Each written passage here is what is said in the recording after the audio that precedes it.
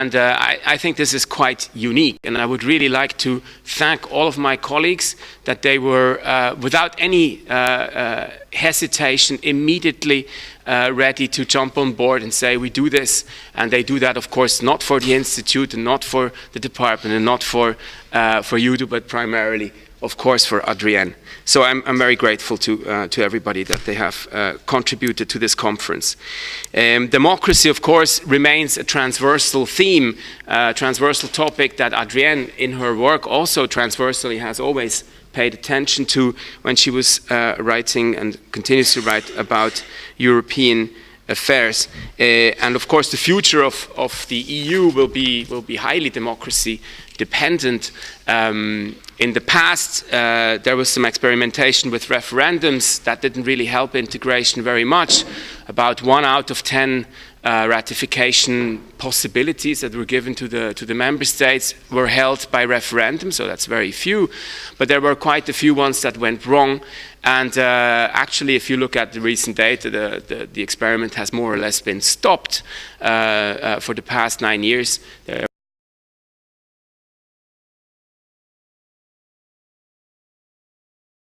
At the same time, there is a Europeanization that takes place of national politics, above all through the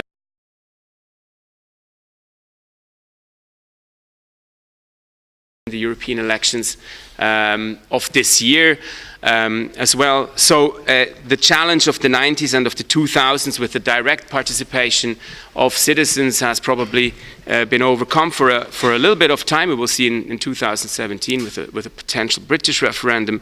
But the challenge now will be much more on the level of the Eurosceptic challenges to the European integration that are infiltrating traditional parties and are creating and forming, organizing new movements and parties. But all of that is, these are topics that will be touched upon here and there throughout the entire conference. I think the best thing for a conference to do is not to get into delays from the start. So I would like to close here. Before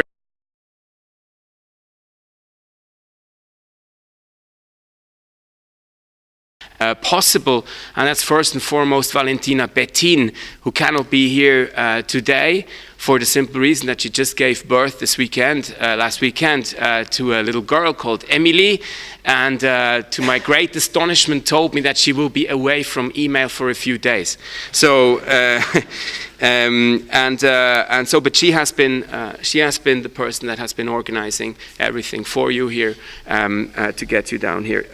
Also, Monique Cavallari, of course, of the conference unit of the Robert Schuman Center, has been quintessential, and so has been Maureen Lechleitner from the SPS department. So even on the administrative side of the organization of this event, you see that we have been collaborating very intensively. And I would like to thank these three important persons for their work and immediately open the conference.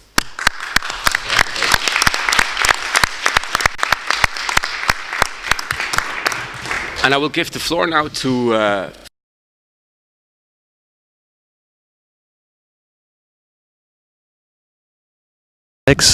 as Alex said, the program of the conference is very dense, so I think we should go straight away to the paper presentation. We have 2 papers in this session.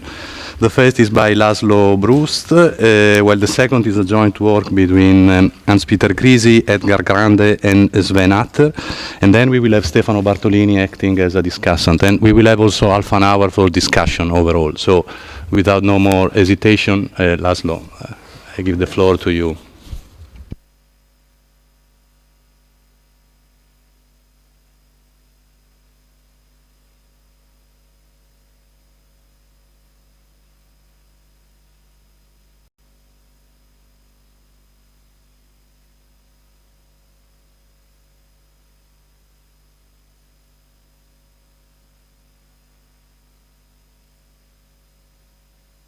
I pushed it second time. I don't know. You turned it off again. Yeah, now it's okay. No, fine. Okay, now fine. So it's a very understudied aspect of father. Closer. Closer. Okay, or good. put the volume up, maybe. You can. That's another possibility. that's another possibility. So that's a very understudied part of the European integration, although has longer-term effects on it. And that's based on a study that we do with several people of mine. This part that is deals with governance in honor of Adrian, actually in honor of or two courses that we taught together, and one of them was actually in very similar topics on governance issues. So this paper, or this presentation is based very much on a paper that I write with Julia Langbein together. So this is the core peripheral relations and regional integration. Now, the language of core peripheral relation is not much in the official European documents. It's under several euphemisms like cohesion countries or pockets of backwardness, or just Central Europe.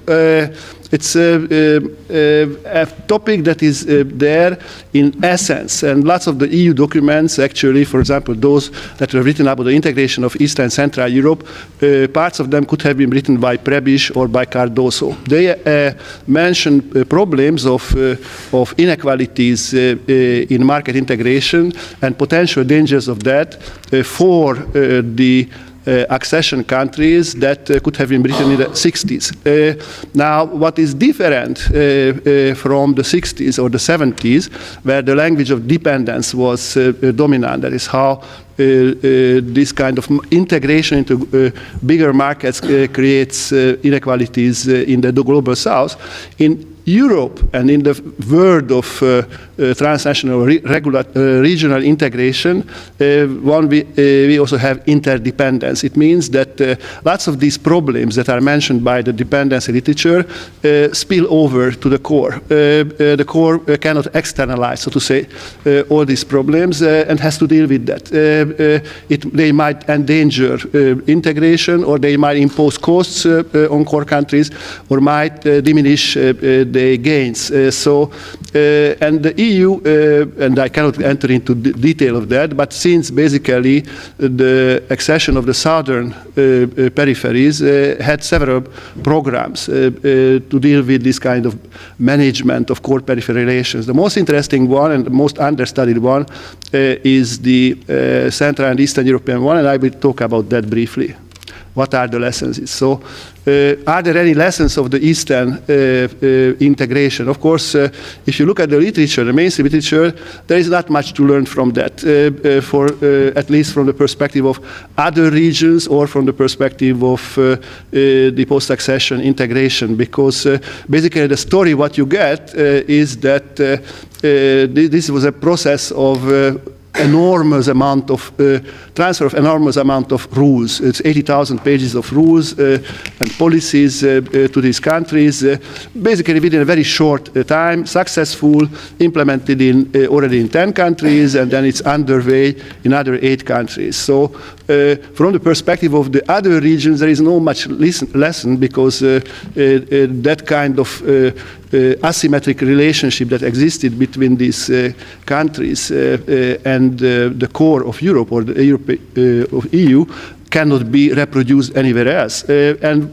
Since after the accession, these countries become equal members of the EU, there is not much lesson. That kind of asymmetrical relationship and hierarchy that allowed for this kind of rule transfer and integration cannot be replicated. So there is not much lesson.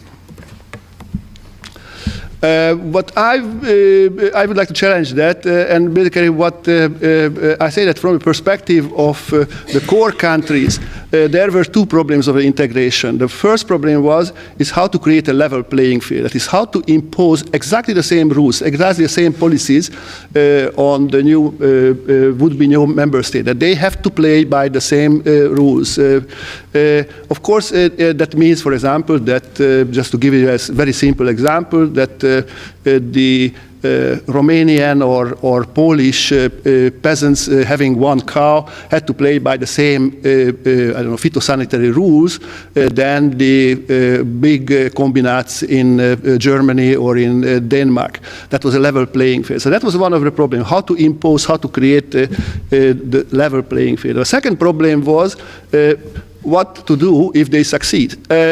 and that was foreseen already. And if you look at, for example, the Agenda 2000, the strategy paper of the EU in '97, this is full of fears, full of expressed fears. What is going to happen if we succeed, that if we implement all these rules? First, they are not competitive. We will wipe them out. That was one of the fears. The other is that there are enormous costs that they cannot bear. They will not be able to live by that. They don't have the capacity to implement, and they don't have the capacity to benefit from these rules. So these were big problems. So, and moreover, the EU knew that the costs of these kind of problems cannot be externalized. They will spill over, either in the form of economic costs or in the cost of political costs. So there had to be something to be done. So something had to be done. So what were the governance problems of this situation? The biggest problem was that it was very hard to define what should be the goals of the governance, of course, the more precise goals of governance, and what should be the right means to do that. So there was no information for that. No one that did that ever before. The Copenhagen Council defined two criteria: capacity to withstand competitive pressure within the EU market and functioning market economy. But there was no agreement whatsoever what these two things are, how to define them and how to operationalize them. The EU never created clear benchmarks on these two things, and never. Actually, we did interviews with Julia, actually in Brussels about that, and it turned out that within the Commission there were some informal benchmarks, but they were never published, and we were not given these benchmarks because these were contested issues. Even within throughout the 90s, the concept of what is a functioning market changed at least 4 times. So the EU, what it could use is only very broad framework goals and informal benchmarks for that. And the other was that it was no means how to execute these kind of goals in so many very diverse economic and political conditions. That is, the local context dramatically different. There was a multiple context in which so it's not just that the EU didn't have the information what to do, but and what are the local problems, what are the concrete problems. But in many settings, the potential beneficiaries of this information, the local state or local non-state actors, either did not have the capacity to collect this information or generate this information, or even if they had the capacity, they didn't have the incentives to do so, like states that were captured by local rent-seeking groups. So simply, basically, that were the most important governance problems. Then there was a lesser problem that the EU, what were the EU's administrative capacities, that is to govern these kind of issues. So comparatively, just it's very interesting to look at how the EU has, what kind of capacities it has. Size of EU bureaucracy. The overall bureaucracy is 24,000. These are the number of people who are on the payroll of the EU. Now, if you look at, for example, the free market economy of US, how many bureaucrats it has at the federal level? For example, US Department of Trade, 40,000. US Department of Agriculture, 104,000 just on the federal payroll. This is it. Now, if you look at how many people were there for integrating, for dealing with the governance of integration of a new member state, let's say Romania, in the average, 11 full-time members and 30 part-time people were responsible to create a functioning market economy that can withstand the competitive pressure within the enlarged union. So there were some problems for the governance. Okay, so what is the EU did? The EU did a very interesting system of governance that was based on 3 principles. One was it created a system of non-hierarchical joint problem solving, which means that the EU mobilized thousands of state and non-state actors from the old member states and also from the bureaucracy, from think tanks, from NGOs, and sent them. They invaded the accession countries, went to 30 more than 30 different policy fields in the state bureaucracy, and they try to work together with local state and non-state actors to generate the knowledge, local contextual knowledge, what to do, what are the problems, what are the potential gridlocks, how to solve them. Based on mobilization of this contextualized knowledge. What is that? That in very concrete terms means that local actors were taught how to create EU-conform reporting and planning exercises. So basically, there are three elements of the strategy that the EU did. Nurture decentered intelligence. What's that? That means that in several of the countries, these EU interventions, these assistance programs and also these twinning programs try to create domestic capacities to generate, collect, aggregate information, create development planning from that, create policies. And also, it tried to reduce the danger of emergence of too narrow local gatekeeping in this process. It is try to impose the inclusion on this country, try to inclusion of non-state actors.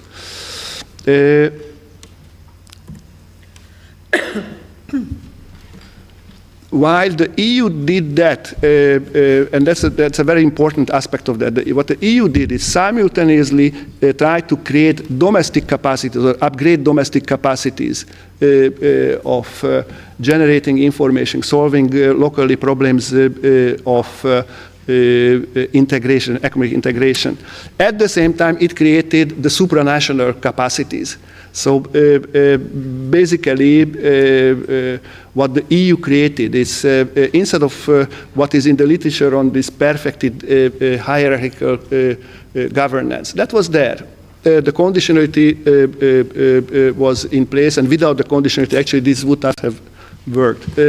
But what it created, it also generated, by the time this process was over, the EU had an infrastructural power to monitor in 10 different countries this process, govern, anticipate and alleviate developmental problems in several policy fields in many different countries of this integration. In a way, if you would like to be brief, the EU invented the Ministry of Economy, the European Ministry of Economy, which basically tried to collect context-specific information about 30 different areas in 10 different countries, policy areas in 10 different countries. Okay, conclusions. I was signaled that I have to get to that. So what is what one can learn from that? What is the message of this from the perspective of European integration?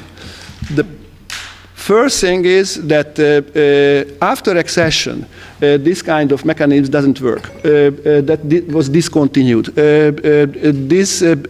Basically, the management of core periphery problems, or all these developmental problems that are linked to integrating these countries to the European market are gone. The Europe and the transnational economy of Europe doesn't have a Ministry of Economy, put it very simply.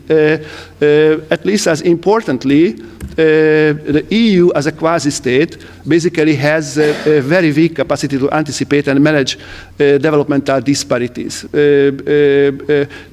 Basically, the EU, the most sophisticated mechanism that the EU has at the moment is the collection of aggregate materials, aggregate data about the economies of these countries at the level of the ECFIN, the DG ECFIN. This is like the early 90s post-economic transformation state in Europe. That is when it still didn't have the intelligence in Eastern Europe. The Eastern European transformation states did not have the capacity to deal with sectors, territories, and other problems of differences. This is the EU, what it has. It deprived itself after the accession or it never created the capacity to anticipate and manage developmental disparities. And finally, the EU as a polity, it's a polity that is based and gathers and centralizes a bigger number of policy making. There's a supranational policy making that is built on national level accountability system, that is in which the key players in Brussels, political players, either in any branches of the EU, don't have an incentive to continuously search for mutually beneficial solutions among countries at different levels of development. Instead of that, they are accountable to national economies, to the core countries and the peripheral countries. So in a way, what the last sentence I would like to say is that upgrading or even improving the management of core periphery relations in Europe is an uphill struggle. Thank you very much, Laszlo. As I said, there will be time for questions in the last part of this session, and I think we can go directly to the second paper.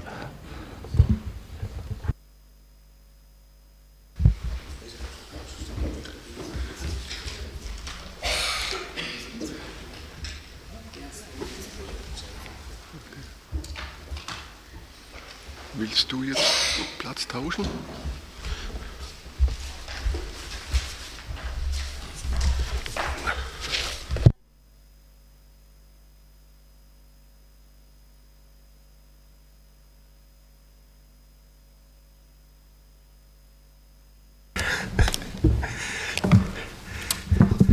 Okay.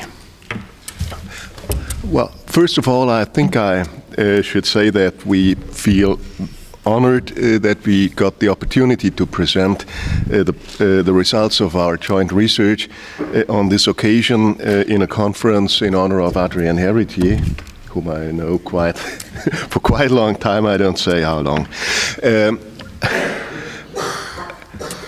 We take as a starting point a hunch made by Philipp Schmitter a few years ago. I think it was in 2009. Something like politicization has happened since the 1980s.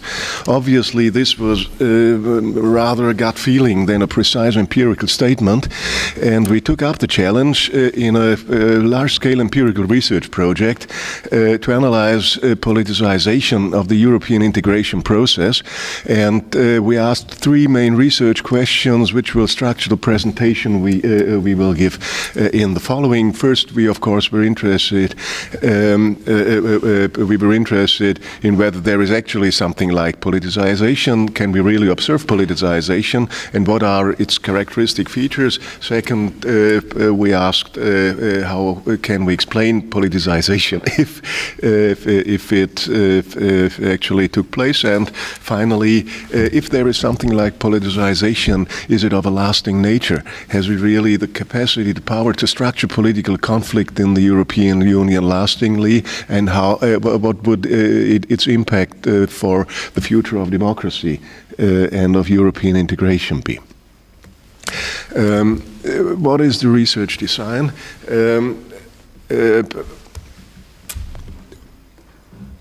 Our research covered 4 decades, from the early 1970s, that is the period when first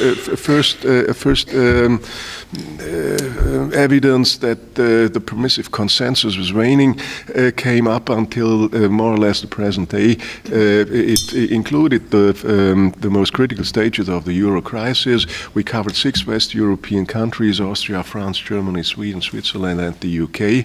And we looked at politicization at public debates on every major integration step. We covered every integration step since the early 1970s. We looked at every national election campaign in these countries since the early 1970s.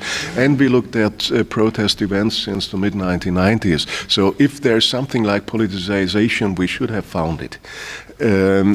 And we actually did.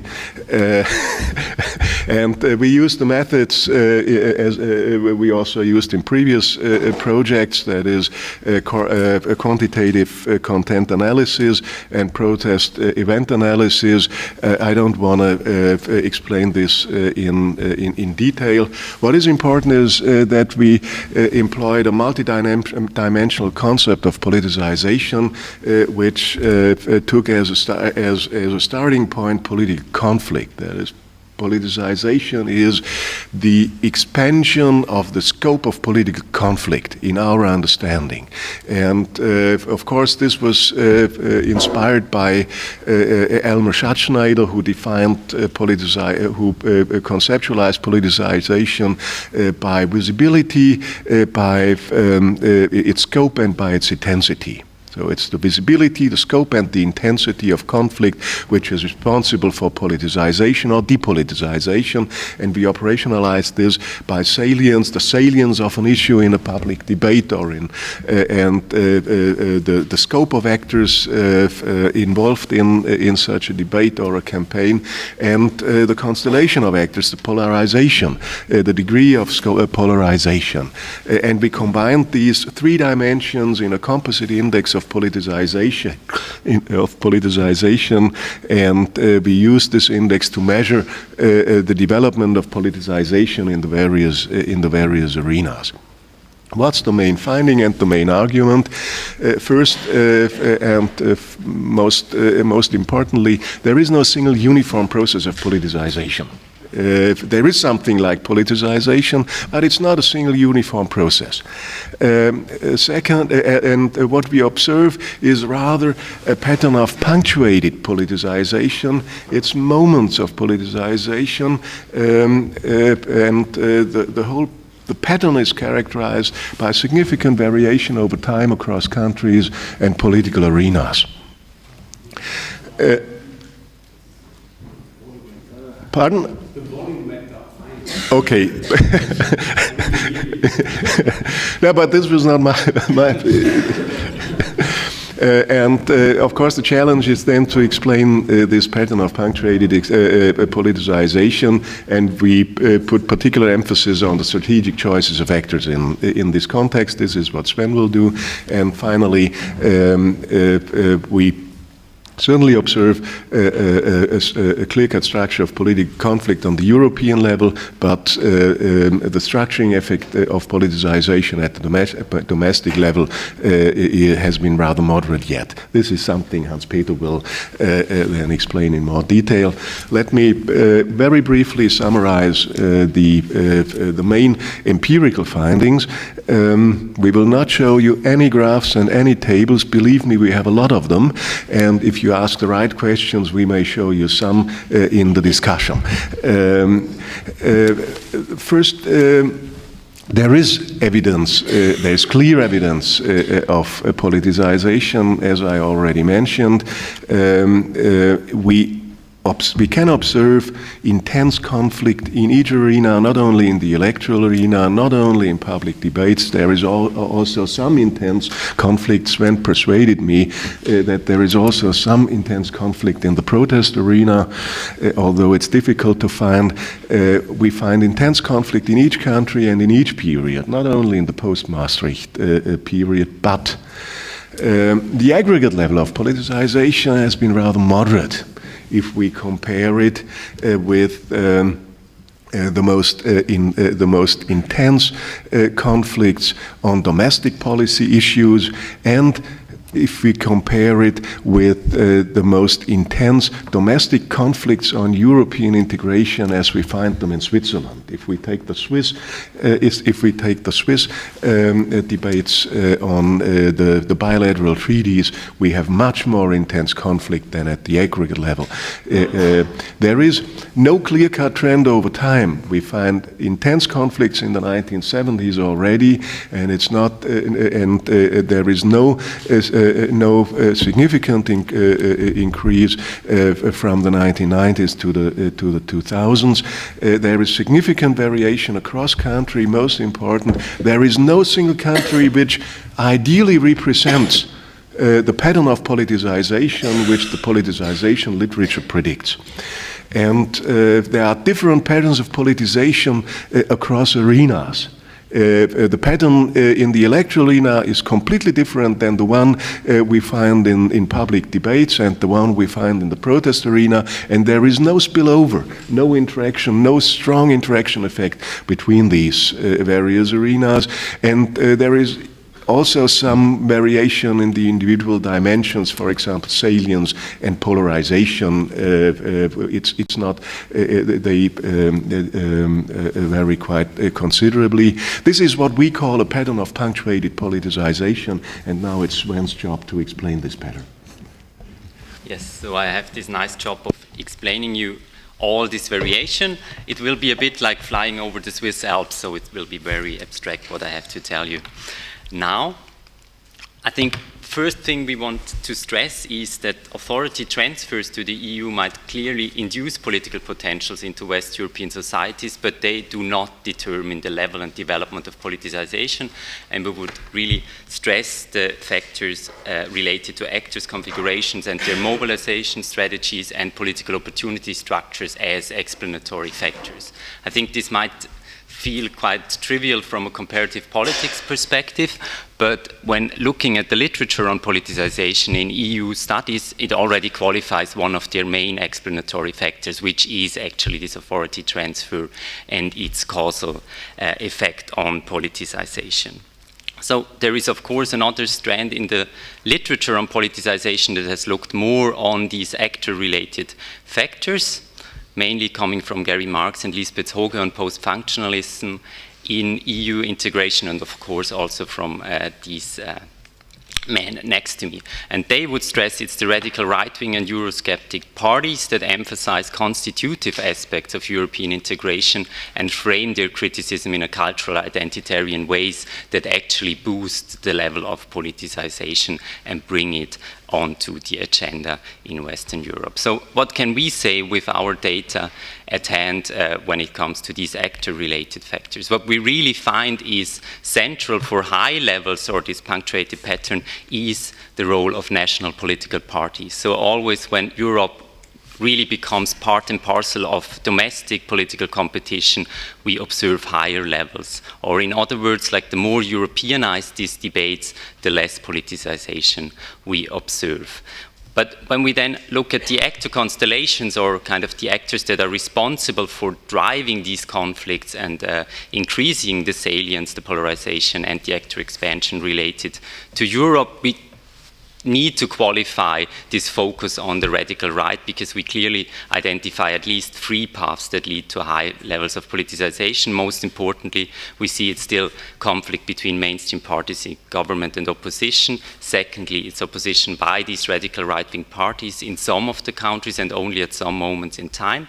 And finally, what is also important, especially when now looking at the Euro crisis and, for example, conflict in Germany, it's actually conflict within governing parties that is responsible for politicization. What we then can clearly kind of confirm is the hypothesis that it's all about the constitutive aspects of European integration.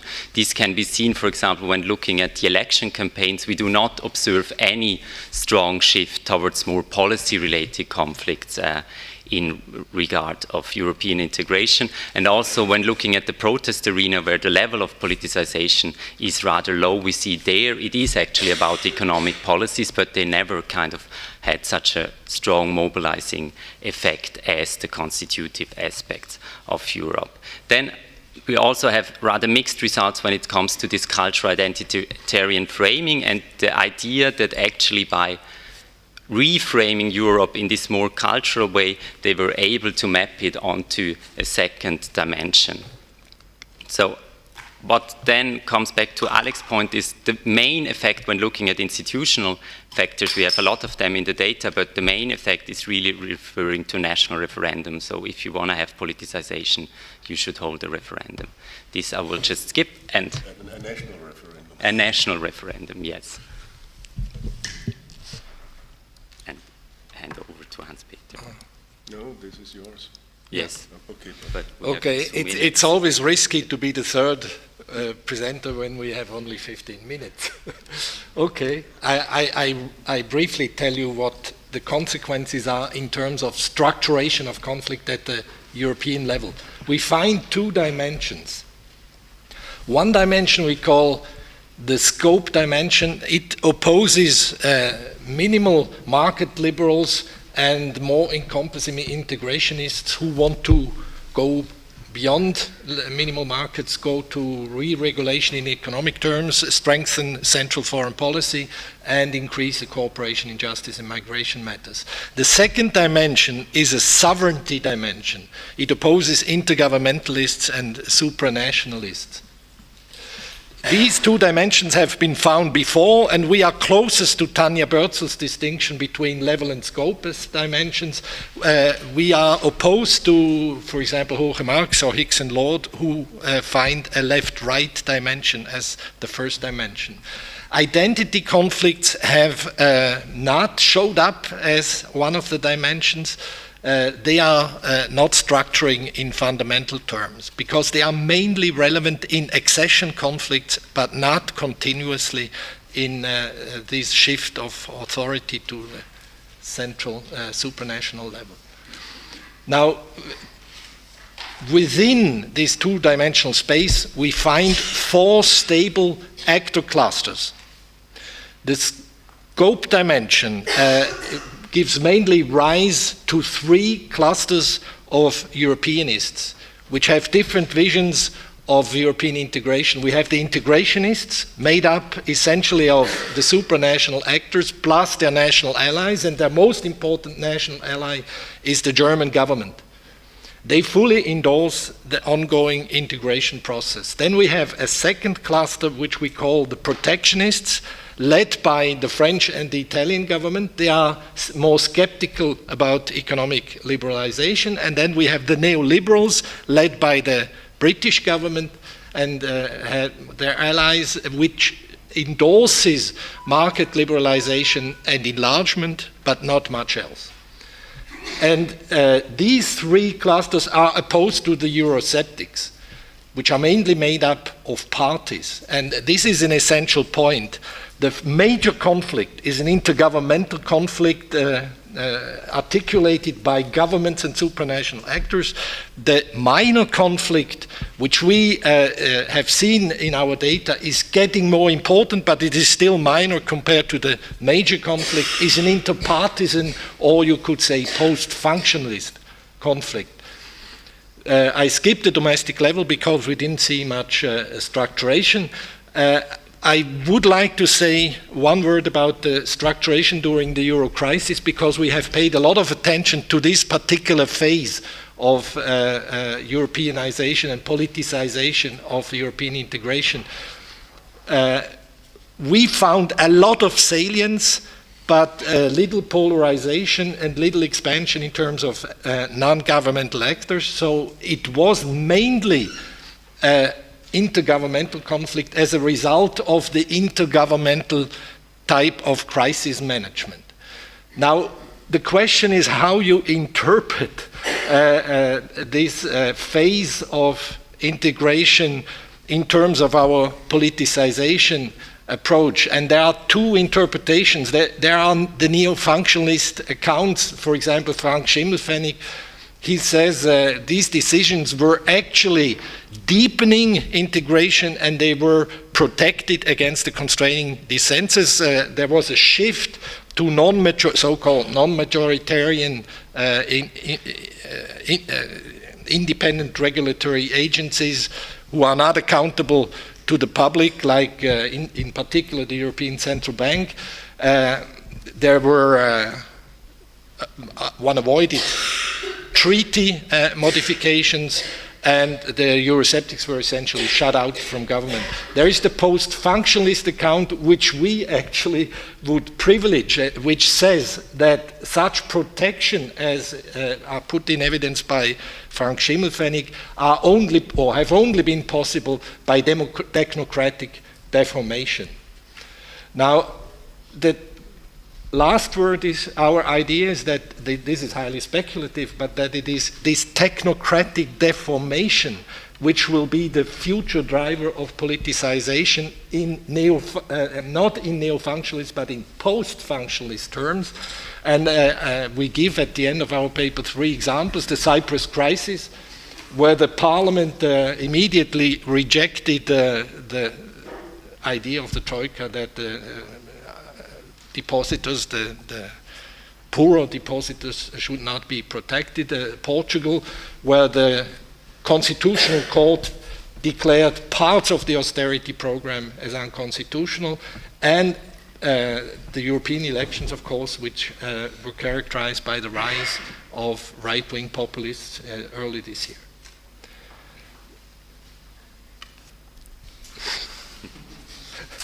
I look at Fabrizio. You skip the last sentence. Okay, Stefano. Okay. But to say that this conference is dense is a magnificent British-style understatement. And if you have little time, it's better, you should be focused, but honestly it's very difficult to be focused in relation to these 2 papers. So I'll throw to you a few scattered comments. The research by Unspeakable Associates, sorry, I don't, is of course an extremely large endeavor with an incredible amount of empirical results to be analyzed in details and be summarized. It covers 40 years, 6 countries, all sorts of data. So it's an extremely complex project on which the results of which are, however, somehow unsurprising. That is, this idea, which I summarized, the punctuated kind of politicization, is not surprising if you consider what, in my opinion, politicization could mean. I mean, there are many different. What we know from politicization, from the nation-state experience, is that politicization is almost always driven by political parties and institutionally supported. That is, there has to be institutions that somehow favor it or channel it in some way. Political parties at the national level and European political parties, I don't even mention European political parties, to be honest, not particularly relevant, not even. Political parties have simply and systematically colluded. They don't want. They are forced to deal with this issue. Sometimes they opportunistically exploit them, blaming Europe for something. But they don't want to compete on the European question. They try to avoid it as much as they can. Sometimes they explicitly agree in coalition, we should not deal in the next election. I remember a famous Danish agreement among parties saying, no, we should not even mention the EU Now, the reason why they do so is because, in my opinion, what the research demonstrates that the politicization, or at least the protests, the contentious debates, and that exist concern the constitutive dimension of the EU. Membership, decisional rules, competencies. Now, parties are completely unsuited to discuss a territorial dimension of this kind. They've not been built on this. They've been built on functional differentiation, either economic or ideological or religious, within an homogeneous national population. To articulate issue of this kind is, in my opinion, impossible for national political parties. So as much as they can, they try to avoid that. And in fact, whenever they engage into it, now I don't want to mention a few evidence, they normally split. They normally have different components in their electorates. They normally have perhaps different types of the 4 types they have mentioned, you know, the protectionist. They are in the same electorate, which have been mobilized historically on completely different kind of issues. Parties collude. Institutions, which institutions are available at the European level, if any, to somehow channel? Oh, well, the research rightly points out that whenever there is a referendum, there is an institutional inducement to articulate protest. But we all know that if you hold a referendum about everything, you will have a differentiation of opinion about everything. Referendum are by themselves mechanisms to solicit. Politicization also require, so at the European level, being clear that there is no constitution of political responsibility, which is scattered, layered, and we could go on. Nobody knows where it is. Then you find a situation in which political parties collude not to have this discussion, and institutions do not offer venues for this discussion. What we should expect? I think we should expect what you have demonstrated. Occasional variation across countries, across moment, across period.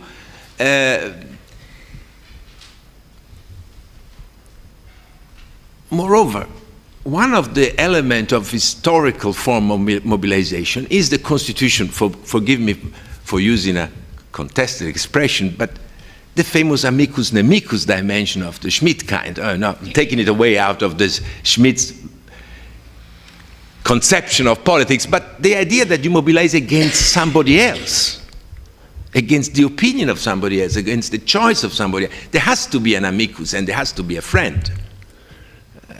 Politicization is about that, constituting alliance, constituting who is the enemies at the European level, who is the friend. The friend should be constructed across boundaries, and the enemy should be identified in an institutional structure which is so scattered, layered, dispersed.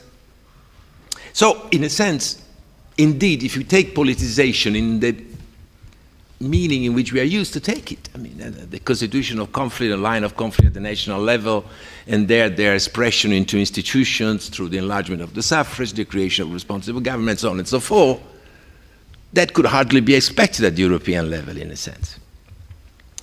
The problem is, however, if I had a note to that, is that while we don't find much or consistent or systematic pattern of politicization, your paper is very clear about that, there is no systematics in all this.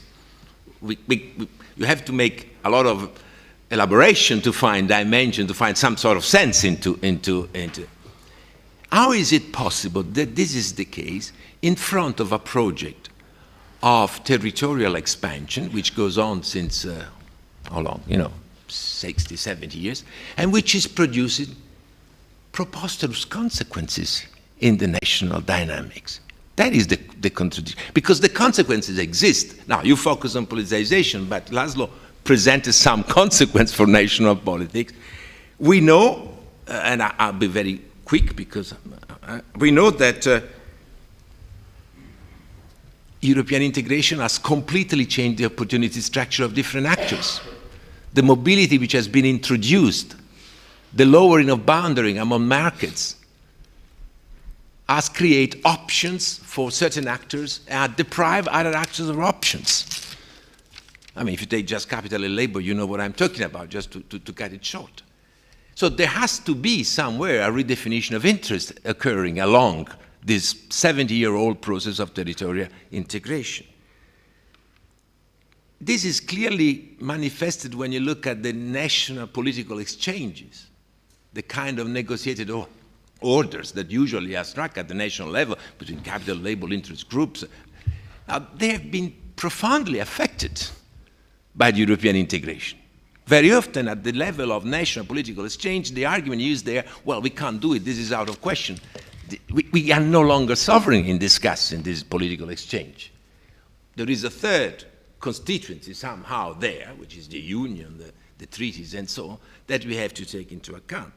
My opinion, which I have expressed in other writings, is also that the European integration is disempowering functional conflicts and political parties vis-à-vis territorial conflicts. I think territorial politics will be the new form of politics in the next, and I think we have plenty of sign of that. Now, in front of this, I've called this syndrome a sort of destruction of the nation states. In front of this preposterous influence, this level of politicization, it's really problematic. That is, we are observing a sort of gas contained in a very solid container. We are eating it up. The molecules begin to run around like crazy, but there is no way, there is no safety valve. There is no way all this could somehow reduce the pressure inside the plot or whatever you call it, sorry. And it's worrying in a sense, and it's worrying. So my conclusion is that perhaps at this stage we should be still concerned about the profound process of interest redefinition among national actors and cultural orientation change, some of which have been documented there in the research, without expecting this to be, at the moment, visible in behavioral forms of politicization. And this is a big problem. We are without that. And it's not surprising if you consider, and I'm coming to some of the, if we consider that the entire project is a strange project. We are creating a center. This is an expression that Laszlo used, a very old classic co-periphery. You know, we have creating a center. There is no doubt there is a center out there. But we all know that this is a center with high technical capabilities, high knowledge skills, high legal and judicial instruments, without nation, without welfare, and without democracy. That is, the three instruments that at the national level were set up to stabilize politically fastly growing and changing societies. It was the political party representation, it was the welfare state, and it was the national identity which constituted the capsule of the increasing intervention of the state in the economy and the society in there. So we are constructing something very, very peculiar, and perhaps a last comment. I was very interested by, while I was listening to Laszlo, with this rediscovery of this question of co-periphery, and it meant periphery, the southern periphery, the eastern periphery, and perhaps other periphery. But of course we use this concept also within the nation states. There were peripheries within the nation states. And of course we use the concept also for social groups. We have always referred to underdogs or peripheral areas in terms of social stratification, not necessarily in terms. So think about that. I mean, what I was struck by Laszlo was thinking about, okay, let's think about a peripheral population in social stratification terms, living in a peripheral area within a country, of a peripheral country within Europe, and oppose it to the core, I mean, you know, the financial headquarters in Frankfurt, living, a core population living in a core area of a core country. Now, this is happening, and this line of the differentiation are likely to produce what I've called interest differentiation and cultural orientation change, which, however, do not seem to be able to express immediately and directly into forms of mobilization or politicization. And this, I think, is to a large extent the problem of Europe and the problem of the future of Europe. In one way or the other, we should reconcile. Of course, the true answer would be either we stop producing integration and we somehow withdraw from the excessive ambitions of the project, or we develop some safety valve that allow this differentiation of interest and changing cultural orientation. As Hans-Peter knows, I have a slightly different version of what changing cultural orientation would emerge, but this is not the moment to say, but there are diverging cultural orientation stimulated by the integration. They could take a form, a shape, they could take a way out. And this, I think, is really the core problem of the future of Europe, beyond every other technicalities, and perhaps I stop there. While he was writing to me that I had a minute, say 1 minute. So thank you, Stefano. I think that I can open the floor to the public to collect some questions, and I also suggest that if you make a question, you try to keep it short and focused, so we can, in case, collect more.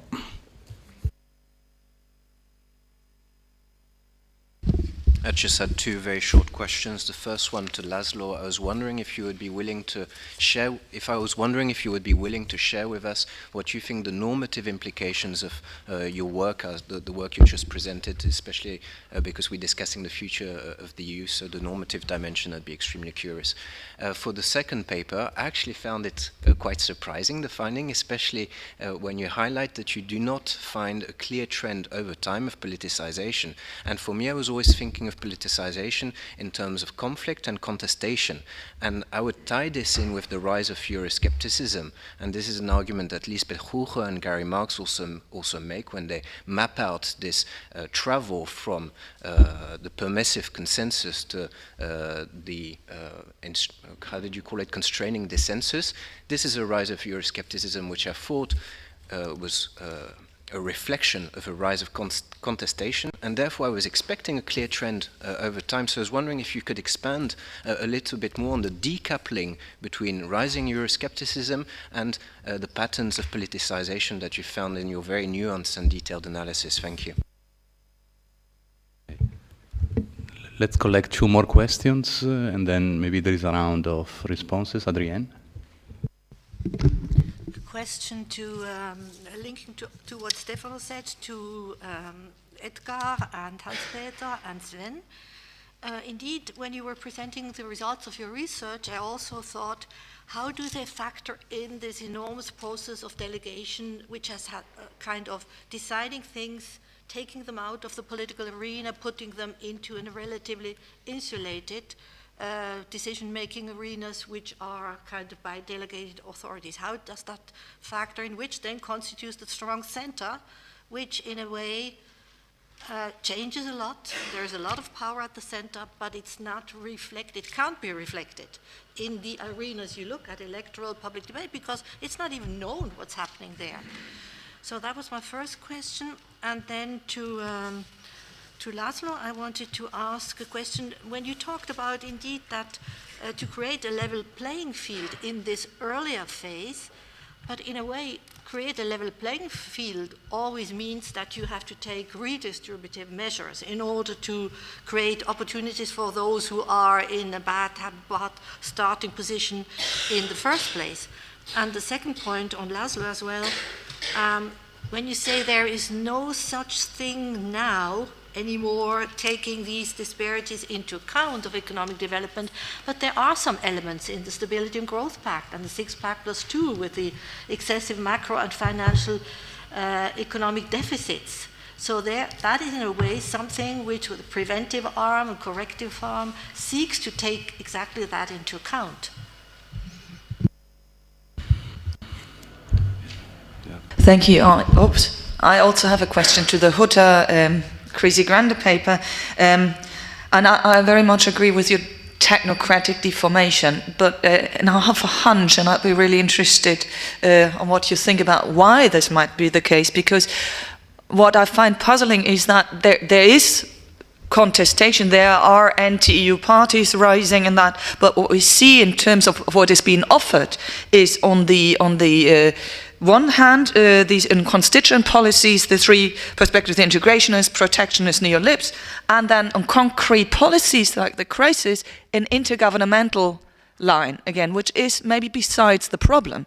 Now, the question is, why is this an offer? And I think your results are interesting to be read with what we know from political communication. The results the WZB produced, Koopmans et al., that the problem is not media or that, it is what political actors say. And my hunch here is really that it's a two-level problem, that national politicians that sell EU policies are really at a point where it's about the real stakes. That is, who is allowed to legitimate what's going on. So even if you have a Euro crisis and it's an interdependency problem and you sit together and you try to find problems, you project it on an intergovernmental axis. Because else you would say, oh, we have a European problem, and there you get the loyalty transfer, etc. So to save, the last thing you have is just save your legitimization power. Therefore, I would read both the contestation line and the intergovernmental line there as actually an attempt of national politics to save the last thing that is talk, political talk, basically. And that is besides the real presentation of problems, that is besides also what you found on the new cleavages, it's not reflecting that, and parts of that, and there comes the whole story also what Lisbeth and Gary saying that it's splitting national parties in part because the division lines run across the old left-right exits, etc., etc., etc. So the answer is really, how much does my question is, how much does the two-level game play a role there? And this point of Legitimierungshoheit, the authority to legitimize politics, really, that runs across where action has been taken and talk has been done. Okay, I've got other people listed that want to make questions, but I suggest that you try to answer to this first round, and then we go on with other questions. Thanks, Michael, for the question. In brief, governance, what you asked me about the normative basis of that. I think that the simplest answer is that a regime like that works if it can maximize the opportunities or the probabilities of mutually beneficial outcomes and minimize the mutually destructive ones, the opportunities for the opposite of that. Now, in the southern backyard management, of which I didn't talk much, it did the second one. It could maximize the mutually destructive ones, even to the bringing the EU to the brink of disintegration. In the case of the East, the pre-accession management of core periphery relations did something that was closer to the first one, but it was discontinued after. So that would be there, and that's very much also linked to what Stefano said, that the biggest problem at the EU level is that what Stefano put it in a nice, there is no safety valve. There is no institution that could continuously manage this kind of problems. And there is no way to represent them. It's a very weak form of representing these kind of problems. Adrian, the level playing field. We just have a book out at Oxford University Press. It's called Leveling the Playing Field.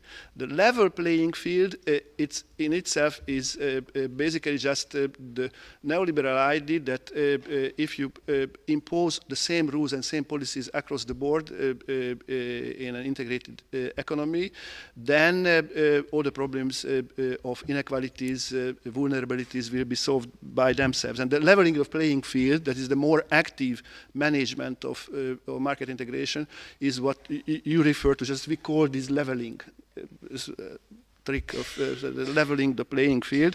That means all these action that tries to increase the capacities of the weaker economic players or national economies to benefit from integration. And you are right to call the attention to these remedial actions that you mentioned. There are several of them, but my problem with them is that they cannot substitute for an ongoing activity that tries to deal with the inequalities and vulnerabilities that are linked to an integration that consists economies at different levels of development. And that's not a one-shot policy issue, that's an institutionalization. What I mean and I try to say is that Europe doesn't have what any national economy has, a Ministry of Economy that can deal with these kind of questions at territorial, sectoral, and diverse policy levels. Okay. Well, first of all, I should say that I was not surprised that Stefano was not surprised by most of the findings of our project, because the project, of course, was heavily inspired by his book and his research. But I could imagine that there are quite some other scholars that will be surprised, or that have already been surprised, because it in quite a number of instances it contradicts arguments that are on the floor in the politicization debate. Michael mentioned some of them, and you see just one snapshot on the development of politicization in the electoral arena. The black bars should be right the other way around, the last two ones, on politicization, if the politicization argument, as you find it in the literature, would be fully confirmed. Of course, we were looking at politicization at the domestic level because we assumed that the structuring power of European institutions is not that strong. So, if there should be a clearly structured conflict, we should find it at the domestic level, not at the European level. And of course, it should work out mainly as a cultural territorial conflict. If the instances where we find intensive conflict, it's this type of conflict. But it is not as strong, it is not as intense as some might expect. The point is not that political parties are the drivers, or the surprising fact is not that parties are the drivers. Some are disappointed by this finding because they would have expected protests, social movements, civil society to play a much stronger role in this process. They don't. It's parties, but the key is not that it's the parties, but that it's the strategies. It's the strategic action of parties and governments. And in this regard, what is important is that it's not only that it's strategies of politicization and depoliticization. They can do both, and they do both. And this explains to a considerable extent variation. And the delegation of decision-making authority to non-majoritarian institutions or to technocratic bodies, the EZB, is part of this depoliticization, or can be interpreted as part of this depoliticization strategy. Not having a referendum, of course, is, if you look at the politicizing power of a national referendum, a strategic decision not to politicize an issue, to avoid treaty reforms, because it would be too risky to have a national referendum. Of course, it's a strategic decision to depoliticize an issue at a certain point in time. So you have both. And of course, political parties can de-emphasize an issue in an election campaign. This is what we found in the last German national election, where Europe was not an issue. Not because Europe was not relevant for Germany and because there was not an intense national debate in the Euro crisis, but because the mainstream parties decided not to emphasize the issue in the election campaign, as compared to France, where it was a main issue in the presidential election the year before.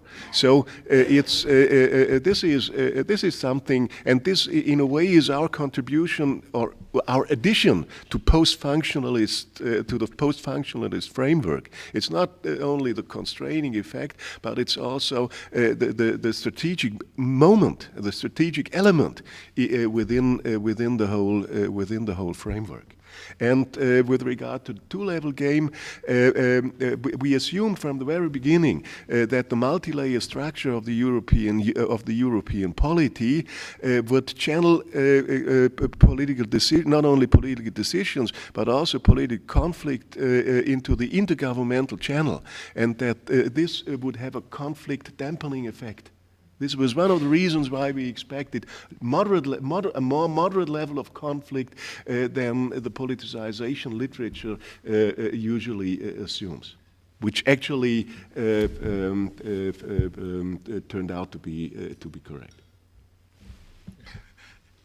If I may, I will address Stefano's comments because I thought they are really brilliant. But there is one point where I happen to disagree. You say parties try to avoid this issue. And if you say that, this is of course true for the mainstream parties who habitually govern. But there are parties who explicitly seek out this issue. This is the radical populist right. And these parties, we did not find so much politicization at the hands of these parties so far. And that was maybe, it was not what I expected. I expected to find more politicization driven by these kind of parties. But I share your idea of the pressure cooker. The idea that interests have been reconfigured, cultural orientations have changed, just behaviorally. We have not yet found, and I would say not yet, because what we found is indeed an increase in the relevance of the second dimension of conflict, which is the one where the radical populist right does its mobilization. And I mean, at the end, we say, yes, these parties, the mainstream parties, have so far succeeded in depoliticizing the issue, in shutting out debates about this issue, in delegating to technocratic institutions, but that goes as far as it goes. And we, so far, haven't seen the pressure cooker getting close to explosion, but we think, at least I think, that at the end of the day, we will see the politicization of these issues, and that's why the last sentence, which I skipped, I mean, the mainstream party European leaders still think they can get away with it, with depoliticizing and shutting out, and we think that is playing with fire. I mean, they should take this pressure cooker build-up, which you very nicely analyzed. They should take this seriously. Hans-Peter, just 2-second intervention. You distinguish mainstream and the other parties, but don't you find that when the other parties, the anti-European, come close to cabinets and government, they abandon themselves? They feel constrained to abandon their rhetorics of anti-European or Euroscepticism? So, Richard? Richard Rose, addressing the Crucipe et al. Paper, I would add one more deformation, which is cartelization, because you get it in the European Parliament of black-red, you get it in the German and the Austrian parliaments, so you have a conflict between those who hold power and don't have to give, who eliminate the alternative. And this, of course, produces, you could call it insiders, outsiders. But more generally, I think I would distinguish between crisis and conflict and the dynamics. As I understand it, a crisis is a short, sharp event which is fatal, or could be fatal. Therefore, the crisis of is the Eurozone to be kept intact was a true crisis, emergencies.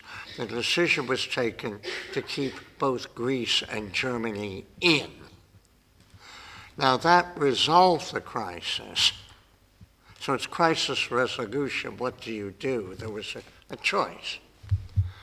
Secondly, then, you have what you call conflict, or you can call it political conflict, but you deal with the articulation. Whereas I think Bob Dole or David Easton talks about politics also being about the resolution of conflict. Given the constraint of the Eurozone is saved, then how do you resolve the differences, the tensions between different countries?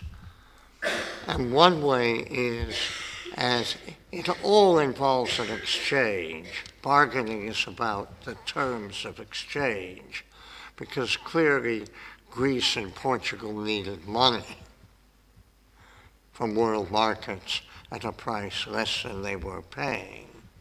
You can call it the lesser evil if you like, but if you differentiate the way Portugal and Ireland have been reacting as governments, they have accepted this as a price, as an exchange worth paying in the circumstances. The Irish parties have lost votes, but the Irish government hasn't repudiated.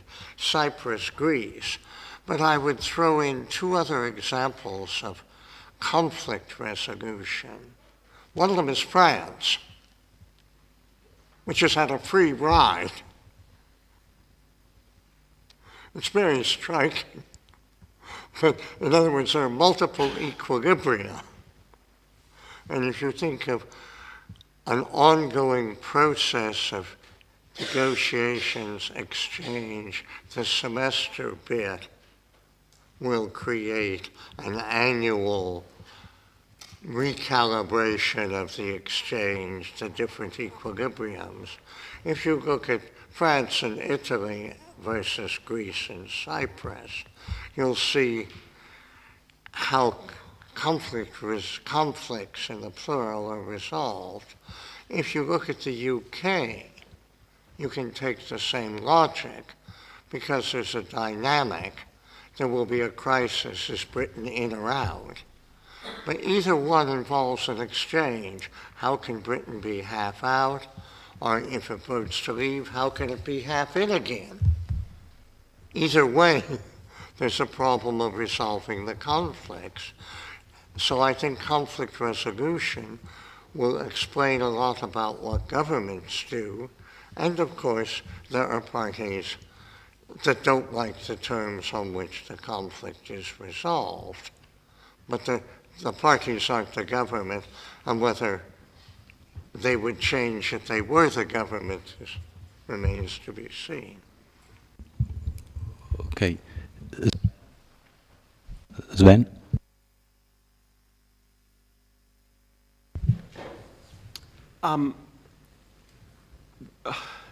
I've been struck by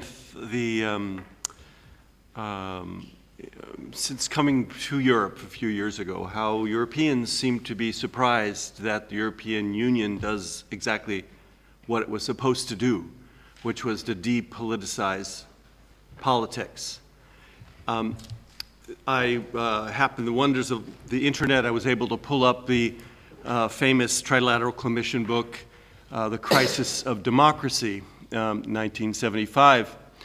And rereading that book very briefly, what you see very quickly is that the problems of 40 years ago were precisely the inverse of the problems we're talking today.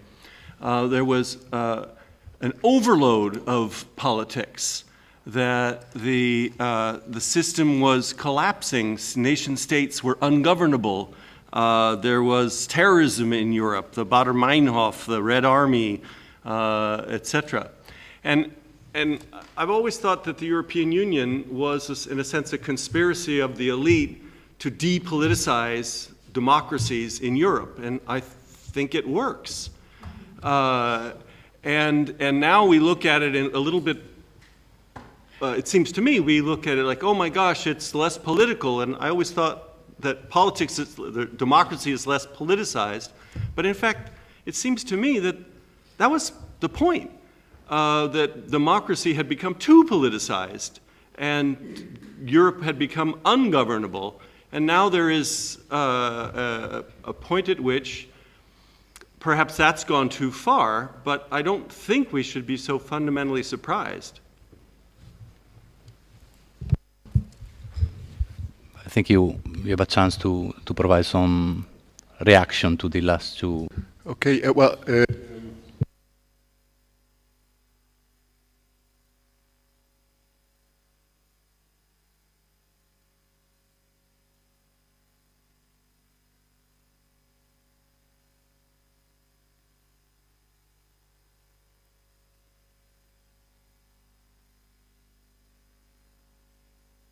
excuse me. there is politicization. The point is that it is not, what we find is not the pattern predicted in the politicization literature, and the point is that the drivers of politicization are not exactly those that the literature expects. But there is politicization, and I fully agree with Hans-Peter and with Stefano that the trajectory of politicization we have in Europe is pretty risky and dangerous. It's not. We're not on a safe way. It's not. The project has not been depoliticized in the way as you just describe it. This is why it is so important to understand the political mechanisms, the drivers, the logics behind this process in much more detail than we've done thus far. And of course, Richard, the Euro crisis was just one debate out of many debates we were looking at. We were not interested in crisis. We were interested in the crisis. That's Hans-Peter's new project. We were interested in integration debates, and we took the debate on the Euro crisis as just one debate out of many. And what you see are the many debates we observed in the past 40 decades. It's the conflict we are interested in, not the crisis. The crisis was just one window of opportunity out of many others. But I think, Richard, you were right to say that we emphasize the crisis resolution kind of dynamics, and that we focus on the articulation of conflict. I think that's a very good point. But I would briefly return to Stefano and to the idea that these radical opponents in the party system, what happens if they get into power? Or near, for example, like the Danish People's Party, who supports the government from the outside, or the Dutch PVV, who does the same thing. The Front National in France, in 2 years. Yeah, but let's imagine the Front National gets the presidency, or UKIP gets into government together with the Conservatives coalition government. Let's imagine for a moment. I have just studied these kind of parties across Europe.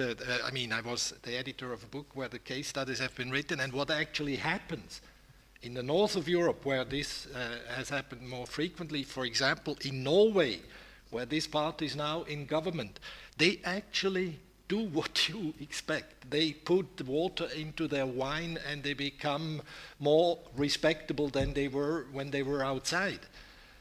However, I think their program is getting out of Europe, for example, and their program is getting out of multiculturalism and getting back to this trias of national welfare, democracy within the national container, which they think is the best of all worlds. And that might just happen if they get into power. So the European project might be derailed and get into different directions once we get Marine Le Pen and once we get Nigel Farage as prime ministers and as presidents in the respective countries. Then maybe France doesn't get a free lunch anymore because it doesn't want to. It just wants to get out.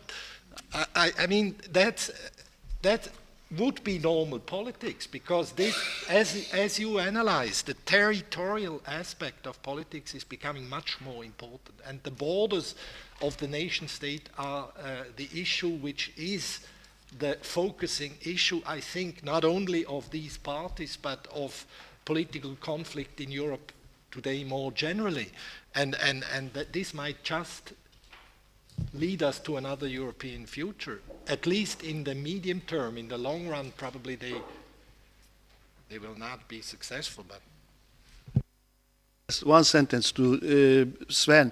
When this tripartite report came out about the crisis of over-politicization. I was living in communist Hungary, and there I was reading literature about the problems of under-politicization and about the crisis management of state socialism by crisis.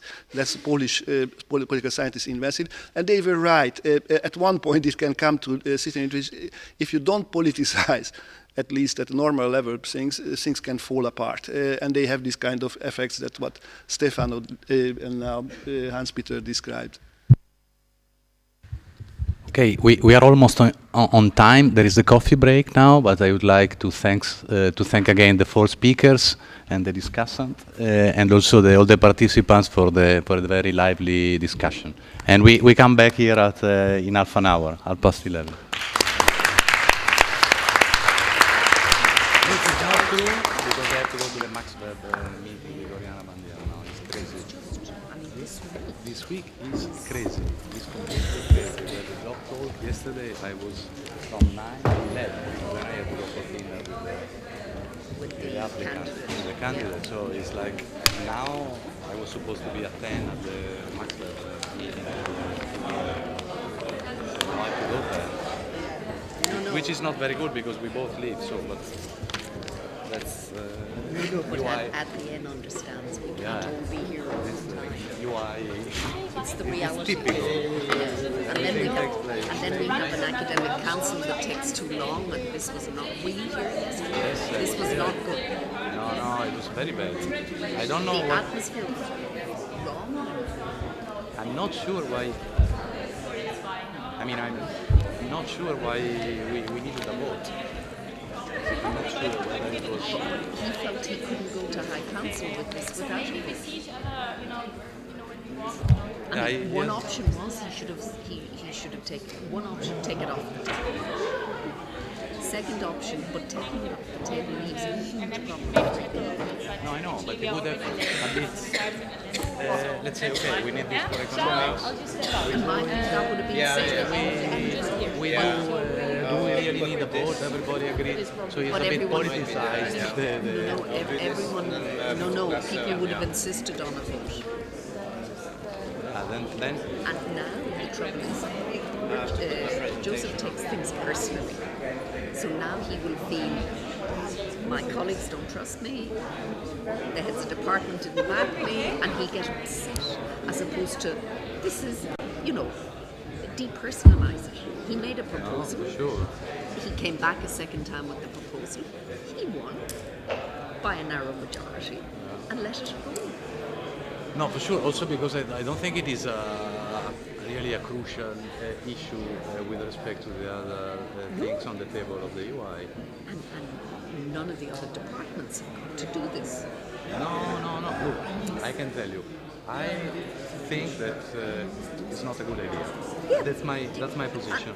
That's my position. But I thought that at the end it was like a vote on him a bit. It was but that's how he was interpreted. So I voted yes because I thought it's a stupid vote. But the trouble is, people did vote yes for that reason. A lot of people who aren't comfortable with the idea. Yeah. I mean, I voted yes because I think economics actually needs this opportunity. They try. For me, unlike for the issue that I said of rotation, I was speaking also with the candidate from the US. Yeah, this system.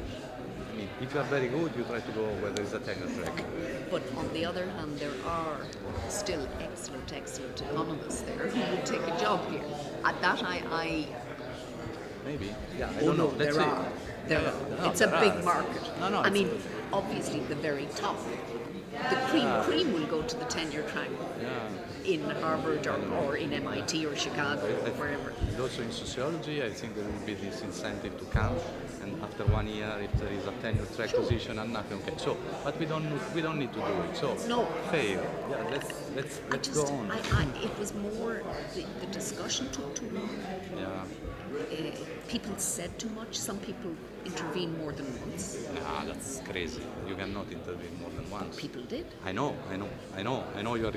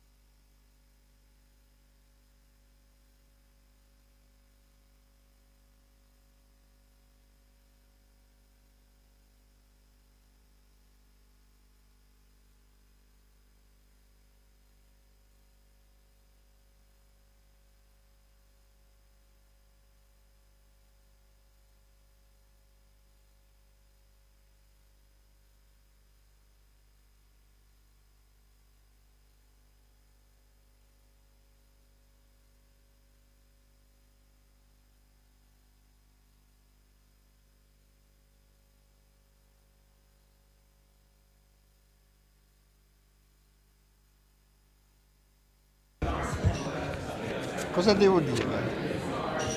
We start again. Yes. Just say, let's continue. Let's continue, everybody. I say. Hello, hello, hello. Hello. Let's go. Let's continue. Yeah.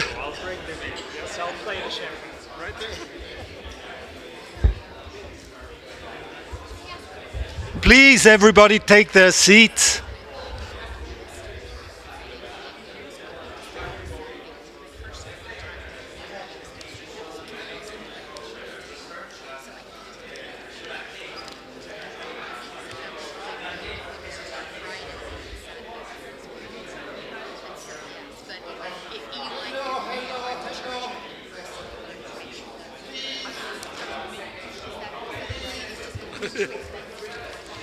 They are so undisciplined.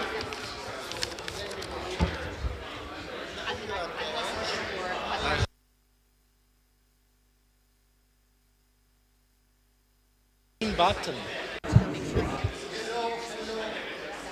Yeah. Press the green button. Then it gets red. It's red on top. Now you. I know. Yeah, but it doesn't work. Grazie Alessandro. Ciao. Cosa devo fare adesso?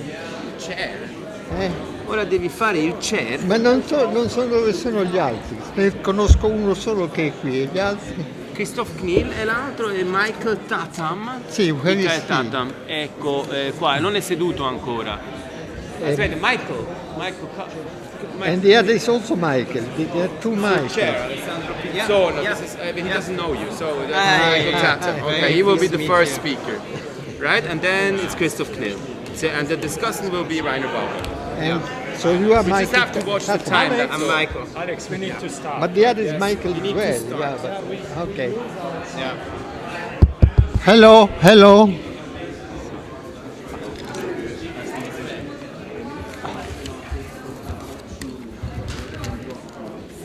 So you will go first? Michael Tatham will start.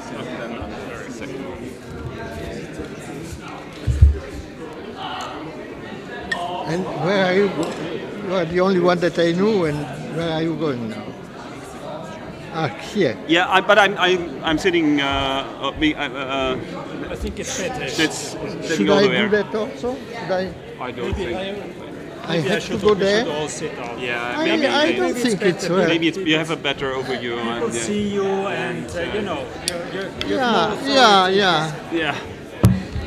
It's better. And why do you go away? Okay. So who will be the first one? Michael Sutton? Yeah, he's there. Okay.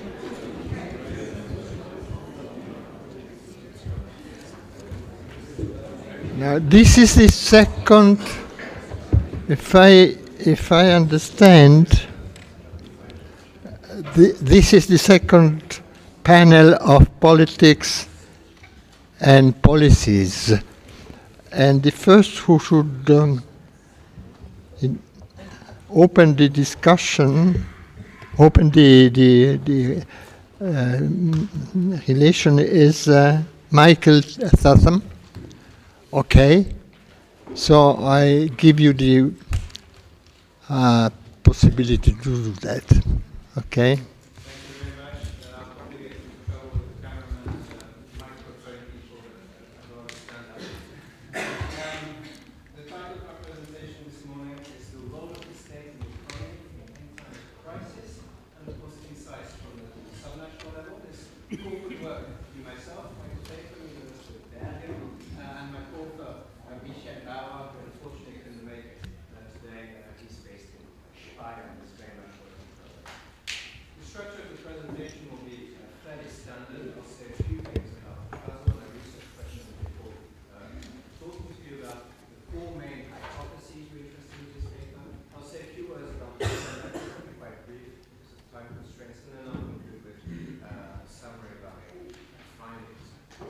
The puzzle for us really came with the crisis.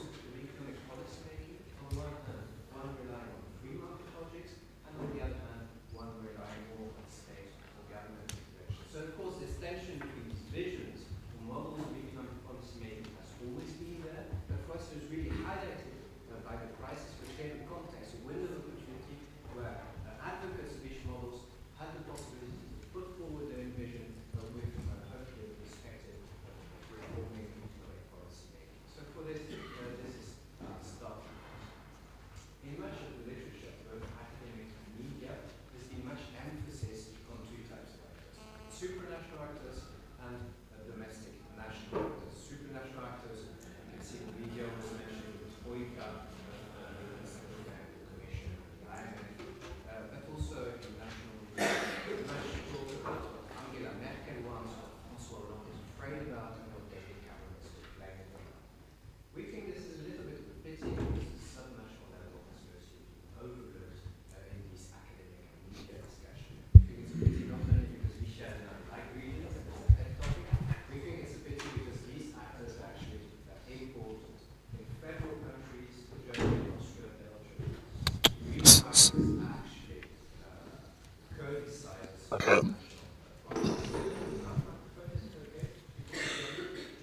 in regionalized countries, Spain, Italy. Oh, okay, yeah.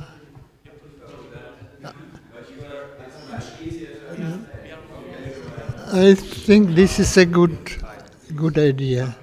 You have to hold it close. So in regional countries, so we're talking about. Is it on? Yeah. Good. So in regionalized countries, we're talking about the UK, Italy, and Spain. Regions are actually influences of national politics. But in many countries, in most countries, these are spenders of public money. These are borrowers of money as well. They provide key public services to the citizens, and they're implementers of decisions they take themselves, but also implementers of decisions taken elsewhere by the national level and also by the supranational level. So for this, it was very interesting, and you can think of clear examples in the middle of the crisis, the Spanish government complaining about regional spending because regions account for a third of national public spending in Spain, and therefore national government blaming the region, saying we're missing EU targets because of regional spending. So we think it's a pity that the regional level has been mostly overlooked, and it leads us to our main subject of inquiry, that we know very little about the elites populating this level of government and administration, which leads us to two research questions.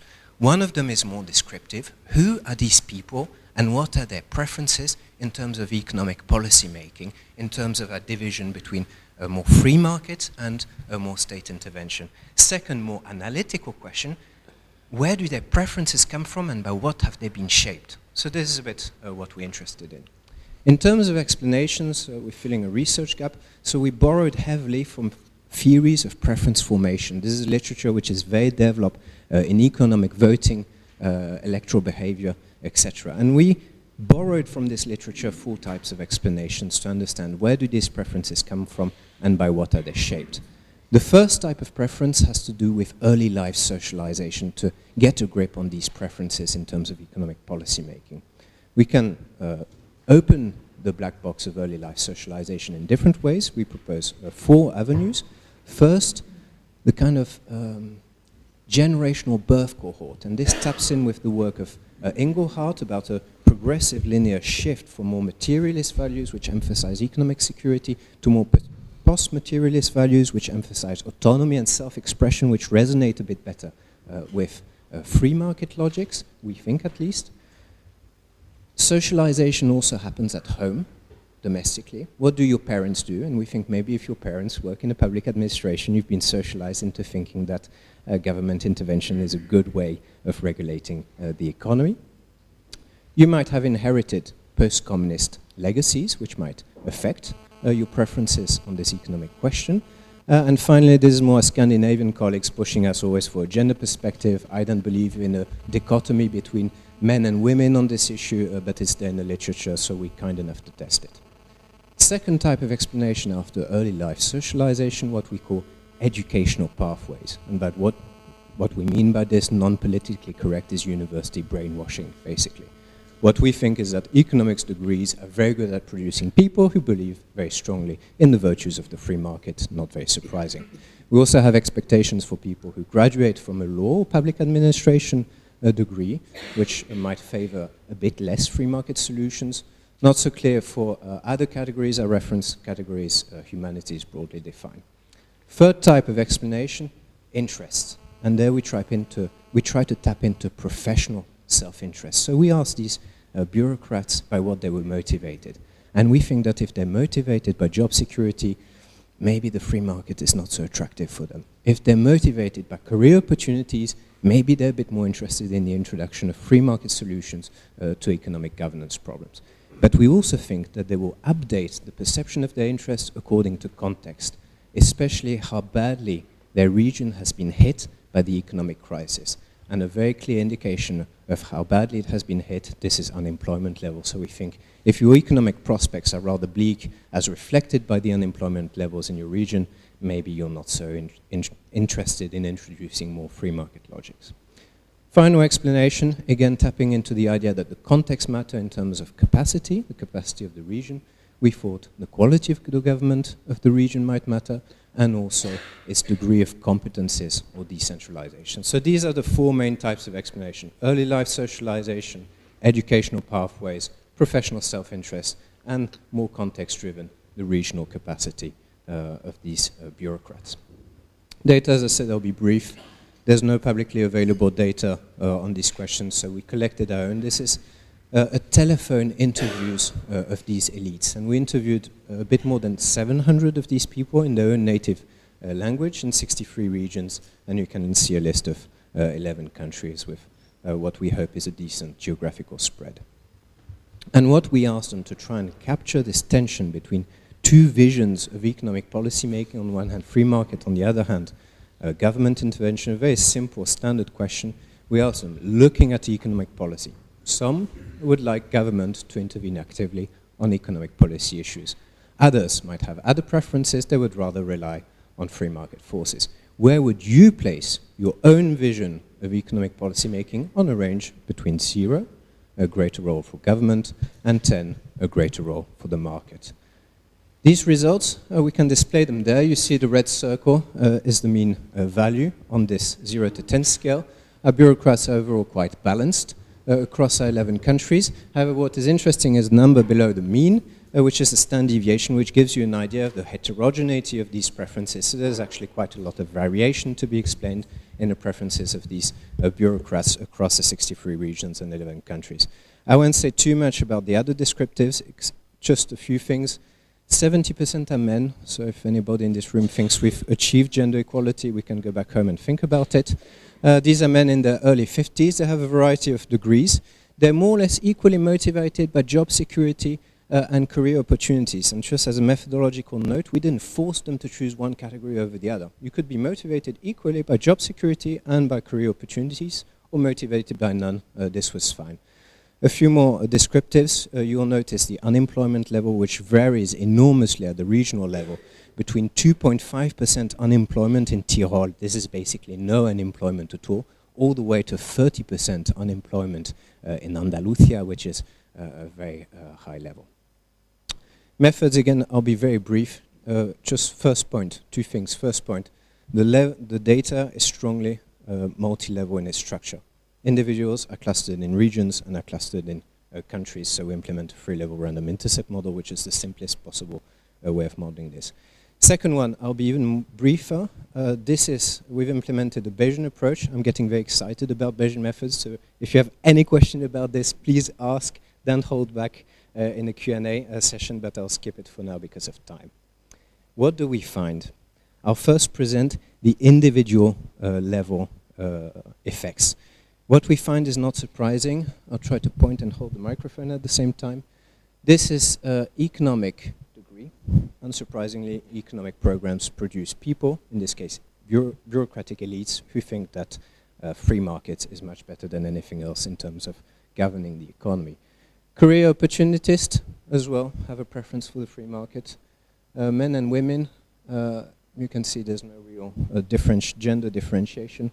One funny aspect, home socialization. If your parents work in the public administration, they produce these schizophrenic children. You can see that they're more or less equally distributed between government intervention and free market logic, so I'm not sure what's going on at home there.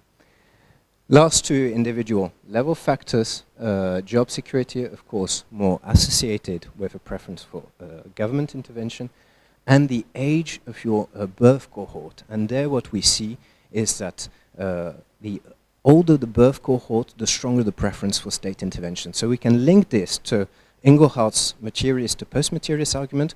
And we also think that there's something with being born in the era of welfare state creation, expansion, and consolidation. And we think that this shapes the preferences of these individuals in a number of ways, but also beyond social policy, and it spills over into economic policy making. So it's something we would like to explore even further in the future. One but last slide. These are the contextual level variables. I'll ask you for now to ignore the three first terms, which are the variance components at each level, and the regional authority indicator, to focus on the last three. The last three, what we find is that if you've got a post-communist legacy, at the elite level, you have a thirst for the free market. You've been deprived from a free market experience, and now you want it. At least at the elite level, it's something happening differently at the population level. And the last two, which for me are really the most interesting findings about unemployment and quality of government. The higher the unemployment level, the less the belief in the free market as a guiding principle for economic governance. And this tells us that the harder the region has been hit by the crisis, the smaller is the belief of the elites in the free market. The economy has let them down, and they're not turning towards the economy as a solution to these economic problems. What is more interesting even is that the quality of government has the same effect. The higher the quality of government in your region, the less you're interested in turning towards the free market to solve your problems. This is interesting because in the sample, quality of government and unemployment are negatively correlated, which means that usually high unemployment regions have low quality of government, and the converse. And there we see two elements which are negatively related in the sample but have the same effect. So something very interesting is going on here. To conclude, I'll be very brief. What we find is that individual level factors matter, but actually contextual level factors matter even more. And what is my take-home message at the end of the day? What do I learn from this? What would be my policy implications? Well, I would say it would be the following. If I'm a politician and tomorrow I want to implement free market reforms, what do I do based on this research? I do the following. I stack my regional administration with young economics graduates who are career-driven. And I start this process with Eastern Europe. And this is, if I do this, I expect least resistance to my free market reform agenda. I'll expect a lot more resistance from high unemployment regions or regions which have a high quality of government. I'd like to close this with just thinking a bit more about the implications of this in terms of thinking what type of policies come from what type of institution, because we can expand the study of regions to other non-central government institutions such as regulatory agencies. We can think of international organizations such as the IMF, the World Bank, etc. And I find this interesting in terms of thinking, why do certain institutions propose certain policies, and why are certain policies better or less well implemented? And I think we can learn a little bit by having a look at who is populating these different institutions. Thank you very much for your attention.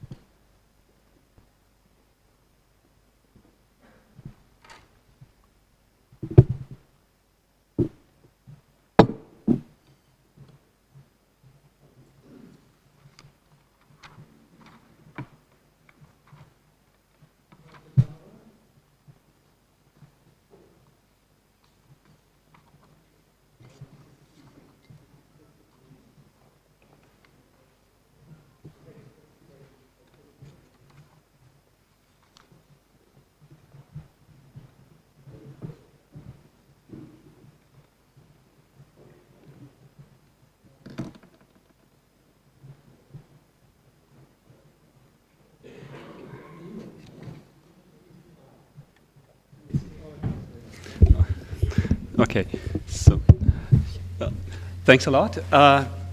First of all, I have to say what I'm presenting is based on joint research. There are two other colleagues involved, Christian Adam, also from University of Munich, and Xavier Fernandez from Pompeu Fabra University in Barcelona.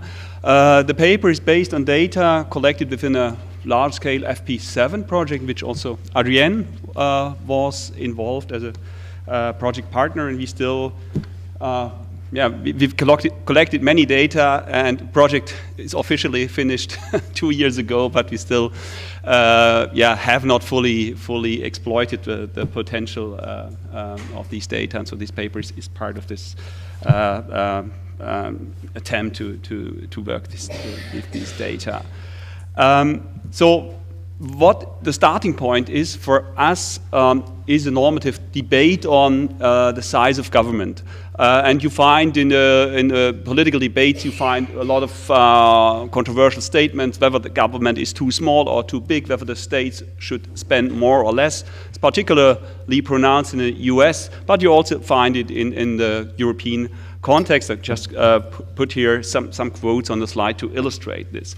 Now, from a social science perspective, the big question is what determines the size of the state, the size of government, and there is a very old hypothesis formulated by an Austrian economist, Wagner, more or less 150 years ago, arguing that there is an expectation of ever-expanding scope and increasing importance of governmental activity as a response to functionalist requirements, technological innovation, population growth. And this, of course, this hypothesis has been formulated in the context of industrialization, but still there are many arguments you find today that it still holds also in the modern context today. And there have been a range of efforts to test this hypothesis. It's still very an important issue in the public finance literature, to what extent this expectation can be confirmed. So there's focus on governmental budgets. There's also focus on governmental organization. To what extent do we see an ever expansion of governmental organizations, or do we see kind of dismantling or termination of such organizations? It also has been investigated with regard to government employment, and more recently also with regard to government's policy agendas. It never has been analyzed with regard to what we would call policy portfolios, or the regulatory output of governments. And that is exactly we want to do in this paper. So we first of all are confronted with the question, how can we measure regulatory outputs, policy portfolios, the size and growth of this development? And secondly, of course, which factors account for different growth rates of policy portfolios? So first of all, the measurement question. I give you two examples. What we mean, or how you can identify changes in policy portfolios. Basically, we distinguish between two categories. On the one hand, governments can add new policy items to their portfolios, such as in the first examples, parental benefits, or in the second example, address a new issue like sulfur dioxide emissions from industrial plants. This is one thing. And the other thing, by addressing these items, they can use one or more different policy instruments, like standards or information rights or taxes or whatsoever. So you have two basic ways how governmental portfolios can change over time. Now, what we do in this paper is to adopt a spatial approach. So we go. We analyze the number, or we assume that you have different policy items that can be combined with a range of different policy instruments. And what we do is it's a very empirical approach. We look at a sample of countries, 23 OECD countries. We look at two policy areas, social and environmental policy, over a period of 30 years, and just look at what we find empirically. How many policy items have been addressed within the whole sample of countries, and how many policy instruments can we potentially identify. And this is kind of our baseline. We look at this in the year 2005 as a baseline, as a kind of maximum policy space that could be occupied by a country. So just to give you an example, this is social policy in Italy. So in the horizontal line, you see the different policy items that could be addressed, and the vertical axis, you see the different policy instrument categories we found. And the dark spaces mean that these are the spaces occupied, yeah, or the area occupied within this space. And you see that within 30 years, Italy, over time, the number of policy items that have been addressed increased, but also the number of policy instruments. Within single items, new instruments were added to the policy portfolio. Another example here is United States environmental policy. The same picture, you see that you have certain changes, increase in policy space filled over time. So now let's have a more detailed look at the data. I already said it's based on a joint project. We look at a period of 30 years, and we analyze legislation over of this period for 43 OECD countries. More or less, data collection was based on input from national experts. They were more or less delivered as legislation, the relevant legislation. Coding was all done within the project to ensure consistency. And we looked at three subfields for each policy area. Environmental policy, we looked at air quality, water protection, and nature conservation. Social policy focused on unemployment benefits, child benefits, and pensions. So now what we get is, first of all, that you see here overall there is the proportion of space occupied within our two-dimensional space increased over time. So portfolios, policy portfolios in both policy areas were growing over time.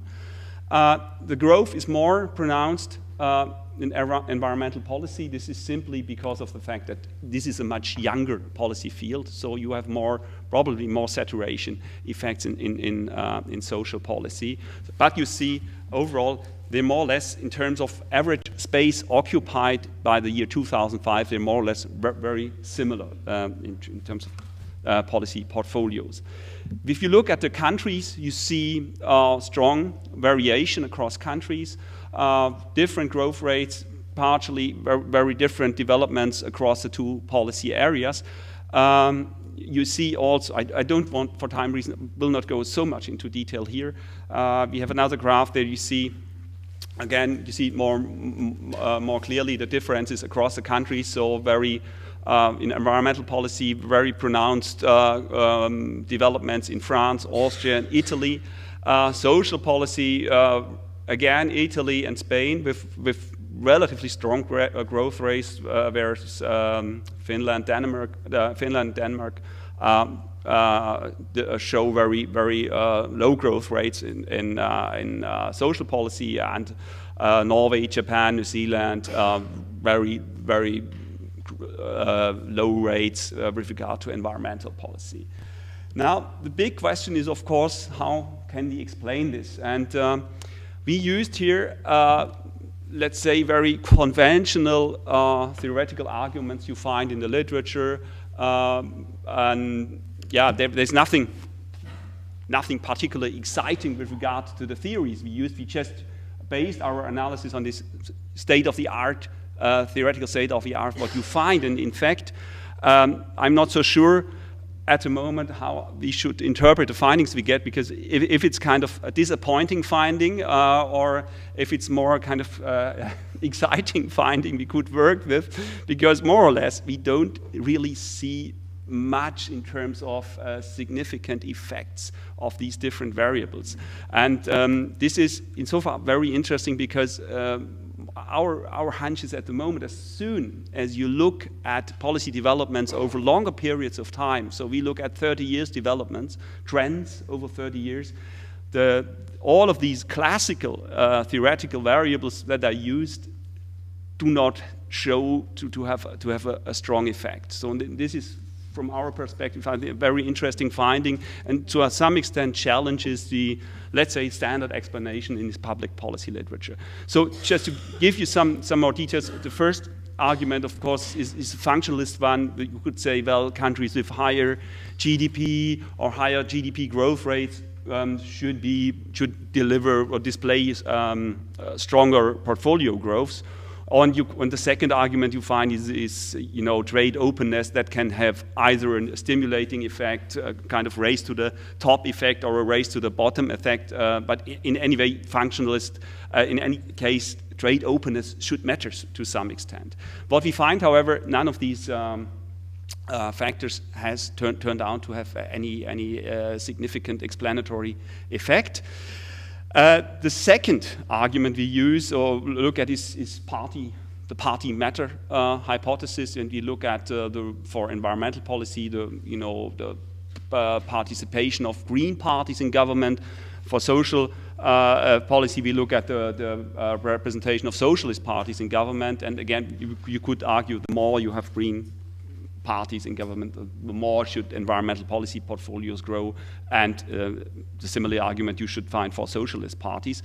In fact, what we get here is kind of, it depends a bit how we conceptualize institutional factors, institutional constraints, whether we use veto players or whether we use Hainish political constraints index. But basically, for the Green Party effect, we do not see a statistically significant effect, and Socialist Party is interesting with regard to the veto players argument. I can have here some graphs where you can see that if you look at the lower graph on veto player, you see that there's an interesting relationship that the more socialist parties are represented in government, the lower is the portfolio growth on social policy. So this is contrary to political rhetorics, but it's well in line with research on welfare state change. People like Sylvia Heusermann and others have pointed to this effect, that sometimes it's easier for left parties to cut back social spending, or to reduce more or less the welfare state, and the left parties not always the ones who are the most dominant expanders of welfare state and social policy. But you see, it's really very much dependent on how you conceptualize institutional variables.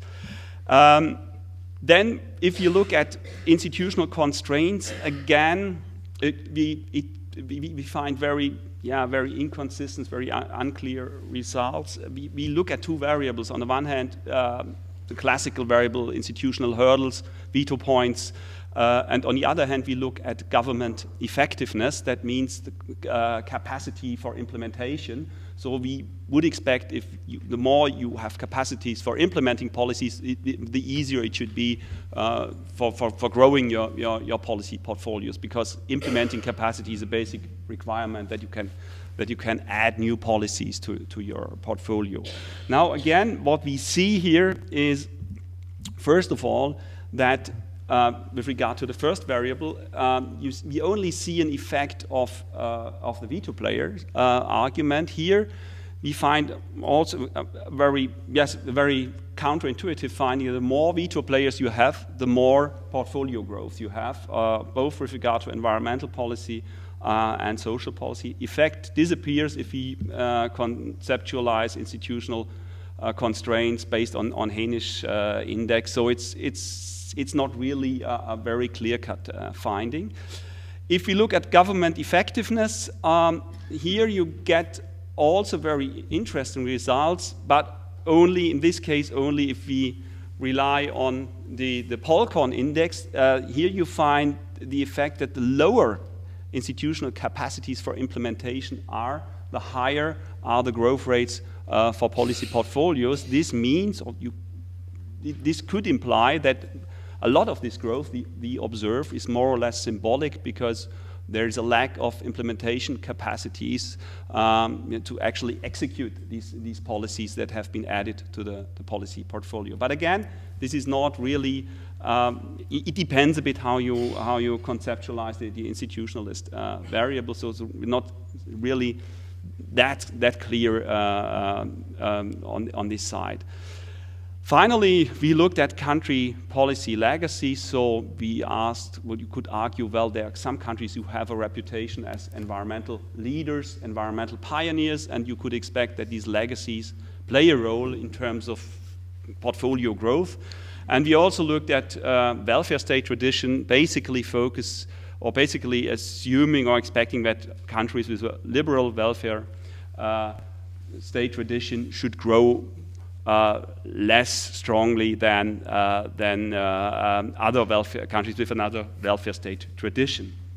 These arguments, again, if you look into our results, it's not that clear. That, you do not have a very strong effect and let's say a statistically reliable effect when we regardless of the kind of conceptualization of our institutionalist variable. So overall, I mean, we get some findings that would, some interesting arguments, but in general, we are still struggling a bit of how we could explain this general picture. We observe a clear tendency of portfolio growth, very substantial variation across countries, but we face a problem that these conventional state-of-the-art explanations do not really work, and especially I think that is the crucial point we get, or the crucial message we can develop out of this paper, that as soon as you consider long-term trends, these classical explanations face some serious challenges. Maybe a final word on EU effects. One could argue that we should observe converging growth developments in EU member states, especially in environmental policy, where the EU more and more plays a central role for regulatory change. We do not see, actually, we do not find these converging effects if you look at the member states in our sample. Basically, we would argue the EU is more a barrier to portfolio reduction, to dismantling, rather than an essential driver of policy growth. And this is also supported by recent research we did. So you might have noted we left out a very interesting period, the crisis years from 2007, 2008 onwards, simply because of the fact that the project started before these crisis times. And we are currently trying to enlarge our data set to collect these data for these crisis years, and also include data on the EU, development of policy portfolios in the EU. And what we see is a first impression that the EU simply stops. It's not in a way that the EU cuts back or dismantles policies, but if you look at environmental policy, we just see that during the crisis years, the EU more or less stopped to develop new environmental policies. So this is just a very, let's say, so far anecdotal evidence, but basically we do not see a very strong EU effect in all our analysis so far. So that's it. Thanks a lot.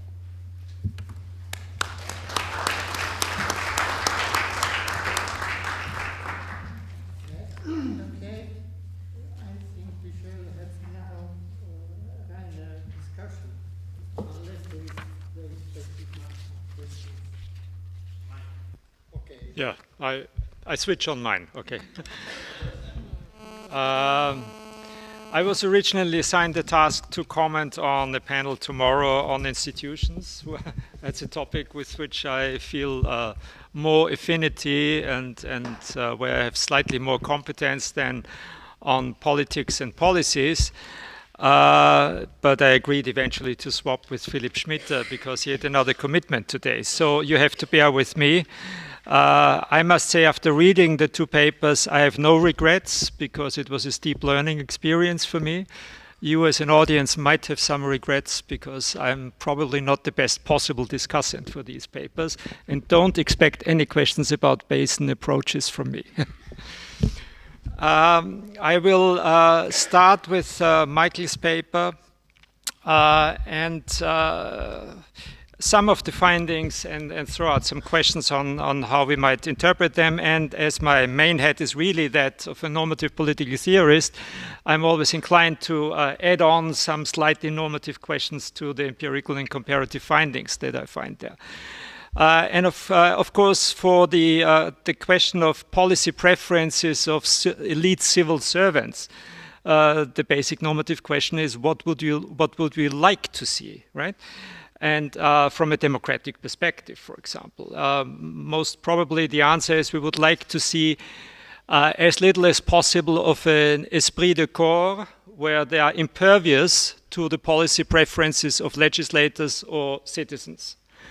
What you seem to show in your finding is in half good news and half bad news. As I see it, they are indeed not just driven by an esprit de corps and preferences that are just given through their professional formations and that all are the same across countries and contexts, but there's a surprising responsiveness to contexts, right, to contextual variations. Their attitudes change depending on the problems and challenges that they face in specific contexts. And that's certainly good news. It does not mean, however, that this translates also into responsiveness towards the preferences of electorates. And one example that comes out from your paper is in post-communist countries where you show that these civil servants do have a general stronger preference for free market reforms that is not the same preference that you find among the voters in these countries that might have a stronger desire for regulatory state intervention. So there is a kind of disconnect, but it's still contextual because their preferences are shaped by historical experiences. You know, these are post-communist societies, so there's a counter-reaction against what they saw as hyper and over-regulation under a previous regime, and what they think now is the better response to this. There is also some reference to milieu that shape their preferences, and that might lean more towards the negative side, that there is an esprit de corps after all, and these seem to be slightly stronger than socialization experiences. So these might be not so good news from a democratic perspective. So that's my first comment. Second one is on one of your strongest findings, and this is the generational and age effects that you find. And just you do allude to it somehow in the paper, but I think it could be spelled out more clearly that the expected findings, might be different for age and for birth cohorts, right? For age, the general idea is the younger, the more to the left, the older, the more to the right.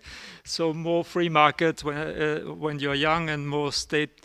No, the other way around. More statist in a way when you're young, and more free market when you're older. That would be one possible interpretation. Then you could also have a second opposite interpretation about the effects of age, which is that at an older age, people have to rely more heavily on state intervention, both in terms of their job security and security of their retirement pensions. So they might become more conservative, anti-market at an old age, whereas the younger generation might see themselves as being more exploited by the old generation, as Sven Steinmeier reminds us occasionally. They see the oldest as the older ones as the greedy generation that takes away their opportunities and resources. So it would be interesting to see whether these ideological effects and material interest effects might cancel each other out to a certain extent.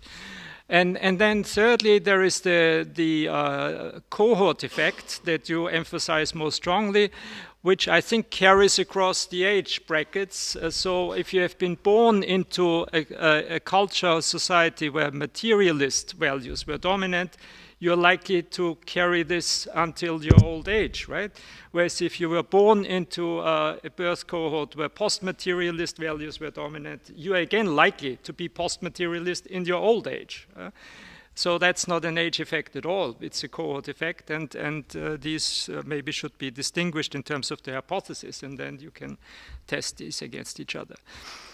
Now, third comment on the policy conclusions. Here is a suggestion: if you want to sell your paper to a wider audience, you should run two sets of policy prescriptions. One is, if you want to promote free market reforms, this is the regions that you should target, and this is how you should select the civil servants in these regions.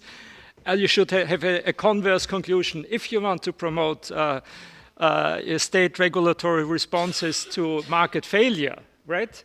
Then this is the regions where you might be successful, and this is how you should select the civil servants in these regions.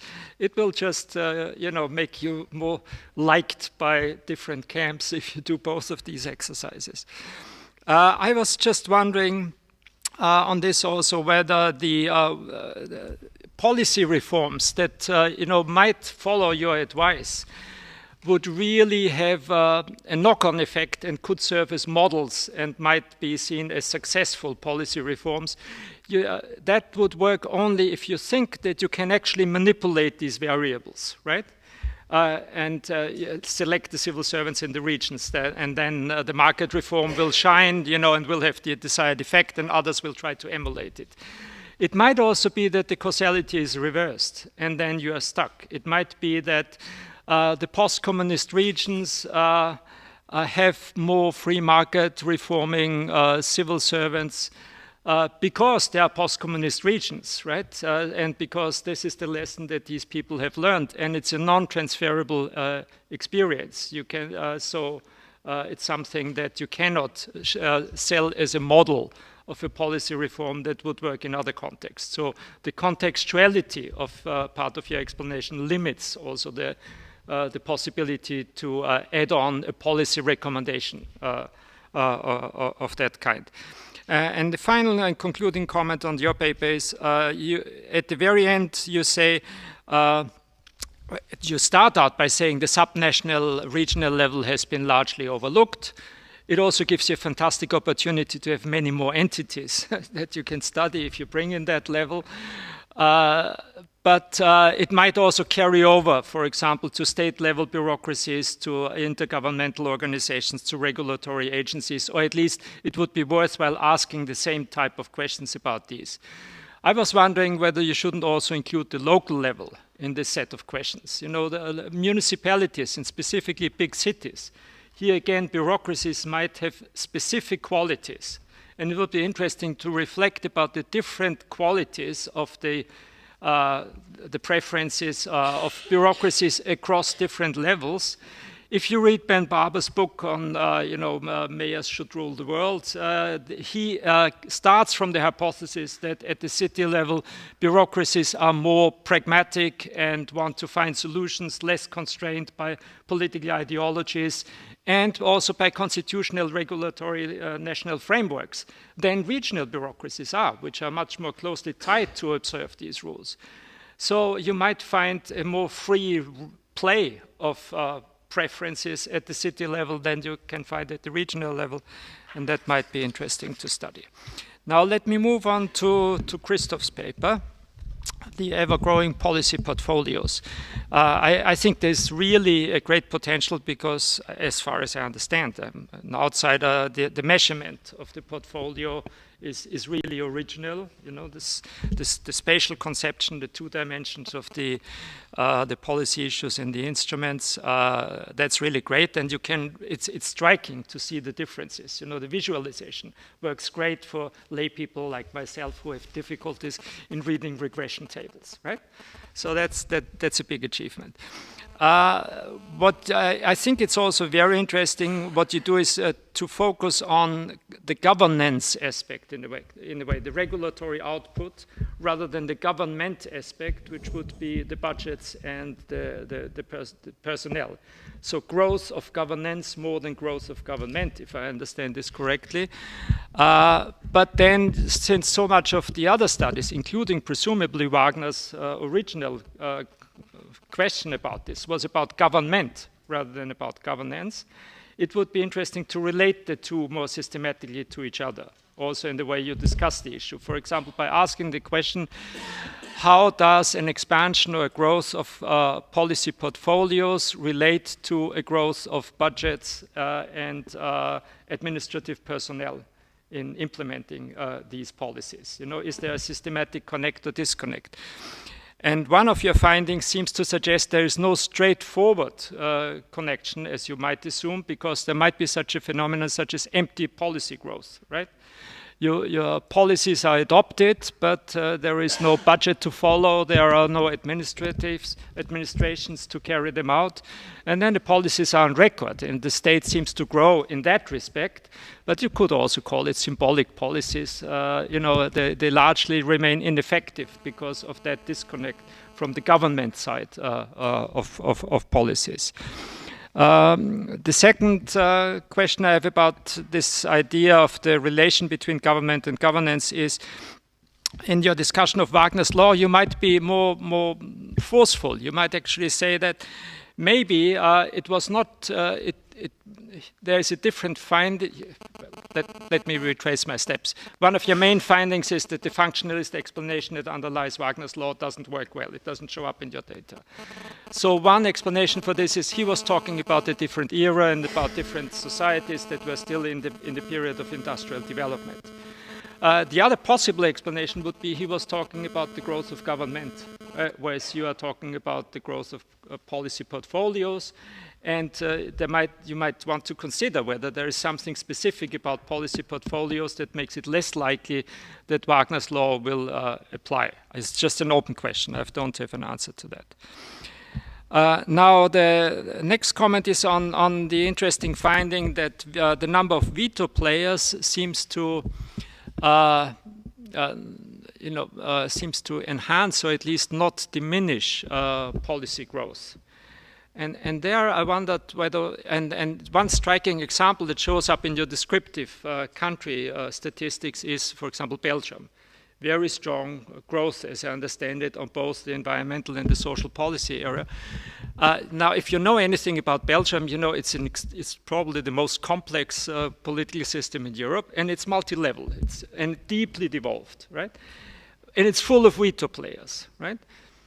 So might it be the case that veto players sometimes mean there is more policy growth across levels, because veto players can block policy developments and growth at one level, but that might be compensated by policy growth, even excessive policy growth, at another level, where these veto players actually then have legislative power, right? So depending on whether you include multi-level policies or stick to just one level, you might then have different findings, and that might explain the strange result that veto players can enhance policy growth. Finally, it's pretty much my final comment.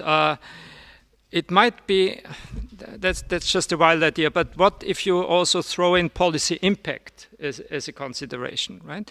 And how it relates to policy portfolio expansion. Imagine policies that might have a really big impact, but might at the same time lead to a drastic shrinking of the policy portfolio, or might imply that. For example, basic income. If you adopt a basic income policy, you can do away with X numbers of social policies that deal with targeted groups, all sorts of reliefs and assistance, etc. You just replace it with one stroke with the basic income scheme. The policy portfolio shrinks dramatically. But the state intervention, does not necessarily shrink. It might even become bigger, depending on what the size, the level of your basic income scheme is. It might be seen as a big intervention of the state, but it reduces the size of its policy portfolio. Similarly with flat tax or a complex tax system with lots of exemptions and special rules.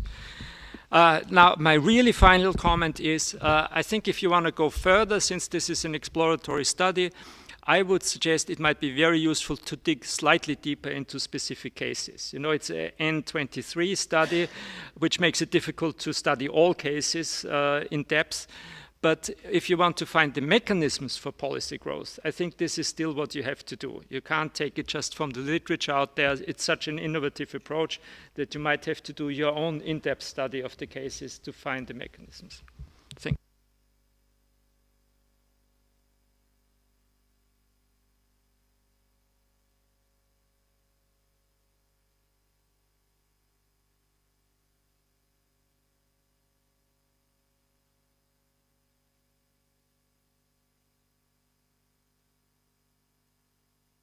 Forget the microphone, I'll get into trouble again. Thanks a lot for these comments. These are extremely helpful.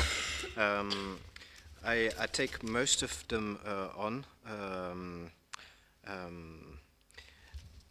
One of the things which indeed we could try and explore a bit more is what you point out, this elite citizen gap, which we discuss a little bit in the paper in Eastern Europe, where it might be more striking, but I fully agree that it might be something that we want to explore further, the degree of the mismatch between citizen preferences and these regional elites, and it'd be, just from a descriptive point of view, very informative to see where the mismatch is greatest and where the mismatch is smallest in terms of policy implications. This would very much enrich the discussion.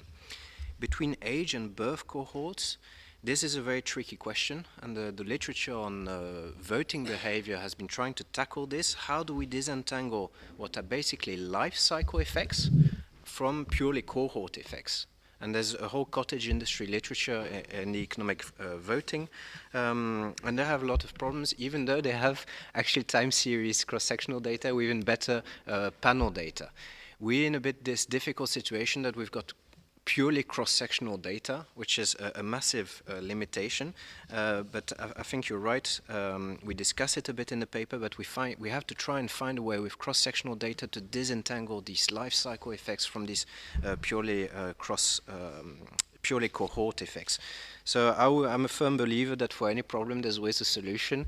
So one of them might be to let age variable vary across countries, because if we expect a purely life cycle effect, then I would expect this effect to be rather homogeneous across the countries, or at least to not vary so much. If it varies dramatically between countries, then we maybe can make a better argument that this is a cohort effect which is context driven as opposed to an individual life cycle effect. So we have to explore a random coefficient model, which is not so challenging, which would allow us to explore a little bit further, although this will not give us the definitive answer, but I'm confident there has to be a way to have a look at this even cross-sectionally. I completely agree with the comments about the policy recommendations, both in terms of a free market but also market failure. This is a very good idea. Likewise, there's actually few variables that we can manipulate in terms of a policy recommendation. Yeah, how do I increase the quality of government of my region? This is not so easy, and if they knew, they would do that.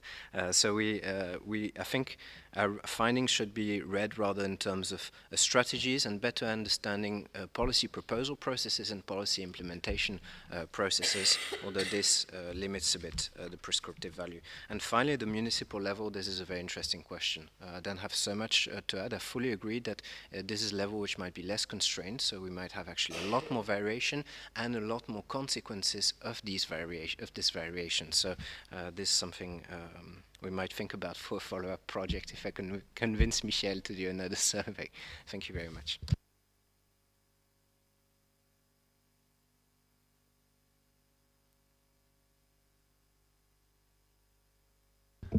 Yeah, first of all, thank you very much for these very, very interesting comments, very helpful comments. In particular, I think the final point you make regarding the need to conduct case studies, this is really something we should take up, and I consider this really a very promising strategy for going ahead with our research.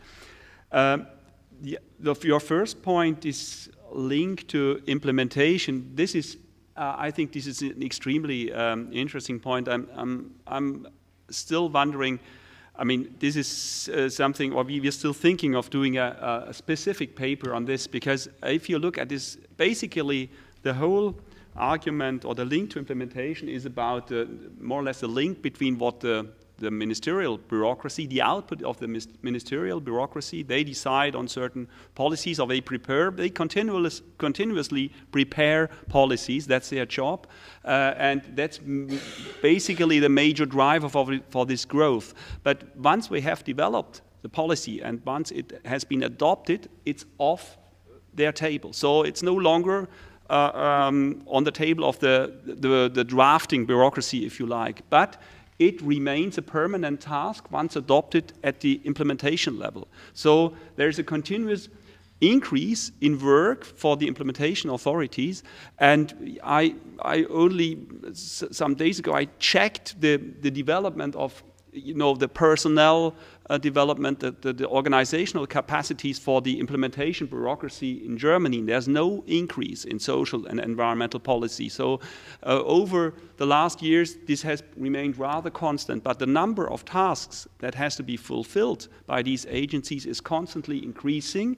And this is, in my view, I mean, in the end, it's a kind of ticking implementation bomb in a way, because if you assume that there's a continuous growth of tasks we have to do, but there's no expansion of organizational capacities of personnel, this should imply that we should observe increasing implementation gaps. So there's only a speculation at the moment, but I think given the data that we have this constant growth, more or less in all countries at different rates, but there's growth. But there is no parallel expansion of implementation of the implementation capacities. This should lead to this problem. The second point, Wagner policy portfolio. So, I mean, as we read Wagner's argument is mostly tested, analyzed in the way that his statement about increase in government expenditure and over time. But he also made an argument that you should expect an increase in regulatory output. And this was our starting point, that this never has been analyzed systematically. So focus has been more on budget data, where you more easily get data on respective developments. So for us, we conceive this as a kind of gap that this side of this element of Wagner's argument so far has never been systematically addressed. Veto players, I think this is an extremely interesting point. I also thought of this compensation argument you made.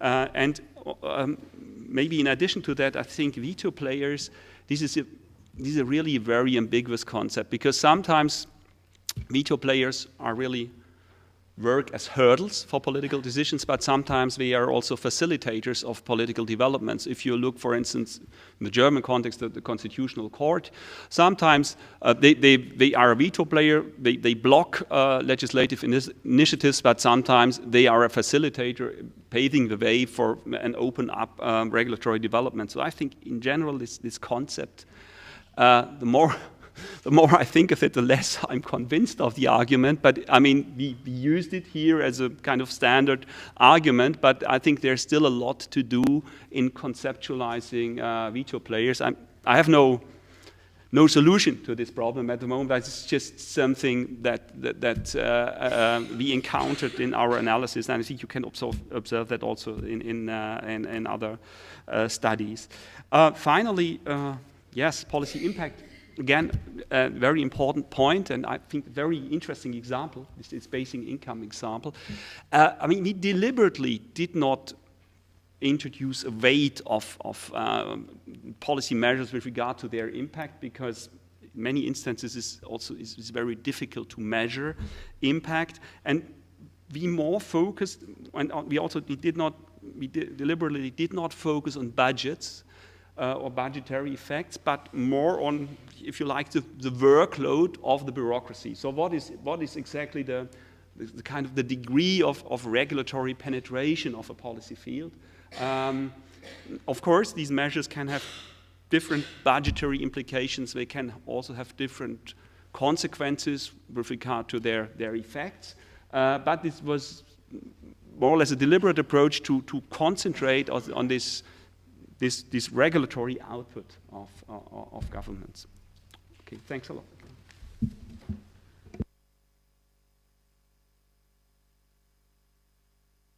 Yeah, I would like to follow up on Rainer's point about governance and government, because your example you gave about Germany is showing that there might be a difference between government and governance.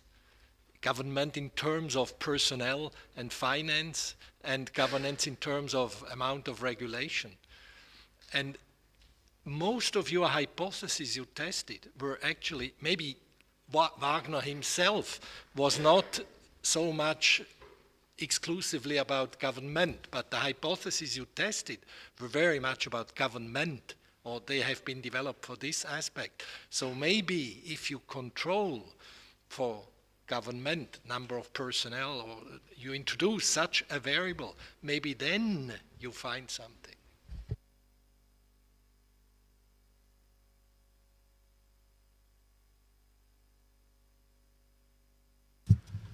I have two questions, one to each of the two papers. The first paper, I think, has to be taken very carefully, at least the interpretations. You have to be much more careful because you are studying a very specific group. Okay? You're studying mostly men in their best years, probably very educated in a quite secure job. Okay, and then you want to explain socialization, they're very similar socialized. Education, they have probably very similar education. Self-interest, they are probably very similar in this dimension too. So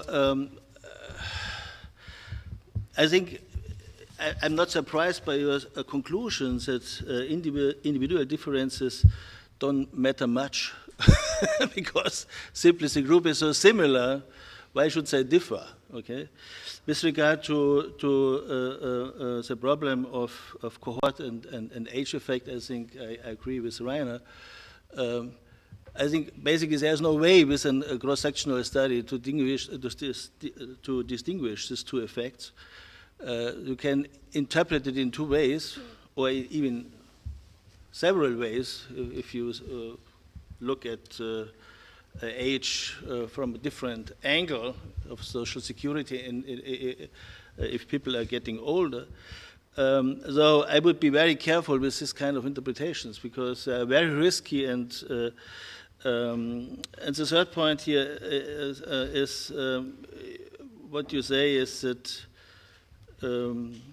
there's more favorable attitudes towards more state in post-communist past, or if countries have a post-communist part, an unemployment level, high risk, and reaches quality of government. These are correlations, you know, and you tend to interpret this as a causality. Okay, you say they had something in the past, and therefore they're now much more in favor of state intervention, or they have a high level of unemployment, but it could be in fact the other way around. So be more careful, this is my advice. To the second paper, I think it's very interesting to look at these long-term changes.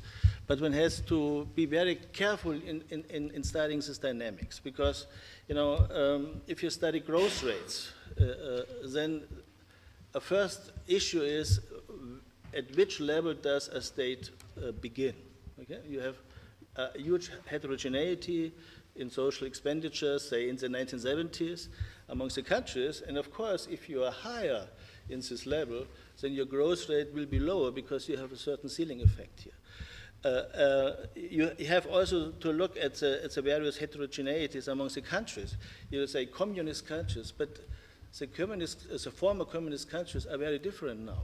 There are some countries like the Baltic states who move towards a liberal path. There are more social democratic countries like Hungary probably and Czech Republic. So there are different kinds of ideologies involved amongst these countries, and one has to, I think, very careful simply to collapse different kind of countries. Or you have also, I think, Asian countries in your, what was it? South Korea and Japan, I think, huh? Yeah. These are completely different countries with different environments, and the question is whether you can really put it into your analysis. What surprises me much as a sociologist is that you very much base your theory on a functional argument, or at least partly. And of course, everything is dependent on how this functional requirements change over time and what kind of measures you have. Okay. So if you have a huge variability over time, then you will get big effects. If this is not measured very properly, then you probably have a big problem to explain anything. So the question is, for example, if you have a high unemployment rate, of course high unemployment is costly, and the states react to this unemployment expenditures by reducing the growth rate of the whole state budget, because in other times when the unemployment is declining, as in Germany now, there are now people who say increase the expenditure even more. So the question is, one has to look into the details, into phases, and also you have an expansion phase of the welfare state.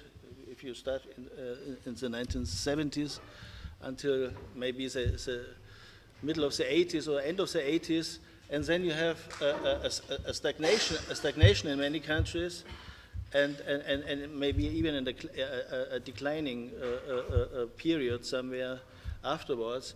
And the question is whether you should not have different explanations for these different periods, historical periods, because lots of things change in these periods, and it is probably hard to explain everything with one explanation.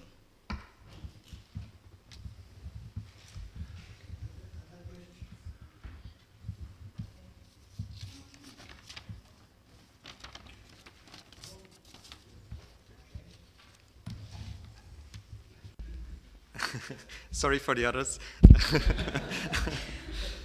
I have a question for Christoph. Did you also measure the impact of the European Union in your data? And is there, for example, a difference between countries that are part of the European Union and others in the increase of their regulatory output? That could also be related to this question you mentioned of the implementation time bomb, because of course the nature of EU regulation is that the whole implementation is put on the shoulders of the member states, so they don't have to bother.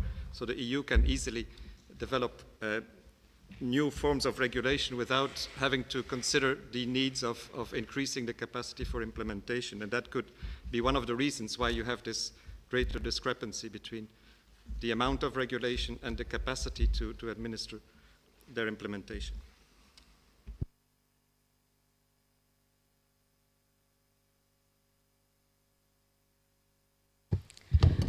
Thank you for these two quite interesting talks. I have short questions to both papers, or comments rather for one of them. So starting with your paper, Knut, I was wondering, I'm not sure what your data is and whether whether it's policies that the government implements or also other policies adopted at different levels, but it's kind of natural that the amount of policies in a given area increases over time. And what is more interesting is to distinguish between new and amendment policies. So I don't know whether you're able to tease that out of your data, because the general increase over time is due to also amending old policies. So that tells us nothing about policy portfolio growth.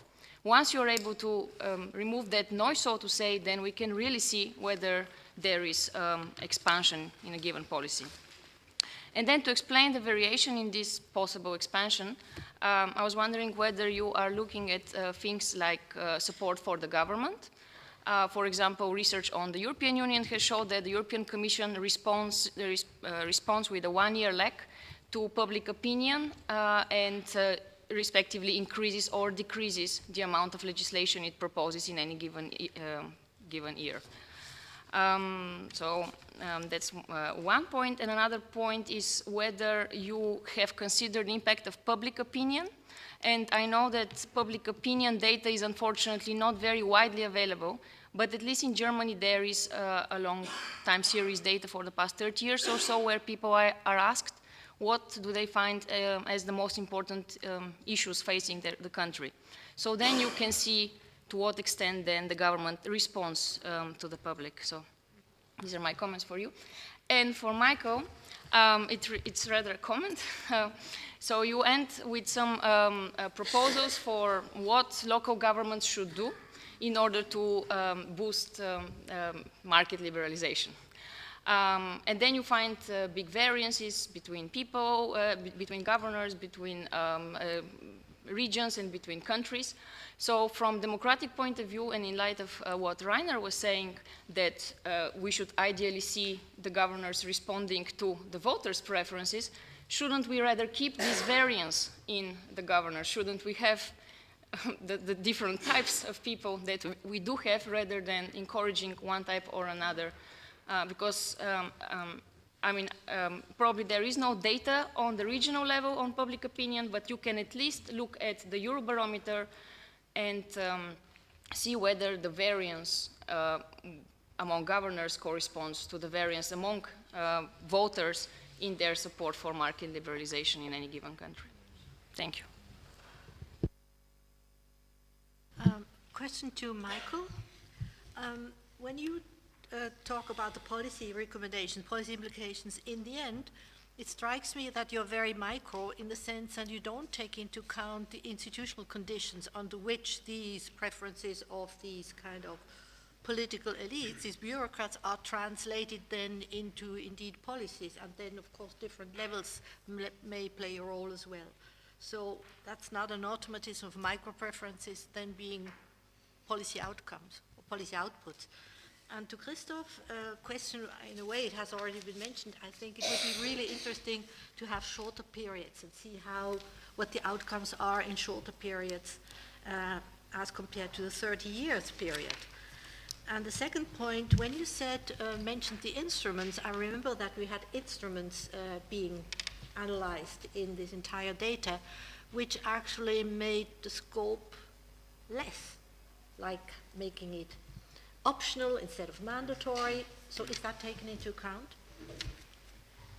And maybe a suggestion for another article, additional article, would be indeed to look at the horizontal interaction between different policies, which may make some, as Rainer suggested, obsolete. Right?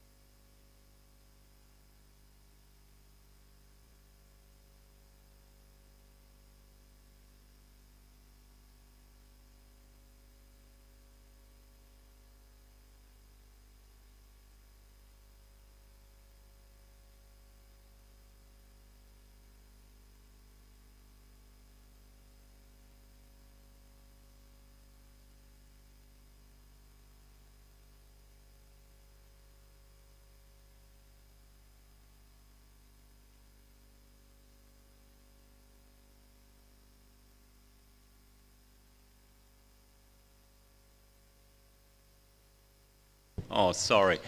But there are also old policies like defense, perhaps like subsidy to industry, which have shrunken. That may come back to the distinction between government and governance, budgets and rules. I don't know. But, you know, is there a selection bias? Secondly, you know, on explanation, all your institutional, political, etc. variables don't give you much mileage. Luhmann would not have been surprised, because you know what you describe is the process of functional differentiation. You know.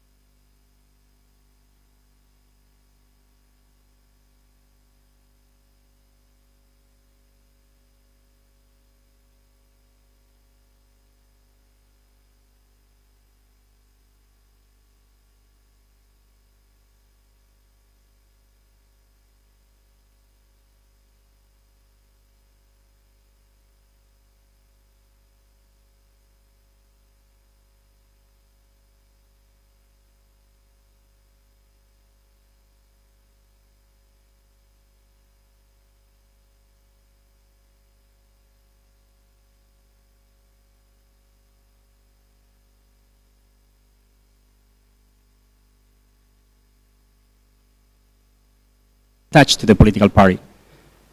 Then I have two more suggestions, one related with the role of identity politics. That would be the case of Catalonia, where in that case you can see an explanation about the self-selection of the bureaucrats, because most of them are also strongly identified with the government, with the ideology of the government, that used to be a regional bias or nationalist. And the second one is related with political, very simple things, like for example, political socialization and voting. So to what extent the party that they support, the ideology, their ideology can really influence their opinion too. So, okay.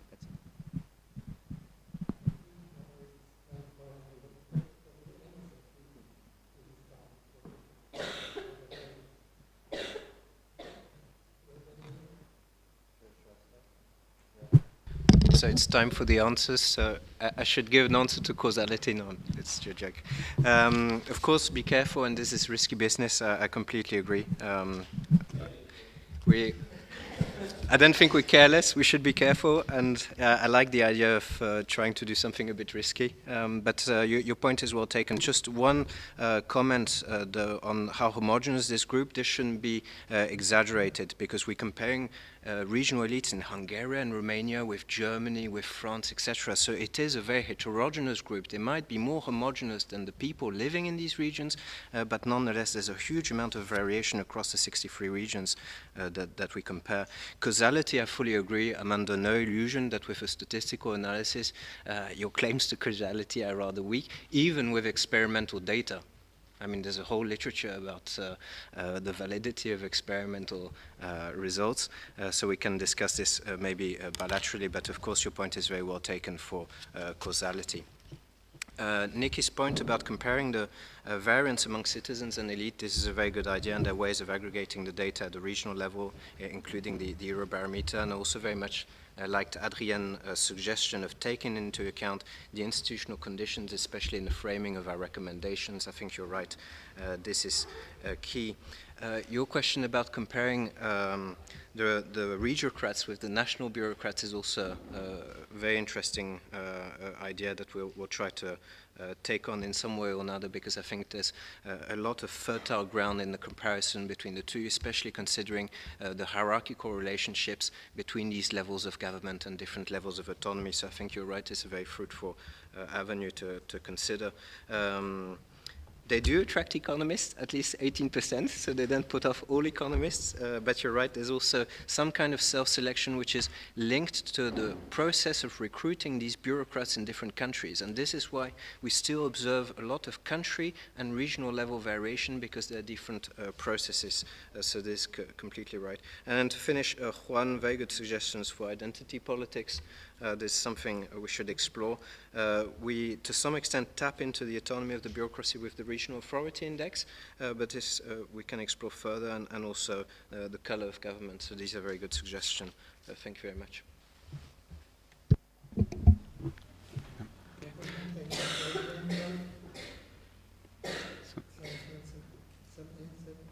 Yeah. So first of all, thank you very much for these comments and questions. And I think there were some really interesting and very helpful suggestions. Hans-Peter, yes, I think that's something we should definitely do to control and include these government variables.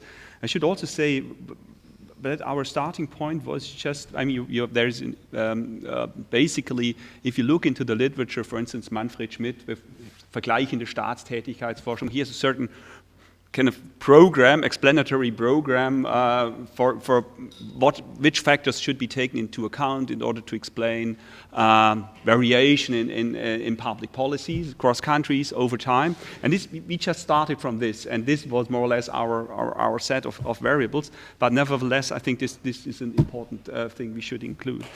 Then regarding the point, I think this is a very good suggestion to look at, let's say, I would say, different temporal scope conditions of the different explanations. Also, Adrienne, you raised that point, maybe looking at different periods. That might be a way to further develop these theoretical statements in the literature. On the other hand, they are in the way these theoretical arguments are formulated, they they claim universal validity in a way. So you would not say, well, interest groups or parties only matter in certain periods and they matter in different ways. But the basic argument is that parties matter and there is no distinction with regard to different, let's say, additional conditions in a way. But nevertheless, I think that might be a way to go ahead. Also, yeah, starting point argument, you're right, there might be saturation effects. On the other hand, we try to control for this by looking at environmental pioneers, by also including different welfare state traditions. In addition, also that's an empirical argument, our starting point, if you look at this space that could be occupied, there's still a lot to go, also for maybe countries that have already started from a somewhat higher level. So it might be the case that in the long run you might face this saturation, but I think as it stands, this is no serious challenge at the moment. Impact of EU, we did not really systematically analyze that. It's more kind of, yes, very descriptive view on this at the moment. Your argument that EU policies, or let's say the regulatory output of the EU that has to be implemented at the national level, that this creates implementation deficits or makes kind of this implementation at least problematic. I have a lot of empirical evidence for that. We did some years ago a study for the German Environmental Advisory Council where when we're talking to these implementation authorities, they simply said, well, we get so many tasks as a result of EU policies, we can only set for ourselves some priorities with regard to implementation and monitoring, but we no longer have the capacity to equally monitor and enforce all kinds of policies that are in our portfolio. So there's at least from environmental policy, I can say that there's a clear indication that there are implementation problems triggered by growing EU regulatory outputs. Yes, then the question on amendment or new. I mean, given the way we operationalized it, we look only at, in a way, at new developments. So new policy items that are added to the policy portfolios and new instruments. So we do not look at, let's say, for instance, if you have a certain limit value, whether this value is slightly adjusted or so. This would be a kind of amendment. But in our operationalization, it's very clear that these are additions to the policy portfolios, in that sense, new developments. We did not look into government support and also public opinion. We have not analyzed systematically, but this might indeed be something we should do.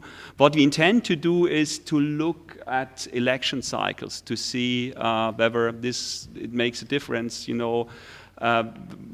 the governments reduce policy portfolios at the beginning of an election period and expand later on. So that is something we want to go further into and as next steps. Yes, Adrienne, I think I already responded to this looking for shorter time periods, this suggestion, which I consider really very helpful, and also looking at this, let's say, horizontal interaction with different policies.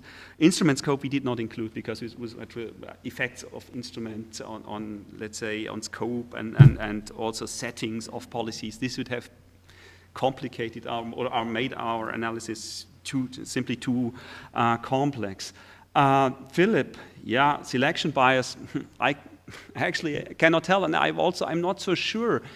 Given that we focus on regulation rather than spending, whether your examples on subsidies or defense, whether we would really find a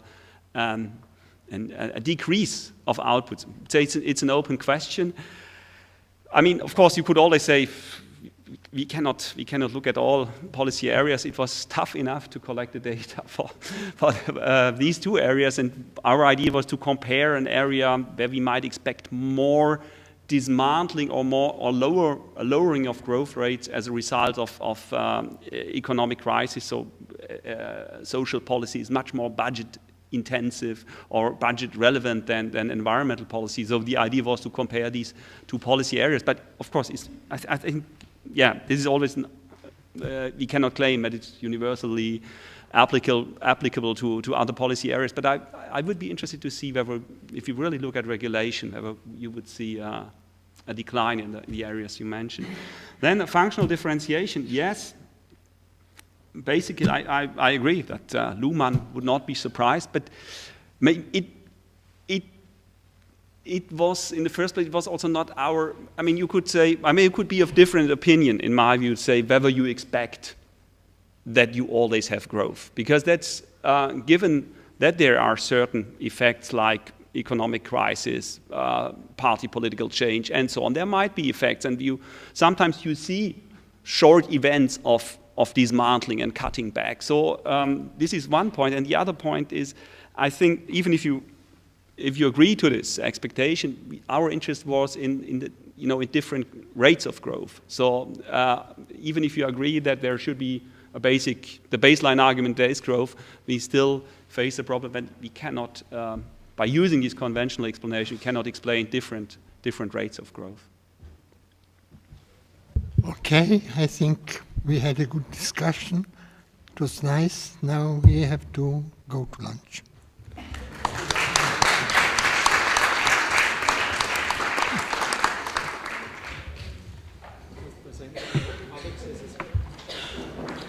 Alex disappeared.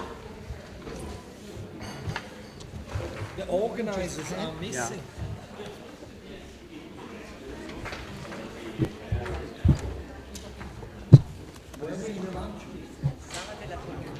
Sala della Colonna.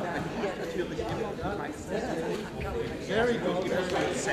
Wenn du mit der Wahl der Zeit brauchst und manchmal versucht man, das ist ja so ein Problem, wenn ich zum Beispiel gucke, ich schaue jetzt über 2 Jahre und sage, warum hat Land A eine Reform durchgeführt und Land B nicht, und dann sagt, ja, das liegt an den Institutionen, dann gucke ich 3 Jahre später drauf, dann sind die vielleicht alle, haben sie es dann doch durchgeführt. Ich finde, das ist so, ich weiß im Moment auch noch nicht, und ich denke auch, und klar kannst du sagen, selbst 30 Jahre ist ja gegeben, wenn man jetzt sagt, ich will Long-Term Development, 30 Jahre vielleicht auch schon sehr, ja, wenn man, aber ich finde es schon sehr interessant, dass es zum Beispiel solche Zeittests an. Ich habe wirklich schon mal drauf, wenn man so wenn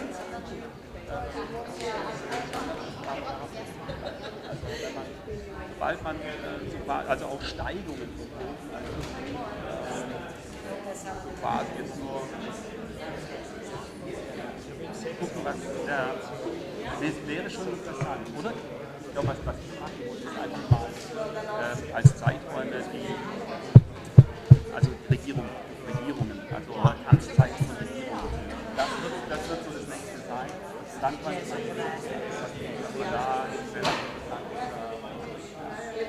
das ist so die letzte Sache, die wir machen wollen. Dann hätte man vielleicht schon, also dass wir nicht mehr, vielleicht auch gar nicht mehr, dass wir auch gar nicht mehr Countries als Unit haben, sondern Government, also Composition. Aber gut, das Problem ist, du hast so viele Ideen und dann kriegst du das auch die Examen. You take your back. Ja?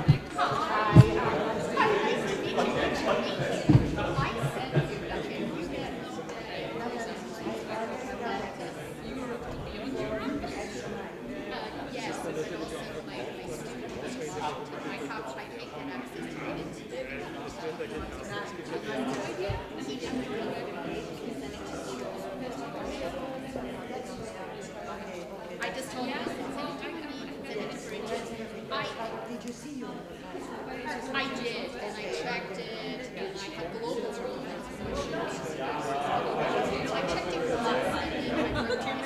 Aber ich sitze dann beim Mittagessen mit der anderen Kollegin zusammen.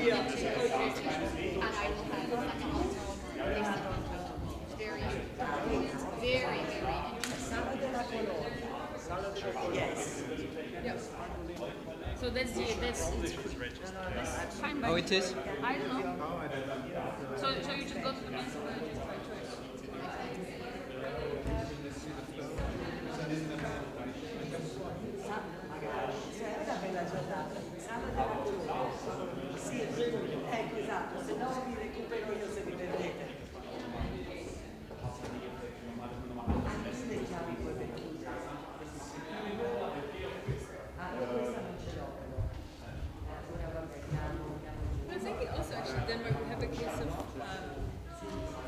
potentially a bit more positive formulation of integration.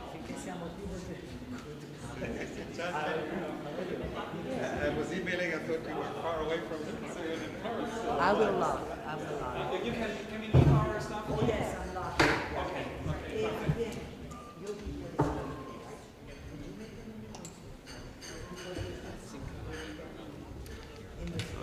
Last minute. Aber ja, das habe ich ja auch so gedacht. Das war ja auch so unser Selling Argument. Natürlich durch 3:30, exactly, because you come in at 2:30, so yeah, so I don't think people need coffee immediately. Somebody might. Okay, thank you, I appreciate it.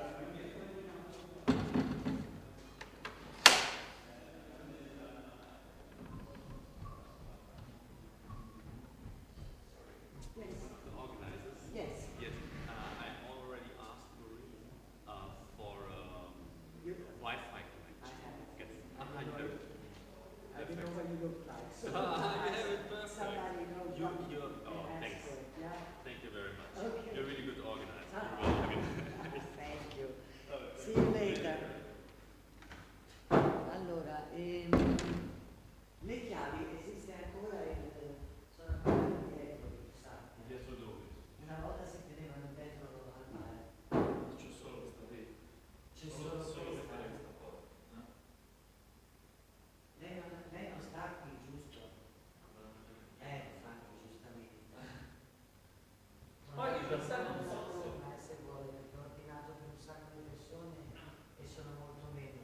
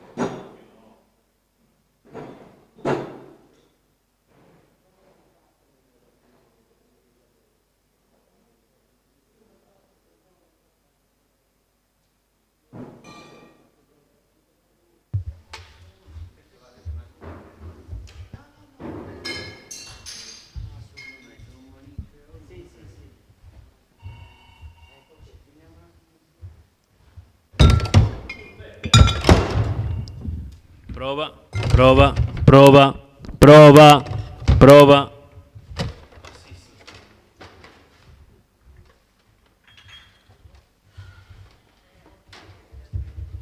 Prova, prova, prova, prova.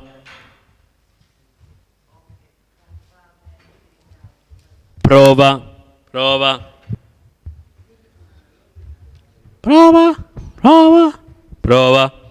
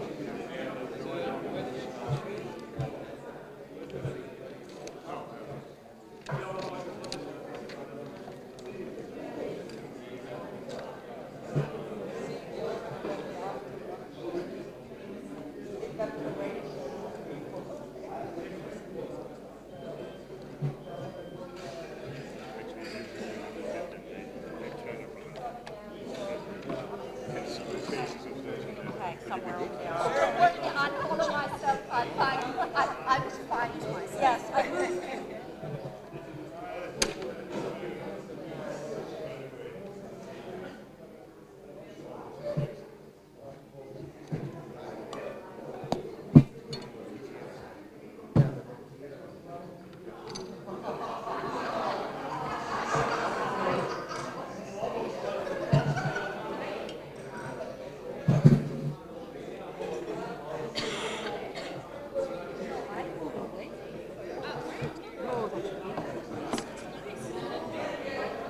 So we can even move over. Okay. Maybe you want to move over one. Nicoletta, you can move over one. And then Ulrich can be, if you just move over one. Or Ulrich. Here. I don't need the screen.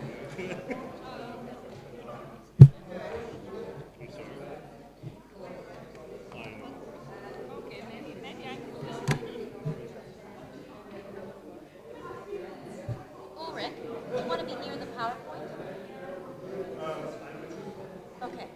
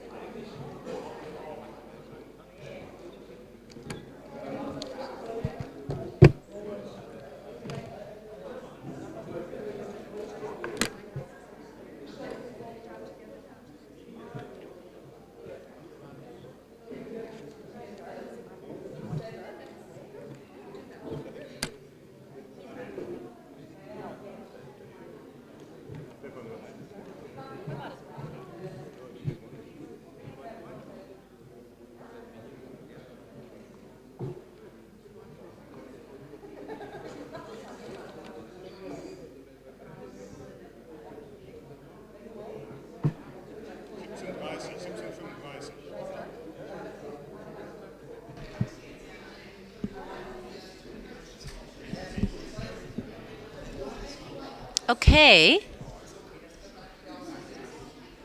I think we'll get started with this last panel or last roundtable for the day. Can you hear? Can you hear? Better? Let's get started. We have a good chunk of time, but I should announce on behalf of Ulrich, one of our panelists, that there is an event at Villa La Fonte as well on Europe and the World at 5. So we may even try to close 10 minutes early. So those of you that would like to make your way to that with Thomas Christensen on Europe and China. And it would allow you to get down to that. Let me introduce myself. I'm Jennifer Welsh. I'm one of the professors in the politics department.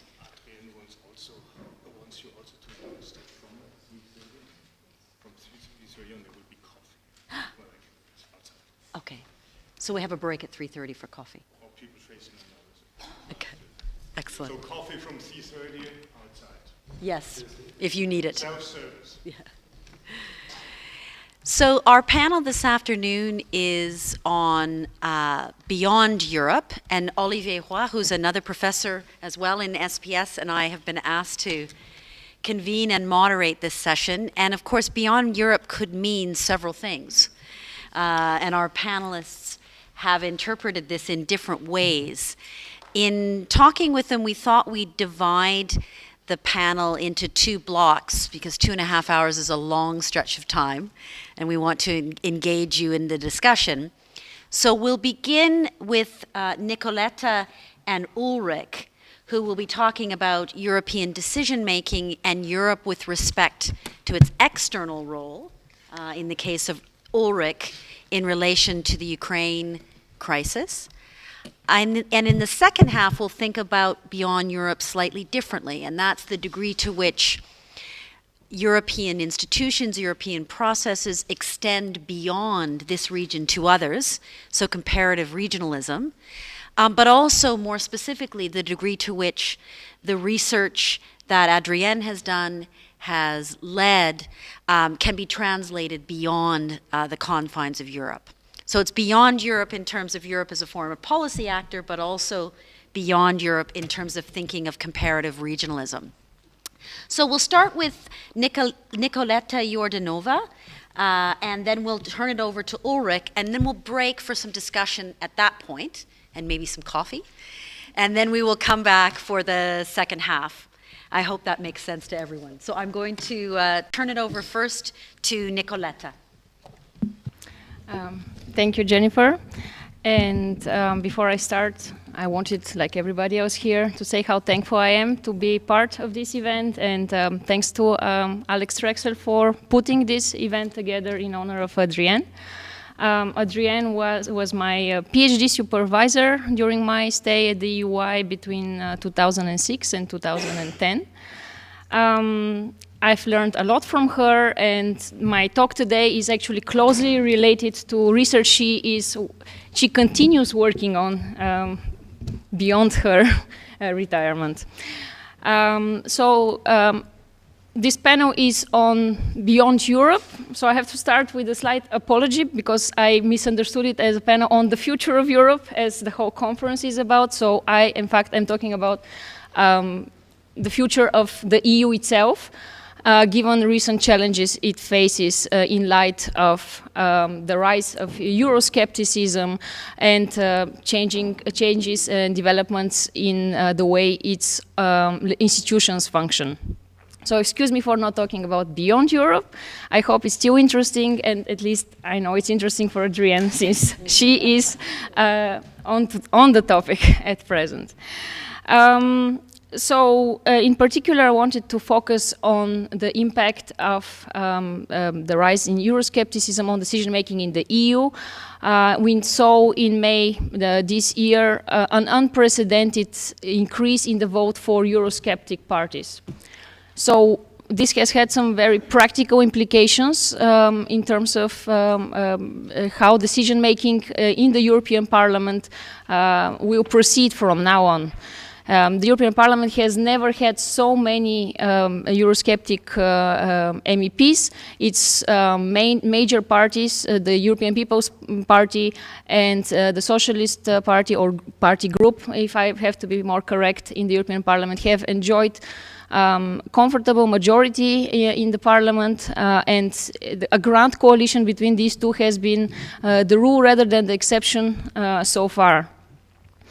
What we have seen, however, is that now these two party groups are also pretty much squeezed in what they can do on their own. To give you concrete figures, the European Parliament in for many important decisions requires an absolute majority, that is a majority of its constituent members. At present, this is 376 members out of the 751 members sitting in the European Parliament. The European People's Party and the Socialist Group together hold only 412 seats. That is merely 30 seats above this threshold. And we have to consider that the absolute majority that needs to be reached is used for many important decisions, such as second reading of the ordinary legislative procedure. This used to be called co-decision. In first reading, the Parliament just needs simple majority, but still, if the Eurosceptic groups mobilize, it basically ends up, de facto, the Parliament ends up needing an absolute majority as well. Absolute majority is also needed for the Parliament to appoint the Commission President or to censure the Commission as a whole. It's needed in the budgetary procedure. It's needed for the Parliament to approve the accession of further member states of the European Union. So it is extremely important. You may think, okay, still the two biggest party groups managed to achieve 412 seats, which is an absolute majority, But this has to be put into perspective because abstention rate or absenteeism rates in the European Parliament have traditionally been very high. If we look at figures from the last European Parliament, the average participation rate in plenary votes was only 80%. And this is not because Eurosceptic groups simply don't show up as to block decision making. Even among the biggest party groups and the EPP and the Socialist group, we have 85% participation rate. A second thing we have to consider is that while cohesion of the main groups in the parliament is high, it is not perfect. To give you the exact figure, it's 92% in the European People's Party, and it's only in roll call votes, which in recent research we have shown, in fact, is rising in the recent parliament. The SD has a socialist group that has 95% cohesion rate, the liberals 90%. So again, it may look like very high cohesion, but still 5 to 10% of voters of these party groups on average vote against the group. About 15% don't at all participate in the vote, or on top of that, there are MEPs which simply cast an abstain vote. And if we consider these abstention rates, as well as the not perfect cohesion of party groups, we end up with the European People's Party and the Socialist Group being able to only muster together 331 votes on average. That is below the threshold needed for absolute majority. And if they are joined by the Liberal Group, we increase this number to 382 members. Merely 6 members above the threshold, again, very risky. What this implies is basically that we have a new pivotal member in the European Parliament, and that is the Green Group, which is the closest on the center on the left-right dimension to the centrist groups. And inclusion of the more further left and further right groups is difficult because divide between the Gaullists group and the leftist Gaullist group, and on the other side, the conservative group is growing. So, to summarize, the majority required in the parliament now can be reached in many cases only with the support of super grand coalition, so not a grand coalition. And what does this mean for democracy in the European Parliament? The traditional view has been that the rise of Eurosceptic parties has been caused by the democratic deficit in the European Union. That's the standard version of the argument. Yet, with the increase of Eurosceptic parties supposedly protesting against this democratic deficit, in fact, we have even more democratic deficit, because any left-right contestation has become impossible to reach decisions and to avoid a legislative gridlock. And this relates to earlier talk we had this morning on the collusive politics, which we observe in many member states. We see grand coalitions on the rise, and we see it in the European Parliament as well. So even if there were some hopes 10 years ago for more center-left versus center-right contestations, and we did see such coalitions being formed in the European Parliament level, this has become more difficult. Unsurprisingly, and this is perhaps part of the explanation, the Parliament has now switched from formal decision-making within its chambers to informal decision-making with the Council of Ministers. Basically, in first reading of the ordinary legislative procedures, informal deals are struck between the Parliament and the Council, which try to strike a compromise over party groups and over member states. The result, supposedly, would be a very minimalist policy, and perhaps more delegated acts to the European Commission instead of extensive legislative acts. So that's another negative development for democracy in the EU. The Parliament is squeezed to look for an agreement early on in first reading when it requires just a simple majority. It's squeezed to look for the widest possible support within its chambers, and it's squeezed to make a deal with the Council of Ministers that is not necessarily the best deal it can strike if it did not have this necessity to form an even higher majority at second reading. And what we know from bargaining models, at least, is that the more impatient legislator or legislative chamber in a bicameral structure, and in this case the European Parliament is a more impatient one, is the more or the less powerful one. So the Parliament has lost grounds in its bargaining vis-a-vis the Council of Ministers, which goes against some of the traditional literature which has been saying that the Parliament in fact strikes best deals early on, and that's why we have a shift to early agreements. So basically, the rise of Euroscepticism has blocked democratic policies in the European Parliament and between the European Parliament and the Council.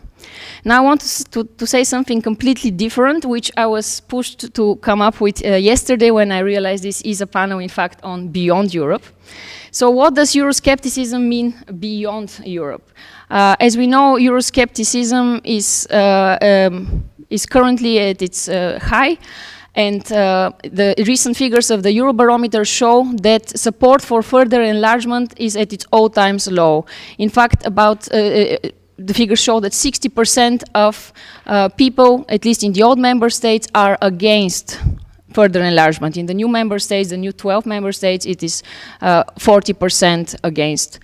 So there is some support in the new member states, but still on the whole there is the predominant majority is against further enlargement.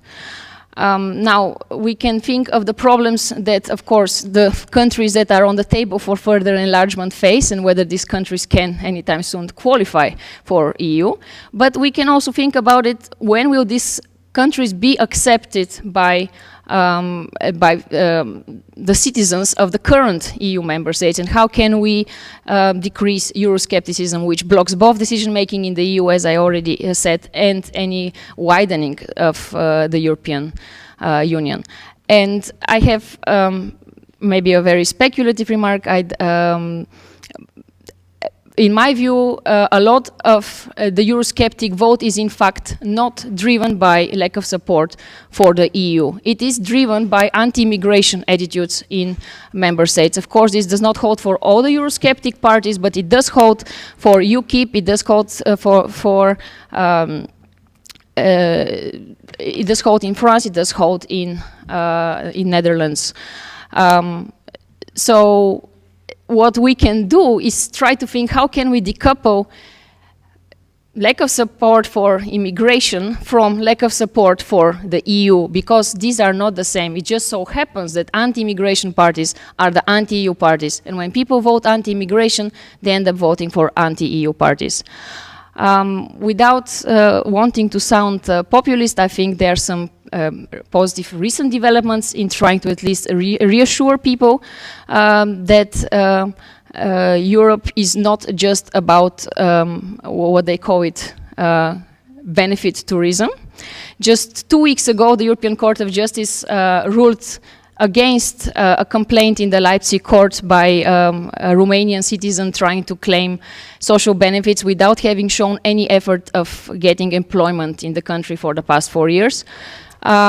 This kind of limiting of social benefits for people not seeking just employment and exerting their freedom of movement to look for a job throughout Europe may in fact be the solution to appease Eurosceptic attitudes in the member states without necessarily withdrawing any powers from the EU, because the European Court of Justice ruled out is in fact that the social benefits are part of the national legislation and not part of the EU legislation. So it is up to the member states to decide when non-residents would be subject to such benefits, and when not. It's not a part of the EU directive on the freedom of movement.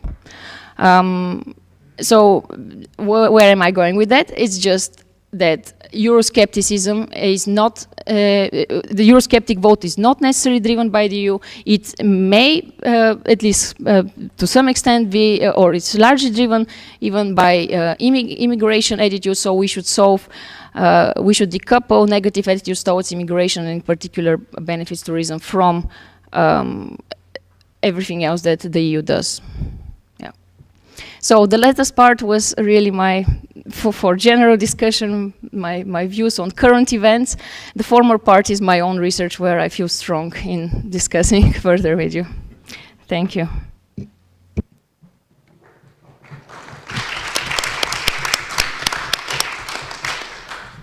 Thank you very much, Nicoletta, and I'm sure that people will want to pick up on both elements in your discussion.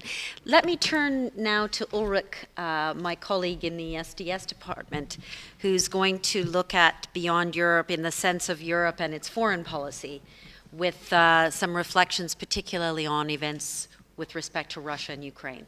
Ulrich. Well, thank you for having me. I take this as a, does this work? I take this as quite a pleasure and an honor that I can participate or try to help at least a little bit to praise and honor Adrienne.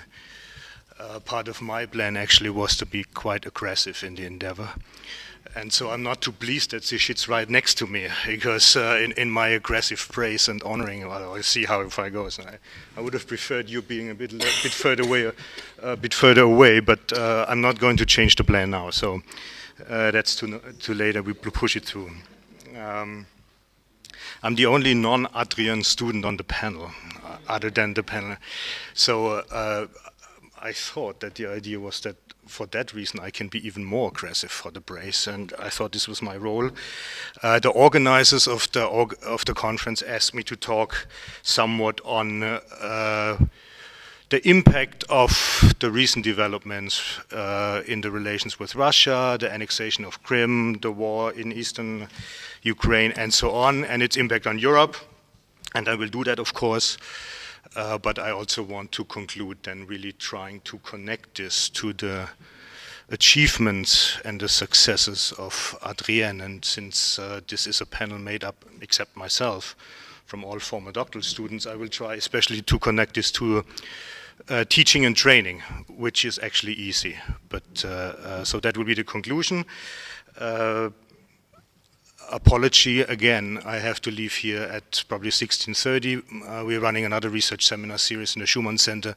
We pushed it back an hour to 5 o'clock. Today will be EU and China. We couldn't push it back any further, so I would have preferred staying until the very end, but I will not be able to, so such is life. What I will do now is pretty much follow the instructions I got from the organizers. I will very briefly, this will be large brushes, big strokes. I will briefly talk about Russia, Crimea, Ukraine, and what that means for security and defense, very briefly for Europe. Then I will turn to NATO Europe, which overlaps with the non-NATO Europe, but it's not exactly identical. Then I will talk about all of this, what this means in terms of policy challenge or policy project. If there's time, I will say something what this means for European academia, especially in international relations and security. And then I will wrap up and connect this to Adrienne's many successes. First, what has happened? Russia, Crimea, Ukraine. Well, summarizing the facts is fairly simple. It's what we've seen is a military annexation in Ukraine. And what we see on the Crimea, and in eastern Ukraine, what we see is a de facto war in everything but the name. It's a proxy war. In the Cold War, it would have been a kind of proxy war, but it's not between states. It is between, by name, separate groups clearly supported in many different ways, logistically by Russia, and it goes against the Ukrainian government. So the standard thing to say now, and since I think it's fair, since the standard thing, I'm going to say it. What this means for Europe, international relations, security, defense, is obviously hard security is back on the European agenda. It also means that geopolitics is back on the European agenda. Geopolitics in the standard old-fashioned definition of the politics about the control and or possession of territory. So I said it, this is the normal thing to say, or the standard thing to say now. Is it the smartest thing to say? I am not certain. because I personally was never fully convinced that it ever had disappeared. And when the history of these 25 plus 30, what have you, years since the fall of the wall will be written, my hunches are that this will look all significantly less peaceful and comfortable than perhaps many of us perceived it. You know, the list of examples of went wrong is long, and it started, of course, very soon after the fall of the wall, with perhaps 300,000, if not more, dead in former Yugoslavia, and that might come with 1 million of raped women. So this is not exactly the peace dividend that many used it even after the breakup of Yugoslavia, but this is the standard way to say it, and I think it is back, or it has come out more sharply than it has in the years before. What this means in the short and medium term for European integration or foreign security defense policy at the EU level as well as at the national level, of course, is that security and defense are back center stage. I think that's clear. It would have happened anyway, especially with the many instabilities at what is now called the EU neighborhood and the extended neighborhood, now in normal language understood as the neighbors of our neighbors. Really the only way that kept foreign and security policy to return on the agenda earlier and more visibly was that the agenda was just so fully crowded with EMU troubles.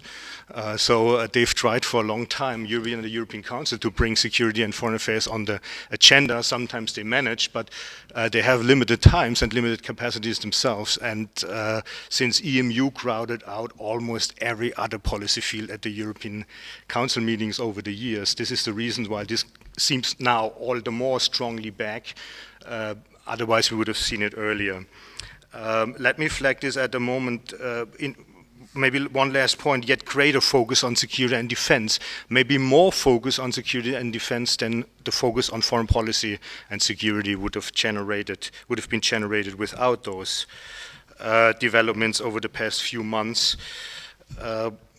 In quite sharp ways, a few EU member countries, for example, have increased their defense spending. Poland quite significantly, the Baltics are following. Others will follow, yet others will at least not cut any further. I was a few months ago on the European Security Conference, and this is some academics, but also high-end think tank people, and when they think about the future of European foreign affairs, security, there usually, they get nods and support from everybody, but they don't get money. And so they think this is the turnaround. There will be more money for certain. There will be no more cuts. And so in that sense, I don't want to call this a major shift perhaps, but I think it's for certain the end of the peace dividend or whatever we thought we can have under this heading following the collapse of the Soviet Union. In terms of the challenge, I will talk more specifically about the policy challenge, the policy project in a moment. The challenge, I think it's clear, all of this relates for Europe to finding and defining Europe's, pan-Europe's, EU plus role and place in the world. And I've become convinced that this is one of the two very major areas that I now believe will define in key terms Europe's future inside and in the world, the other one of course being EMU and all of this. But it is time, it is inevitable, not only for Russia, Crimea, Ukraine, but also for many other reasons, that Europe, the pressures are so high, they need to stick together their heads again and in ways more seriously than that has happened over the past 30 years.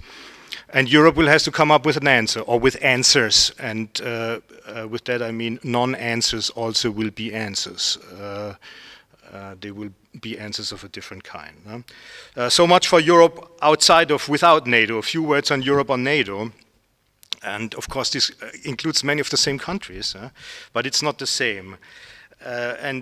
With respect to NATO Europe, or Europe as part of NATO, there is quite ironic, because in certain sense what had happened over the past 8 to 10 months has probably been the largest boost of energy to NATO since the fall of the wall.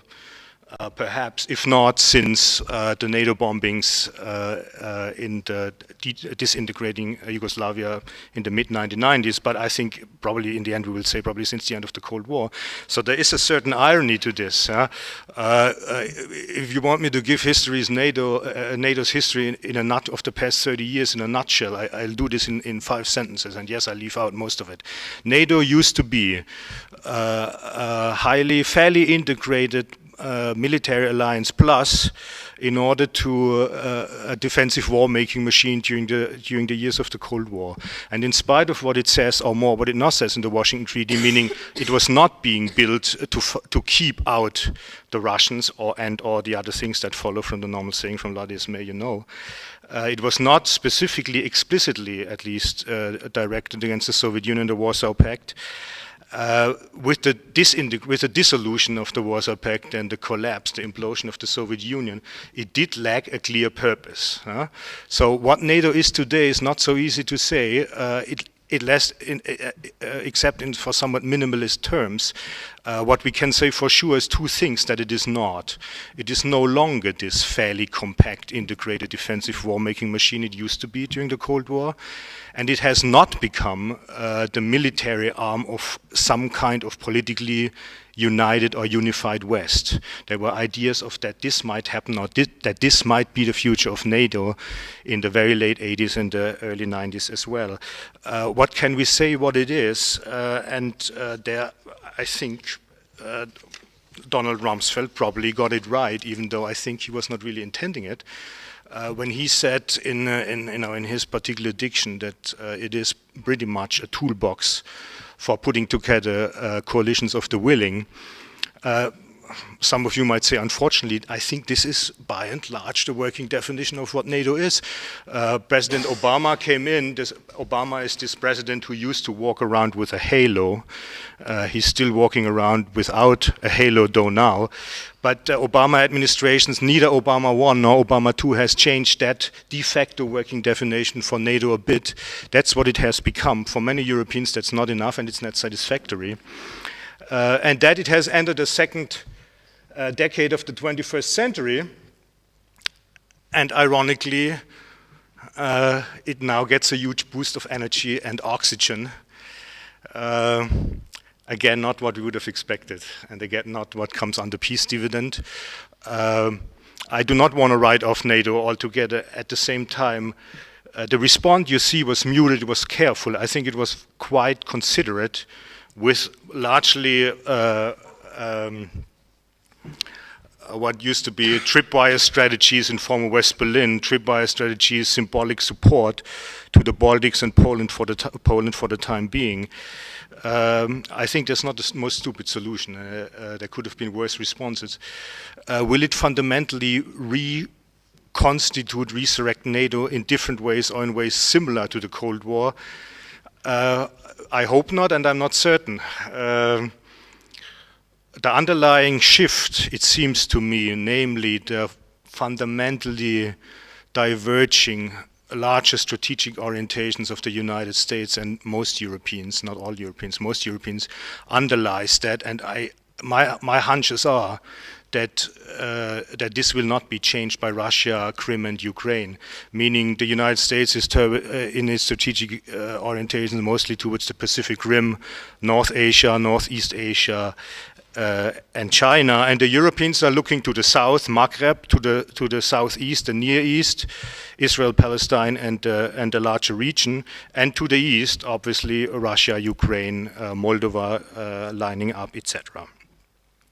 So what will happen for the time being? I think NATO is back, and it's more important than it used to be before, and we shall see what happens. I might be very well wrong. Maybe then, if things do go wrong badly, NATO's future might be NATO's past. I do not think that is the most likely to happen. A word on this in a moment. Actually, right now, I will say a few words on the policy challenges and on the policy project. And as far as I can tell, this comes threefold. The first, again, I'm aware that these are very large outlines in very large brushes. The first one is, of course, the double challenge or the double task of neither returning to a Cold War in our relations to Russia, nor a new round of appeasement. So my colleague, and I co-teach with Pepper Culpepper, he used Celia and Charybdis, and I could tell that the students didn't know what it was anymore. The idea behind this from Odyssey is that you do try not to come too close to the one, and therefore you get burnt by the other. Right? The idea is to get through and neither to be doomed by Scylla nor Charybdis, and this in fact might be one of these situations. Right? It is clear that we cannot want to return to a Cold War at the same time.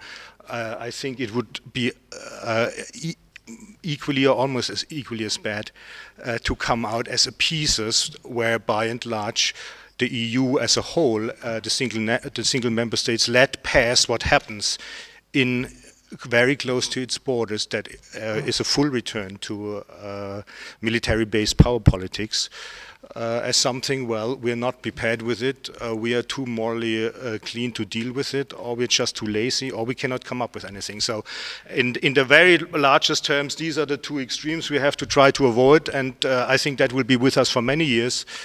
And I cannot give any reasonable prediction of what in fact will happen, with the one big exception, of course. It's going to be difficult, that is for sure. It's going to be a very major task, including a lot of thinking, and that will include academics. Second, I want to be very brief on the other two, and then the second one is, of course, that the EU will have to think harder in relations to those that do not have a realistic, even medium-term membership perspective, right? That used to be an extremely strong policy instrument the EU had.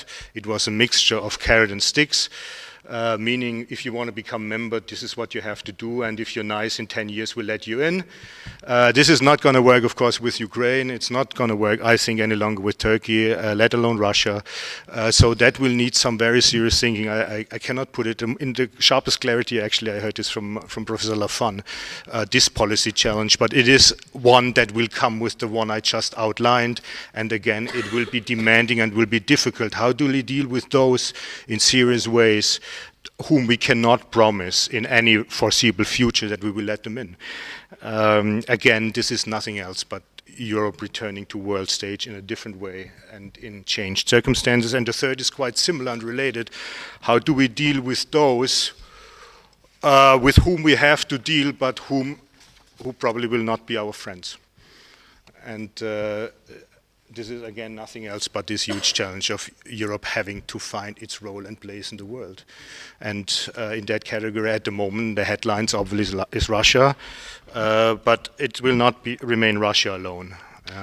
So this is why Europe and the world is so central. And this is, by the way, why the European University Institute at the Robert Schuman Center for Advanced Study at the Global Governance Program introduced a program on Europe in the world, exactly to also move these things center stage for European academic work with policy relevance.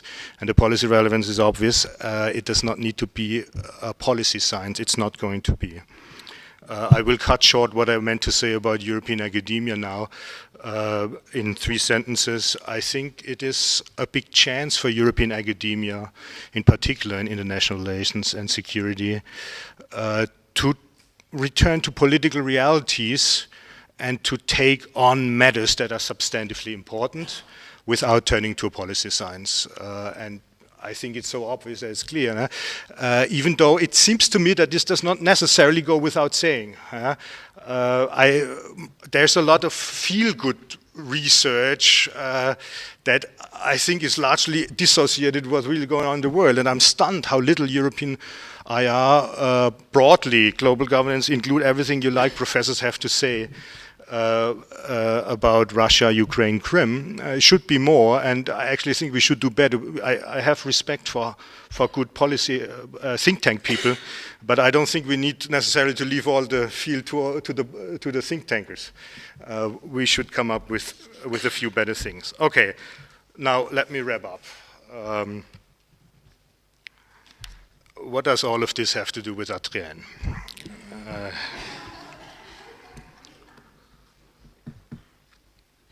you might say at first sight, well, not that much, right?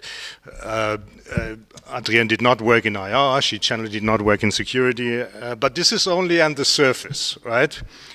Actually, I think every single point, at least that's how I structured my little presentation here, I actually think every single point relates to Adrienne and her successes, in particular in teaching and training. I know this. Why do I know this? I know this because I've been reading a lot of work by students, former students, whom Adrienne trained. And what you can tell is it's always about something. In other words, it's always about something that matters and that has a political or historical relevance. That's how I started out about talking about this, and this is why this does relate. Adrienne did not train a little army of policy people, but most of what I read from her former students actually does have a relevance if you think in policy terms too, without they being policy wonks or without they being policy researchers in the first place. And the third point about being serious about research, which I largely cut because I didn't talk about European academia, and now it was always serious research. And now these people theoretically, conceptually and empirically always have their feet on the ground, it's quite clear. So as diverse as those former students are, these are things they have in common. And there's something else they have in common, and I now will turn more aggressive in bracing. There's something else they have in common, and this is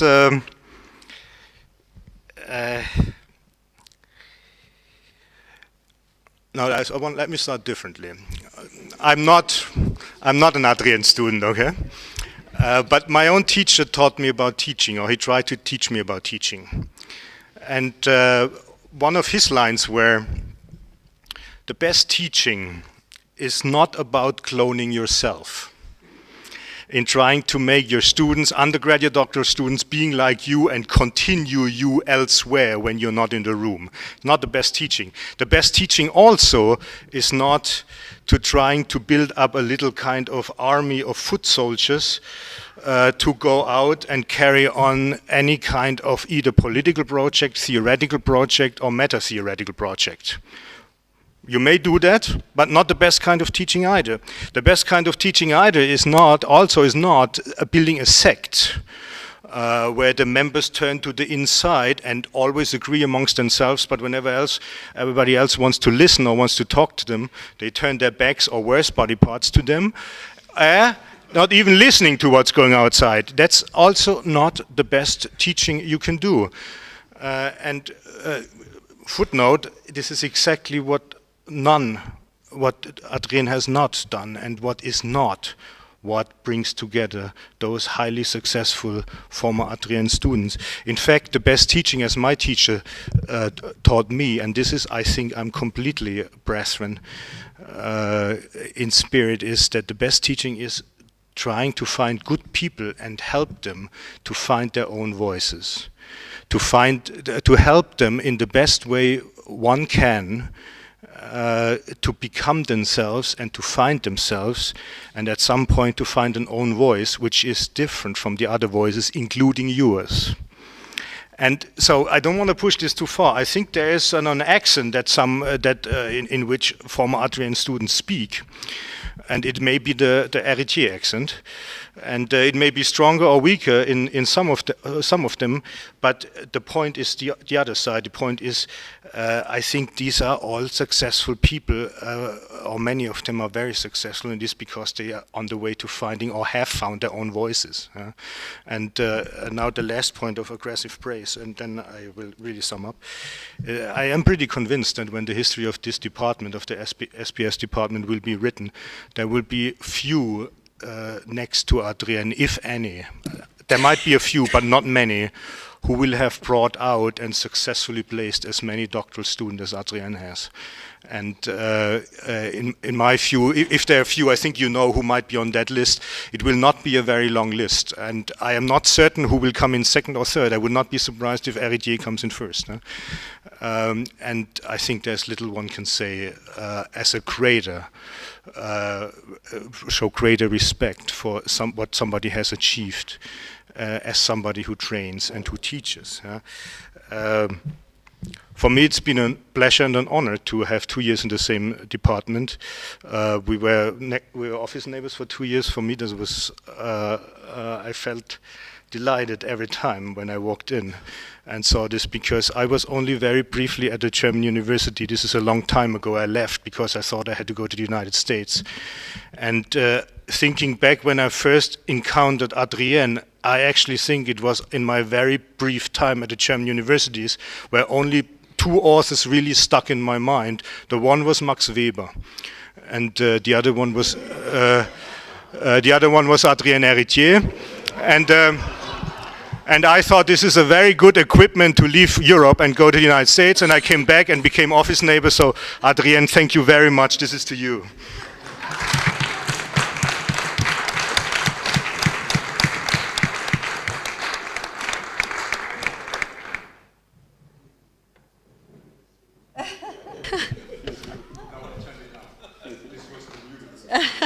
Thank you, Ulrich. That is an interesting interpretation of the word aggressive. So let's take perhaps 20, 25 minutes for discussion, depending on the level of questions, and then we'll briefly break and come back for the second part of the panel. Any points you want to raise, either on the issue of Euroscepticism, enlargement, or Europe's foreign policy challenges? We open the floor. Bridget, yes. Ulrich, thank you both for your contributions. Can I press you a little on the member states? Because obviously what Europe does in the world is predicated a lot on the decisions taken by those member states. And could you tell us something about where you think that country you know best, where it will position itself on these matters over the next 5 years?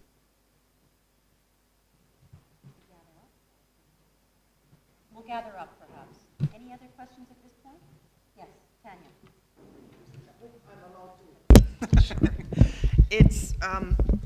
It's a more question-comment type of, when it goes to Ulrich.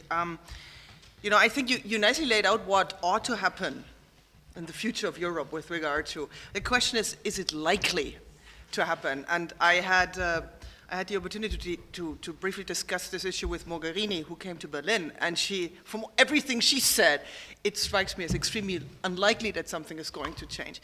Now, apart from her own assessment, from a sort of, as political scientists, we're supposed to analyze and use theories, right, to make predictions of whether something is going to happen or not. And I think if we use Adrienne's work, we'd come to a similar conclusion. I don't think much is going to happen in the EU's external relations despite the crisis, which is considerable. And I think that has something to do with the incentives of the EU. I mean, it depends a little bit what kind of assumptions you have, why the EU has been such a weak external actor, right? But if you don't buy into this capability expectation gap, that the EU simply lacks the capacities to meet the expectations, but you actually argue that it lacks the incentive to do something about this capability expectation gap, because you're absolutely right, geopolitics is not back, it's always been there, and the EU, it's not only true for Russia, it's also true for the EU. The EU has always pursued not only sort of, moral values, but very strategic interests in terms of security, stability, and economy, and a lot of people would argue it has always prioritized these geostrategic interests over the more moral goals of its foreign policy. Now, and I don't think it has changed a bit. The member states and the EU don't have any new incentives to change, and certainly the EU hasn't changed its identity. So why would we expect the EU to develop a different approach, right? I mean, that's my question. From a more theoretical point of view, what would be the expectations for a foreign policy change? And on the second point, the membership perspective, I think we should not overestimate the effect of the membership perspective, and we should definitely not underestimate the importance of domestically driven changes, and that's something which comes right out of Adrien's work on Europeanization and domestic change, right? And I guess what I'm saying, if you have endogenous change, the EU can empower these changes, right? But it can do that without a membership perspective. And Turkey is just a case in point. But where this endogenous change is not there, you can offer a membership perspective and you will see very, very little change in the first place. Michelle, and then Eva, and Adrienne. And then we'll go to some answers. Michelle. Thank you. Just not my area, but just a couple of questions, very short. Picking up off Tanya's comment about domestic politics, what will be the broader impact of recent Finnish and Swedish rhetoric in terms of the discussions they're saying about NATO and foreign policy and the recent sort of Swedish and Finnish rhetoric vis-a-vis NATO and not seeing and basically taking a historical path that doesn't seek Russian permission. My second comment is a little bit like déjà vu, and I'm really struck by your really important comment about the political and historical relevance of in your work. And I suppose my historical backdrop here is John Mersheimer, who wrote an article way back on what he thought would happen post-Cold War Europe. He's now active again in op-eds and talks about, particularly in relation to the Russia and Ukrainian crisis. I suppose, does his view have any relevance here?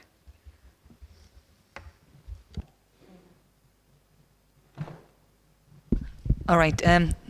I have a completely different question to Nicoletta and the European Parliament, so we switch again to the different topic, which has to do with your comment that we have a grand coalition in the European Parliament as we have so much in national parliaments. And I really doubt that the grand coalition we right now have in the European Parliament is comparable to the grand coalitions we have in the national realm. I think I would rather see the European Parliament right now in kind of an experimental phase in view to the last parliamentary elections. What I mean is that the European Parliament, guided basically by one person, that is Martin Schulz, who tried to do something, a politicization a la Higgs, right, on policy issues and that, which pushed other parties to follow, which pushed the Conservatives to say, okay, we appoint a candidate as well, and that, which ended up, after the elections, in a politicization a la Bartolini, which is institutional conflict in a certain way. So we had a meeting just after the elections in the North Rhine-Westphalian, with the North Rhine-Westphalian Europe minister, and everybody was, why do the socialists stand behind the Conservative Party now? Well, clearly, if they had not immediately stepped behind Juncker and said, we support him, they would have lost the interinstitutional game.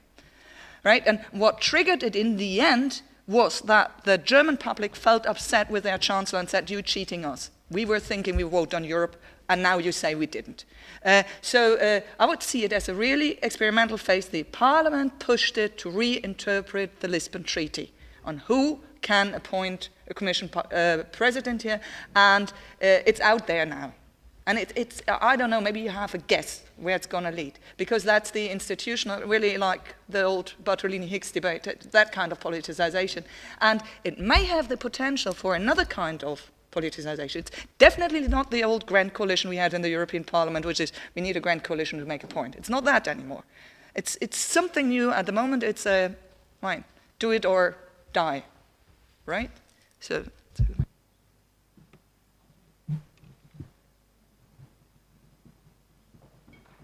A question which follows up to what Eva just said, and in general on what Nicoletta said. And it's actually just where I agree with you, and actually where I see it even reinforced, this collusion which takes place within the parliament between EPP and the Social Democrats, because of the developments at the fringes, right? They're afraid, so there's more solidarity, and that fits in very nicely with the overall program of Juncker now to form actually a European government with the vice presidents and coordinating the commissioners and meeting on a weekly basis regularly with these two groups plus the liberals in order to make sure that his policy program is being enacted. So he is trying to form a European government, right, with the support of this grand coalition in the parliament. Whether he'll be successful, we'll see.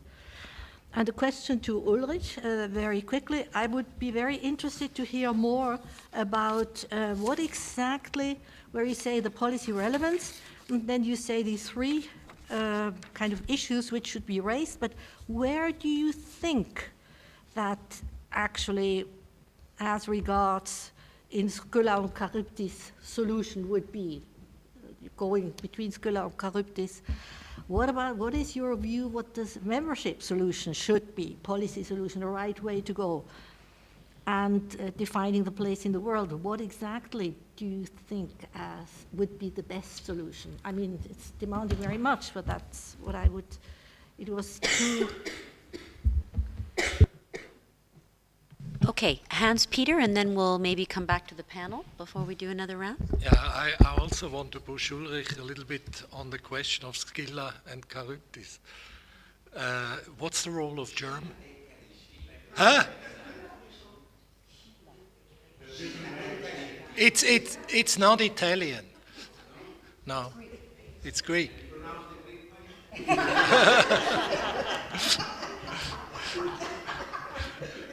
But I like the way he said it, so let's say it the way he said it. It's nicer. Yeah. Okay. Ulrich, what's the role of Germany in all this? Yeah, because I watched television last Sunday night, and there was an amazing interview on German television with Putin. And Putin was telling the Germans, among other things, we never had it so good with each other as in the last 20 years. So why do you want to spoil this? I mean, he really made it, appealed to the German public to have some sympathy for him and to understand what I mean, he's not a mean guy. He really wants the best of all worlds, and he appeals to the German audience on Sunday evening. So what do you make of this? Okay, which order would you like to answer in? Nicoletta first, and then Ulrich?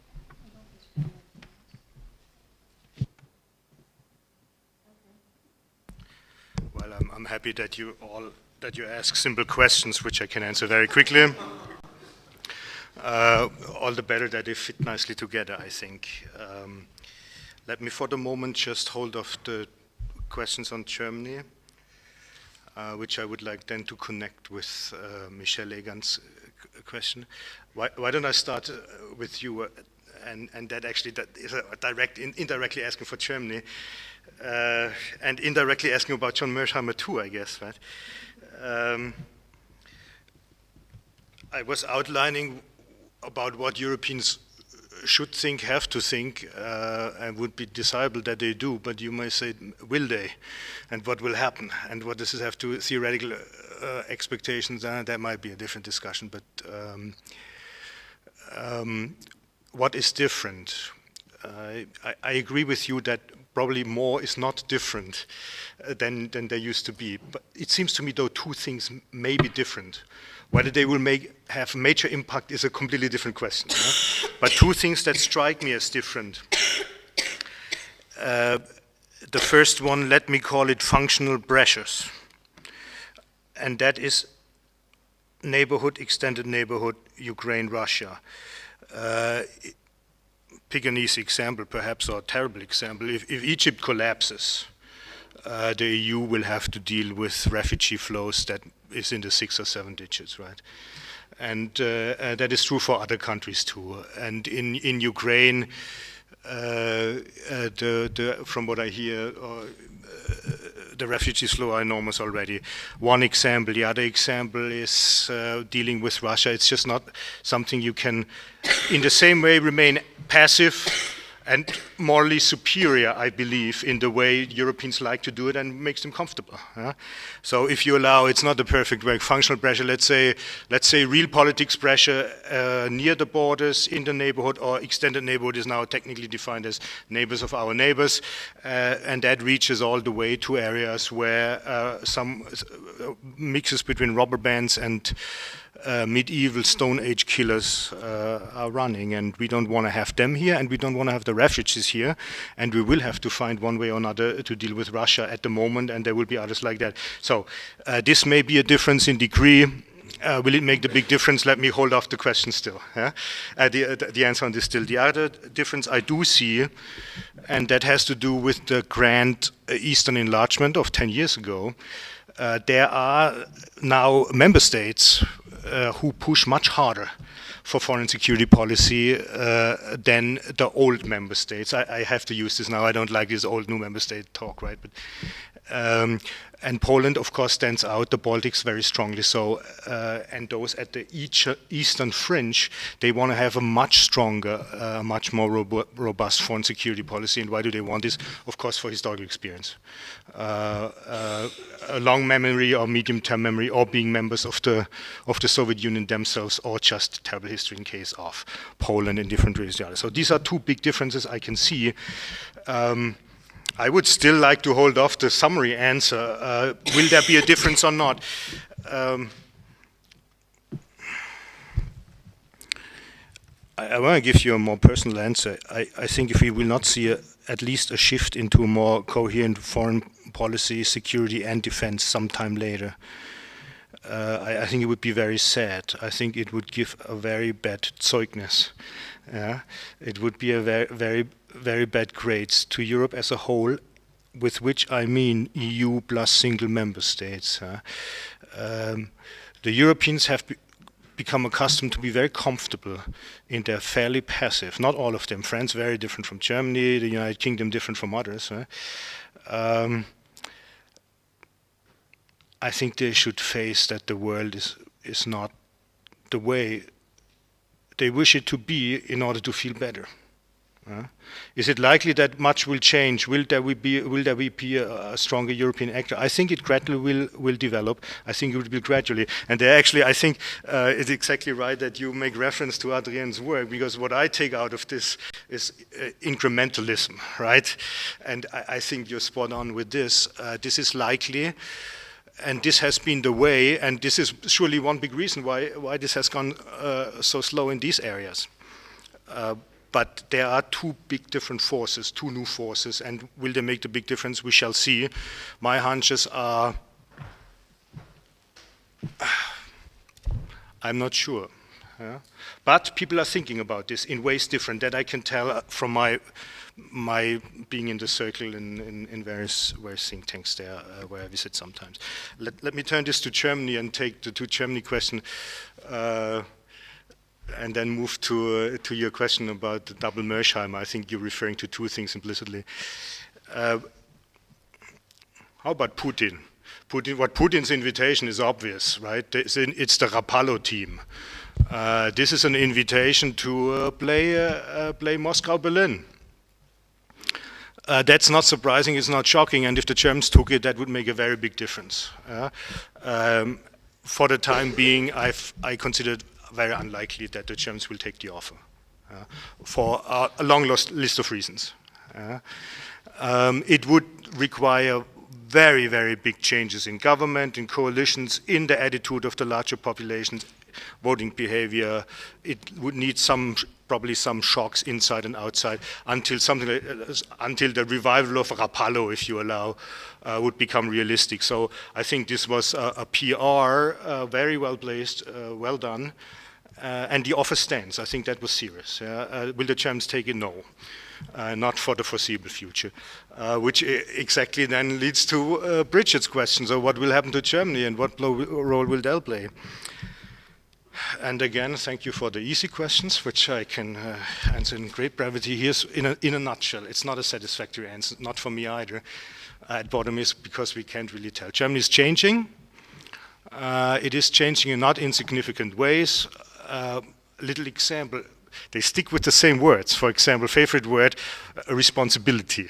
But what it means, it is shifting. Responsibility used to be culture of restraint. And it's becoming much more an active interpretation, you know, playing a larger role. We are in the middle of this. Will this lead to a Germany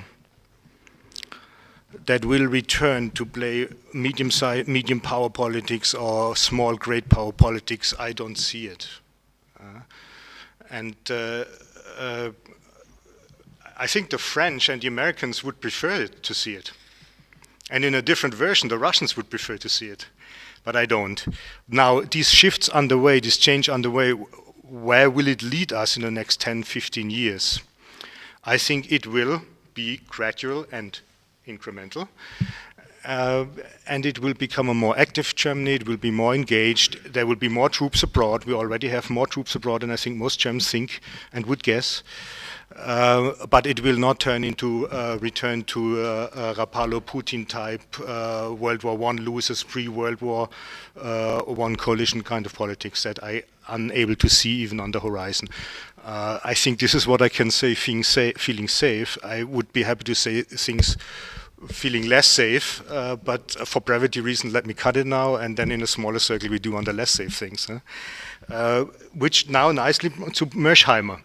I think there's two big Mersheimer lines of thoughts that connect to this. Yeah? And the one is Back to the Future, which was written, by the way, before the wall fell. This was just a reaction of what will happen once the Soviet Union and will be gone and the Cold War is over. And for the time being, it turned out to be wrong, period. The invitation by Putin to which Hans-Peter refers, I think would be exactly something like that. Yeah? I do not see that. So, Mersheimer 1. Mersheimer 2, as you know, in 1993, I believe I have the year right, in Foreign Affairs, there was a debate about what should happen to the Ukrainian nuclear arsenal. Right? And this was a big debate. The majority position was give everything back to Russia and keeps your hand off. The minority position, of course, John Mersheimer and a few others, hold on to them, right? If they would have held on to them, would things today be different? Probably. Does this make him right? Not sure. More recent, on the same Ukraine, but without nuclear weapons, it's the EU's fault, it's Europe's fault, the troubles. I tell you why, in a certain way, Mersheimer might have a point and why he is completely misguided. He has a point insofar if Europe would have a Bismarck who runs a united EU foreign and security policy. The Euro-Bismarck of today would have gone to Moscow and would have said, we respect your sphere of influence, we are not going there, it is yours, we are staying out, let's be friends, exactly in the way Putin invites the Germans to play it. Is this realistic policy? Has it been or will it be? And the answer to me is obvious, it's not. Even if you wish to have this policy, it cannot be the policy for the following reason. And this is exactly what I think we should tell Putin and the Russians, not in this partnership for peace words, but telling, look, we, EU and NATO, are not really pushing into your sphere of influence. They pull us in, they invite us. And this is what happens if you give countries freedom. Some of these countries come out of the Warsaw Pact and the Comecon, others come out of the Soviet Union themselves. Now, but if you give the Baltics and the Poles and the Czechs and the Slovaks the freedom to decide about their own fate and their own country, they may say, well, we want EU and we want NATO. And the way the EU and NATO are built, I think they're not really in a very strong position to say, no, we're not taking you in because we want to do a favor to the Russians. Right? So in my view, that is not really part of the choice set, if you want to use that language, that the EU has, and that's what we should say, and say, they wanted it, we went around and said, let's OSCE, we should play OSCE, right? Organization of Security and Cooperation in Europe. And what answer did the West Europeans, German Foreign Minister Genscher, very strongly involved in that time, what answer did they get in Central and Eastern Europe and the Baltics? No, thank you very much, we want the real thing. We want NATO and EU. And that's where we stand, and from there we have to move, including dealing with Russia. Germany will play a major role. Which one? I think it will be more in historical and comparative, by historical comparisons and comparative standards, it will probably be more along the lines Tanya seemed to have in mind, or others have hinted. We shall see. That's for the next 10 years, and more than 20 years, I don't have good senses of what might happen. Okay, Nicoletta.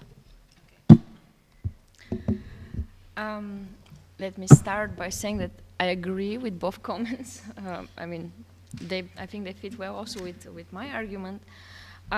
What the aim of the experiment was of the European Parliament by the European People's Party and the Socialist Group and all the other groups basically coming up with a candidate for the European Parliament elections, which was not envisioned in the treaty. It's not in the Lisbon Treaty. The Lisbon Treaty only says that the President of the European Commission shall be elected with keeping in mind the outcomes of the European election. So if the outcome of the European election shows bigger support for center-right, then the European People's Party should determine who is then the member state governments should select a commission president who is in line with the preferences of rightist member state governments. If there is a higher vote share going to the socialists, then there should be a commission president who also has socialist views. The European Parliament reinterpreted that to actually having a candidate for each party group, as we saw. What was the aim of that? Well, primarily perhaps to increase turnout, to make the European Parliament elections interesting for the people, to show that the European Parliament elections matter. I'm not sure whether they really wanted to increase politicization so much, in the sense that none of them was really hoping that now there will be a big jump for the center-right or a big jump in the center-left vote. I don't think that any of these parties was actually thinking that would happen. We didn't see an increase in the turnout. It didn't fall down either, which they interpreted as, yay, that is the positive result of us proposing our candidates. And once we saw the result of the elections, with the socialist group holding 191 members in the parliament and the EPP holding 221, so merely a 30-member difference, it was clear that there will be no center-left or center-right parliament. There will be no clear majority on the center-left, on the center-right, making any such politicization impossible. And quite expectedly, both the socialists and the EPP then endorsed Juncker, also the socialists, because it was part of the general strategy of the European Parliament to reinsert its powers. Now it has the power of suggesting the Commission presidents. Each party group has the power to do that. It's not in the treaty, but the Parliament interprets it that way and then says it has to be enforced. So it's not surprising that the socialist group endorsed Juncker fully after that. So now it's also not surprising that the Commission is in a very strong position and Juncker is in a very strong position vis-à-vis the Parliament, because he was endorsed by this Parliament. So he holds more support within the Parliament than any previous Commission before that. So that was actually Adrienne's point. From this point of view, yes, we see even more collusion rather than politicization. I have not explored far enough the comparison with national politics, because what Eva was saying, it's different than grand coalitions in national politics. It is similar to the extent that smaller parties on the center-left and center-right are pushed out of politics. There is no opposition currently in Germany.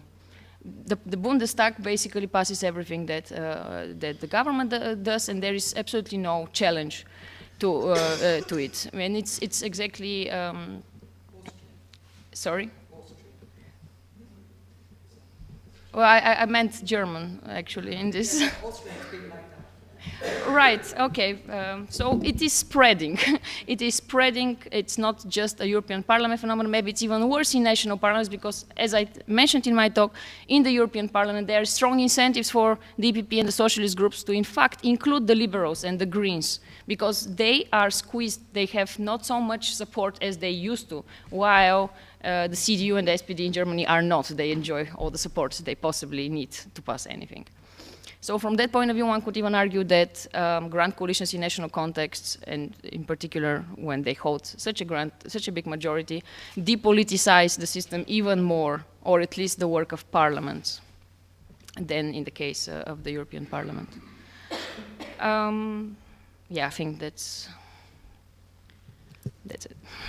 Thanks for your comments. I'm just going to give the floor to Olivier very briefly before we break for coffee and come back to delve more deeply into Tanya and Eva's views. Olivier.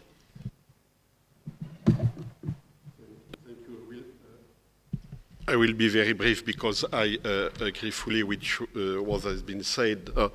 It's clear that the problems, of defining a European foreign policy are not just structural, as Nicoletta showed. There are structural problems which are well known: the role of the Parliament, the weakness of the External Action Service, the discrepancy between NATO and EU. The lack of interest for a common European forest policy, the depolitization, if I can say that, on the debate on foreign policy and so on. But it's clear also, as Ulrich showed, that there is a return of geostrategy. In fact, so the European foreign policy was conceived at a time when everybody thought about the end of history, the fall of the Berlin Wall, and as if now a new area was open, not only in historical terms, but also in spatial terms, in geographical terms, that well, the East is open, and is turning into a democracy. And what did Putin bring back? Putin is bringing back history, as Ulrich said. Speaking of Rapallo, Treaty of Versailles, of the German-Soviet pact, and so and so. He's the only one among our politicians to speak about history and to think that history is not dead at all, that we're, on the contrary, back to history.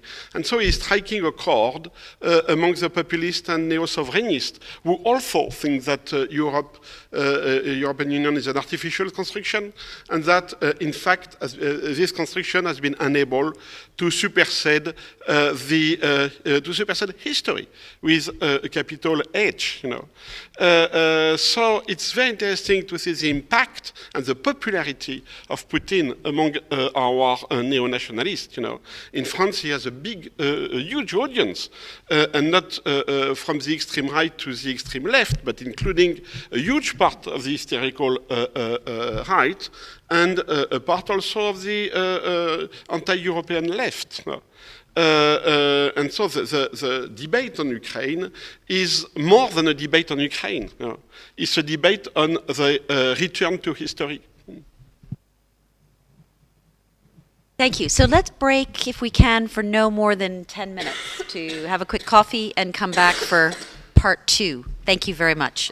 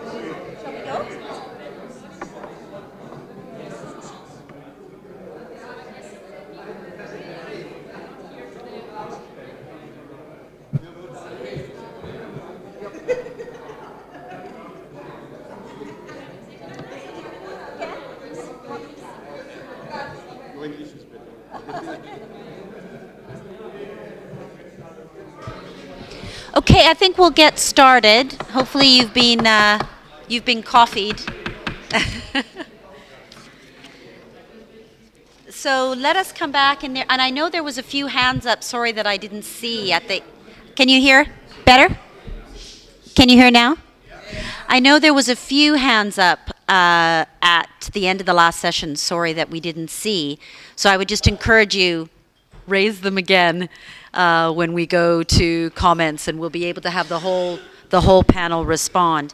Let me turn now to this discussion of thinking about Europe, European models, European institutions, processes, and in terms of their transferability beyond Europe. And we have Eva and Tanya to lead us through that. So we'll ask them to speak first, and again, then we'll open it up for discussion. So Eva, we turn it to you. Thank you. Thank you. Also from my side, thank you for the invitation. And all we knew beforehand was that the title of this roundtable was Beyond Europe. So now you get a completely different interpretation of what is beyond Europe. And since I did my PhD with Adrien Héritier, the first thing that comes to my mind is what from EU studies is there conceptually, theoretically, that travels beyond. So I will talk about basically research results and what goes beyond Europe. And I have to admit, we had another party for Adrien in Berlin, and I wrote a paper, and it was one of the most difficult papers I ever wrote, because I had this, at first sight, nice idea that it would be great to travel back to what my Dr. Mutter had written in her lifetime and to apply to my research. And then I saw what she had written, and I realized what a lunatic I'd been. But I will draw from that paper again, in order to really not only say beyond Europe, but really what in Adrien's work on Europe travels beyond from my moderate point of view. And it touches actually on work of a lot of people present in the room. So I hope it may trigger some debate, either in agreement or challenging my interpretation here. So now, beyond Europe, what's there in the work of Adrien Héritier that travels beyond Europe conceptually, theoretically? And as I read it, starting in '76, really, there are three major contributions that stick out as things that matter. First thing is public policy. Policy analysis matters. Secondly, institutions, institutional formations matter. And thirdly, multi-level matters in certain ways. And I'll spell out all these three headlines and say what one may understand under these three headings. The first point, and here I go back chronologically in time, the furthest is the contribution to the policy field. Studying Europe as a policy analyst. And where Adrien Héritier started, really studying municipal policies and policy making, a first major contribution is, and we talked about it this morning in the Navetta with Michel, who agreed already, that you find theories, policy theories from the US being applied to Germany then. But then something more happens in the research, and that is that this research is being enriched, especially by the Steuerungstheorien as developed at the Max Planck Institute in Cologne at that time, and in applying theories and developing them further. So the first contribution here is, in my view, clearly one that what comes in studying policy implementation using theories is that structures that later get more focused on institutions come in, actor networks and constellations, and policy content in that sense.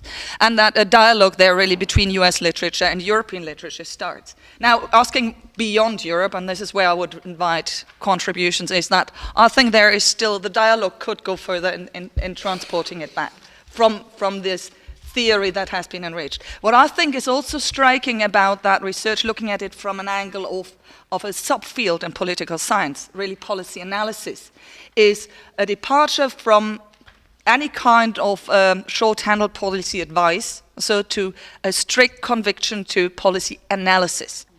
right, which is always theory-guided empirical scrutiny. And this is impressive throughout the research, that it's always theory-guided empirical scrutiny with a lot of honesty that if it doesn't work out as expected, it doesn't quite work out, so we have to work further, right, which is something that is clearly reflected in the work. So the first point where I think this research, and you can extend it also on work that we have in the room, say after in EU studies, as from the 90s, the famous governance turn, where the questions towards EU research, in a more broader sense, moved out of the international relations questions of why do these states integrate, to how does the system work, what is going on in the system. We have a lot of findings where we learn things about public policy that may travel beyond. Idiosyncrasy, and we often hear the term that the EU is an experiment and it's like a biotope where we can see things. Very seldomly we have systematic comparison on that. So I think there's a lot on public policy making, the network, the patchworked policy making that we see in the research that can travel beyond to other settings. The second area that I'd stress is institutional formations matter, institutional theory. What do we see in this field? And here we see one thing that where in Adrienne's work institutions become more strongly stressed than institutional theory, that it is a great tool to reduce some complexities, especially on policy contingencies and that, where what I learned rereading it, and again, I'm happy to be challenged on that. I see three things that stick out. That is, of course, again, structures, actors, and contents. So you can a bit reduce complexity there if you say we have certain policies that follow certain logics, and we have certain regularities there, and then we have actor incentives, and we have institutional rules that constrain in a certain way. And by doing this, controlling different things, what you see in that research as a method, which I think is very fascinating, is that you look for regularities in very complex settings and ask for scope conditions for where it applies, where you reach certain boundaries. And this is another very important contribution you find there, where you move almost logically to the question of institutional change and formal and informal institutions, where in Adrienne's analysis, looking at the patchwork of policy making, the actor constellations, the rules you have, the incentive settings, and the policy contents that are at stake, you should expect deadlock. It should not work. And what happens?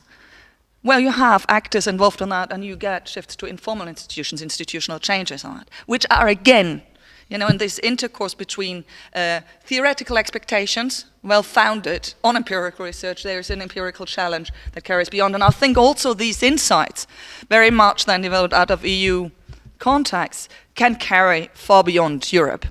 And that is linked to, I think, a take on policy analysis, which looking beyond to the US is really a thing where I think there could be much more dialogue and going into that. This contribution of institutional theory, of institutional analysis, and what we learn about formal and informal institutions, their interchange, institutional change.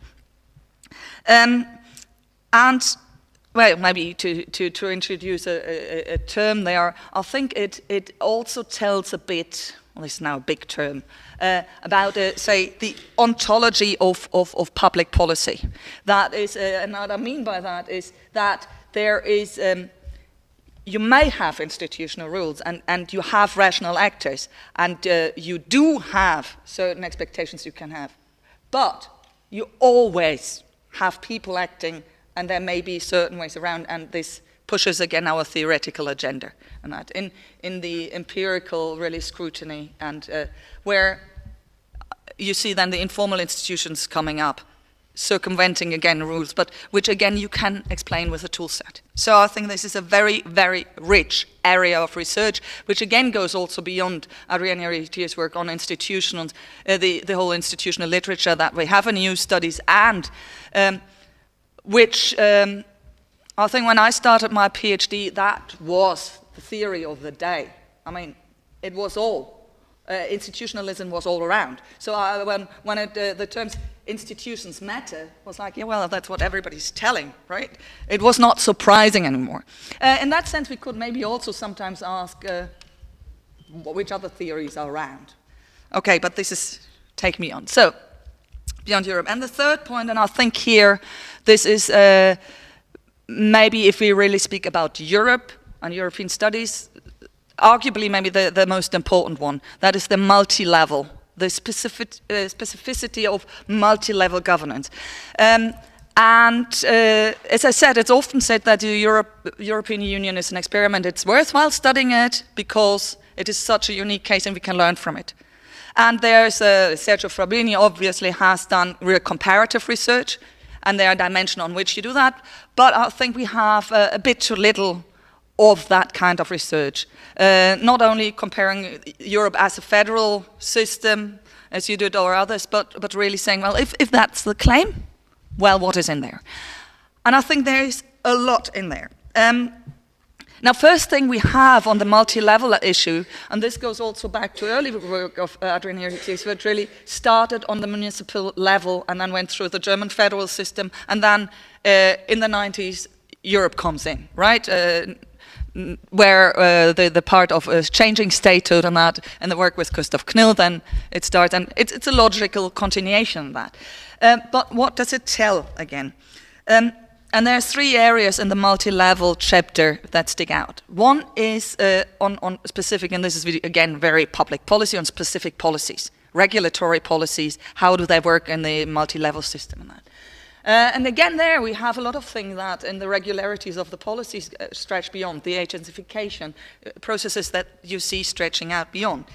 Then we have something that Tanja already mentioned, it's the question of Europeanization. Changing state of how states change within this European setting, and the research on both Europeanization inside the EU and then into the Central Eastern European countries beyond the EU in that sense shows two clear results. That one is goal-oriented strategic action matters and social learning matters. Now this is as mechanisms, as causal mechanisms for changing statehood, I think this can also travel beyond Europe. The fact that there is changing statehood in interaction, in settings, that really offers contributions that travel beyond. And finally, a point of research that is prominent there is the question of accountability, legitimacy, and how to raise legitimacy and accountability in public policy making.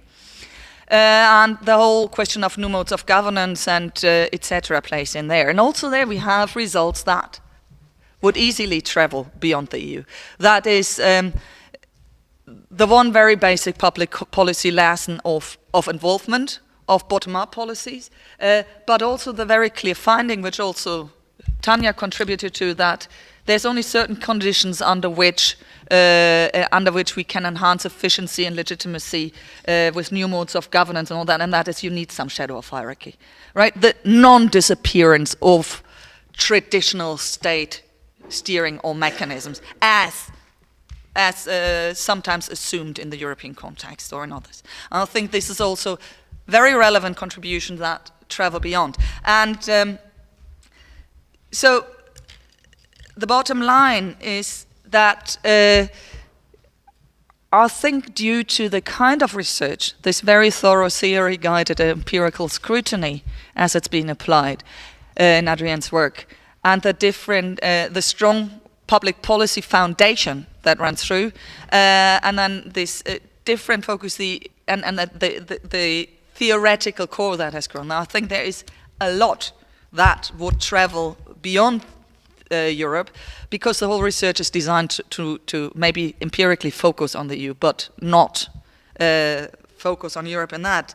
And I want to close with a quote from really my paper, because there's the very first publications I found, most of you might not be familiar with, and I want to give it away because for me as a lady, I found it, I was a bit surprised, but I thought it was really nice.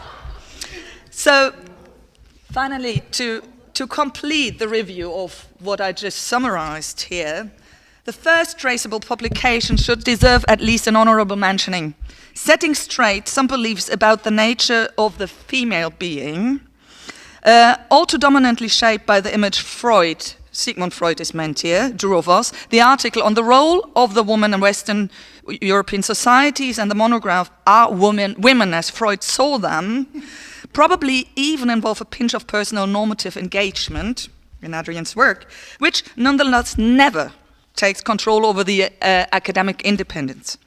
The fruitful attempt to achieve both an unerring commitment to scientific unambiguousness and a generous realism towards the messy contingency of human being may be seen as the essence of Adrienne Héritiers' collective analytical scrutiny of public policies. Thank you.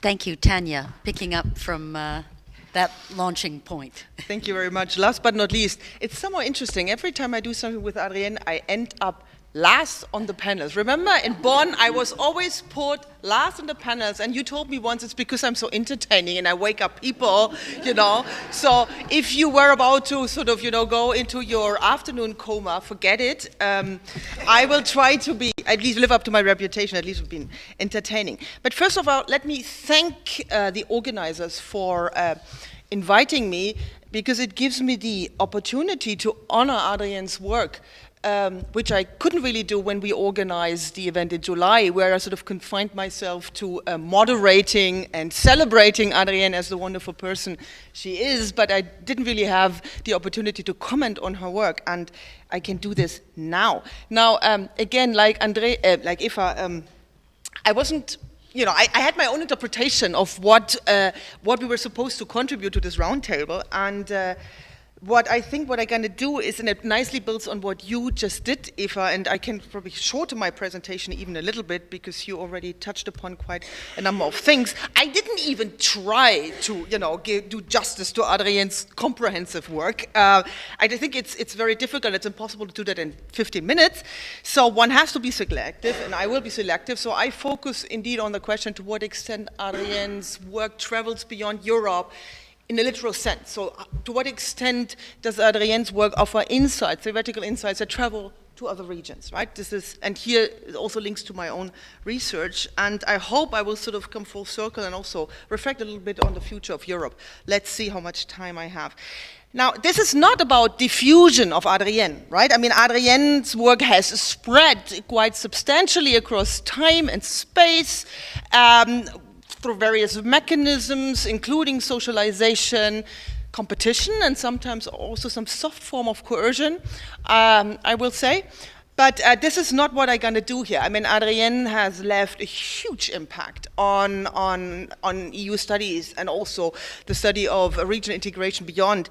That's not what I'm going to do. I really want to explore to what extent what I see as major contributions of Adrienne's to the work on EU policymaking and EU governance travel actually to other regions, offer interesting insights to what's going on in other regions. Okay, now there are different ways to organize Adrienne's work, and I couldn't resist just to come back to the 4 E's. Those of us who have been involved in the NewGov FP6 project will remember the 4 E's. I'd be very tempted to ask you whether you still remember what they stand for, but it's emergence, evolution, execution, and evaluation. And that provided sort of the analytical framework for our consortium. I think that included 28, a ridiculous number of partners. And I mean, you could nicely see, although these 4 E's only emerged in the late 1990s, early 2000s. You could really structure Adrienne's work around at least 3 of the 4 E's. And I'm not going to do this because this will take too long. But I mean, I think she started her implementation research is very much about execution, right? But also about evaluation. And so again, you could really organize her major works around the 4 E's. I won't do this. What I want to do is emphasize something else, which I find very persistent in Adrienne's work. It's the problem-driven approach. Despite her being increasingly driven by theory, I think your work has always been driven by theory, but I think this drive has become stronger over time. And your research has always remained problem-driven, has always been focused on particular real-world problems. And if I would have to summarize what these problems were when it comes to EU policymaking, EU governance, I would say it's about accommodation of diversity, it's about policy innovation, and it's about democratic legitimation, sort of as three main problems in the EU. And I would, as a multi-level polity, which is ridden with veto players and with diverging preferences. And that is not unique to the EU, I'll come back to that point, but I think the structure, or sort of the nature of the beast, if you want, as a multi-level polity with all these veto points, and increasingly divergent, as I would argue, preferences among actors, sheds light on these three problems, major problems. Your work has pretty much focused, and I think there are many theoretical contributions you have made with regard to addressing these three challenges or problems, but I think two are particularly interesting when it comes to the question to what extent your research travels to other regions. And one is subterfuge. I'm not sure how many of you still remember that concept. We puzzled a lot. I mean, Adrienne has always been great in coming up with titles, right? Bringing the changes in Europe, subterfuge. I mean, it's not straightforward what it means, but I think it's a very clear definition. It's about sort of creative informal strategies to escape deadlock, right? And precisely in a situation where you have multiple veto points with diverging preferences, these systems are prone to run into deadlock, and how do you get out of it? And then sort of her argument is actors develop strategies to avoid deadlock or get out of deadlock. And I'm not going into that, but I think the subterfuge also relates very nicely to the new modes of governance defined as, we thought about this definition, but I think the way you understand it is very much about decision-making in non-legislative arenas. So that's exactly a subterfuge, simply using new modes of governance by switching the negotiation arena, avoiding parliament, avoiding the formal council negotiations in order to find ways to escape or avoid deadlock. So that is certainly one major contribution, and the other one is I haven't really found a catchy title, and the book title of your Cambridge book is quite boring. It's about institutional change, right? And I was trying to come up with a concept that would capture your argument you're making about institutional change. I failed, I'm afraid.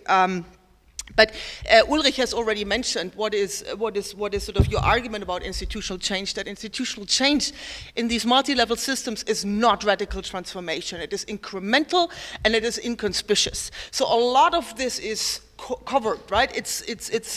And it nicely relates to the work of the historical institutionalists who have always pointed out that the dynamics of institutional change in these systems is a much more incremental one. So not this big treaty revisions that happen every few years. So it's an ongoing process, and I think Adrienne has really made a major contribution in showing the dynamics, how actors, by reinterpreting and renegotiating incomplete formal rules, not only make the EU work, but also bring gradually about institutional change. So this is these insights are extremely useful, and I found them very useful for my own research, but not only for my own research on EU governance, also for university politics.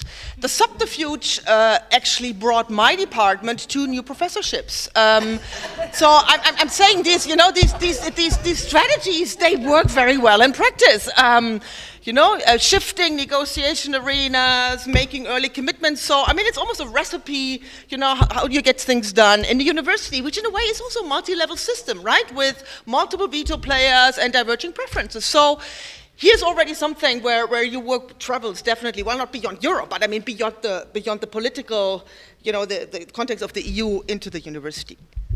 And now the question then is, do these arguments travel beyond Europe? And so you could, on the one hand, ask to what extent they relate to stuff in international relations, but this is has essentially done by Ulrich Grotz to some extent.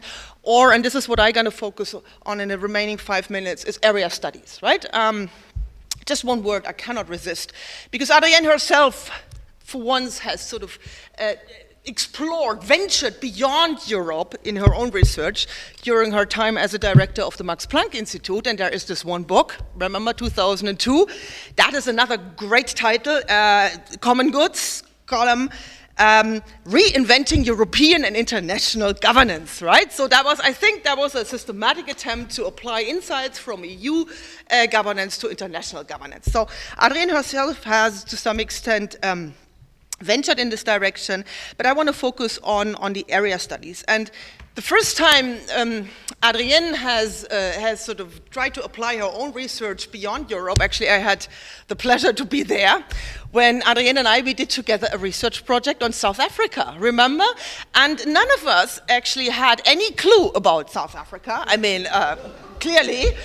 And what we did is we used hypotheses. I mean, that was already the time when Adrienne really started with deductively derived hypotheses. So we had, I'm not sure how many, at least 10 hypotheses on how multinational companies in South Africa would behave with regard to environmental protection and fighting HIV/AIDS. And these hypotheses were completely derived from Europeanization approaches. To the very day, and Edgar, I'm not sure you were there, I'm still surprised that we could convince the reviewers that, you know, you can simply take theories developed, you know, in Europe and transplant them into these sub-Saharan African context.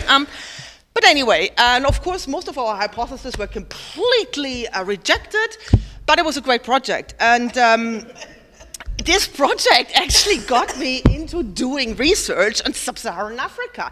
5 years later, I look at multinational companies in the DRC, in Guinea, in Tanzania, and in South Africa. So her research actually has me taken into areas far beyond Europe, and I haven't really returned yet. And what I then started, and that brings me to the regions, we've been looking at the role of multinational companies in governance in areas where there is no shadow of hierarchy, or where the shadow of hierarchy is extremely weak. So in a way, you know, this work has been extremely important because you can govern without the shadow of hierarchy. The question then is, what are the functional equivalents? And we looked at multinational companies, and I'm finally getting there, regional organizations, right? So, and Thomas Risse, who gives his regards, unfortunately couldn't come with me, and we direct a research college that's called the Transformative Power of Europe ? Which we've turned into a comparative regionalism endeavor, where we sort of try to compare Europe, or the EU, to other regional organizations. And here I think the two insights, subterfuge and institutional, incremental, covered institutional change, apply very nicely to understand the dynamics in some of these regional organizations in very different regions of the world. And I don't have time to go into that, but you get some really interesting insights out of that. So these dynamics are sort of evolving there too. What is different though is context. Now, so I'm not saying these regional organizations function like the EU. Institutional change follows a similar dynamic. Not exactly, because the context is different. One is norms and identities of actors differ. And Adrienne, I know with your rationalists, you're very skeptical of social constructivism, and unlike Philipp Schmitter, who is, I think, currently giving a talk on social constructivism, I think even with the wisdom of age, you haven't really fully appreciated the insights social constructivism has to offer. But I think there is an argument that identity matters, also with regard to the two theoretical insights you offer. For instance, there is an argument that post-colonial identity in Africa and Asia influenced the preferences of states with regard to sovereignty, preservation and protection, and make them much more unlikely to give up sovereignty, and also make them much less likely to engage in formal institution building. That is an argument that is prominently made in literature. I'm not sure whether I buy it, but this is a contextual difference between Europe and other regions. Second point, the functional problems. This is closer to your own theoretical thinking. The functional problems in these areas differ. The key problem, the key functional problem, which is the starting point of pretty much all theorizing about the EU, is economic interdependence, right? How you manage economic interdependence and the collective action properties that come out of it, you create institutions and so on. Now, in these areas, in other areas, the economic interdependence sometimes is extremely low, but you still have regional organizations. Why is that? And they fulfill a different function. They are very often about securing regime survival. They are about attracting foreign aid and trade, or they are about fending off external interventions. So these regional institutions fulfill very specific purposes, but it's just different from managing economic interdependence. And of course, you have regions with high economic interdependence and no formal institutions, such as East Asia, right? So there's a different context. Finally, the domestic structures of the states involved differ. We, in the EU, we have liberal, we're talking about non-liberal context, meaning most of these countries are non-democratic or at best democratizing countries with some sort of rent economy, right? But definitely not free market economies. And that's the important limited capacities to set and enforce regulations. I'm closing, I'm getting there.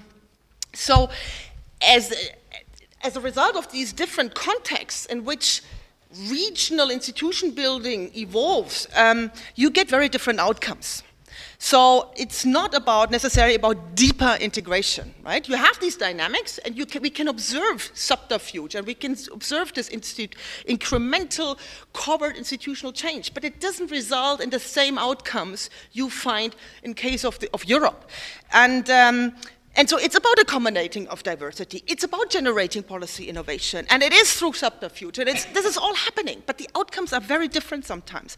So you get, instead of deeper integration or a governance mix of competition and negotiation in the shadow of hierarchy, you get different varieties of regionalism. Some refer to as zombie or shallow regionalism, where you have formal institutions that are simply sitting there, but what is going on in practice informally is very different. Just one example is rent-seeking regional organization. They're just there to provide, provide goodies for your cronies. You have overlapping regionalism, which is related. So you have multiple regional organizations that overlap, or you have no regionalism, because a lot of the exchanges is informally and more driven by non-state actors. So I guess what I'm saying is, what I find so interesting is that the very mechanisms you have, or dynamics you have identified for Europe are unfolding, but result in very different outcomes. And I think this is the differential regionalism that's out there. This is the fascinating thing. So it's not only about comparing the EU to other forms of regionalism, it's also about explaining why similar dynamics result in different outcomes. So as you see, there's still a lot of work to do, Adrienne, and I count on you. I hope that you're going to be with us for the next 2 decades to come to work on these questions. And for the future of Europe, and that's going to be my last sentence, what does it mean for Europe? Not only in terms of we move away from the idea that the EU is sui generis and have to move beyond our parochialism we've been celebrating for decades very strategically, moving towards comparative regionalism. I think it also, by decentering the EU and not making the EU the center of the universe of any change we observe, it also provides a more nuanced perspective on what the EU actually does to the rest of the world. I think the EU is still a major reference point for other regional organizations. The EU inspires regionalism in other parts of the world, but not by having other regions copy our model. And the EU is definitely not exporting its model, but it inspires through the power of attraction, despite the crisis, and maybe precisely because of the crisis and the way we have managed so far. The EU is, other regions adopt policies and institutions, but not fully copy. And again, we get then very interesting, diverse outcomes, which are interesting to study.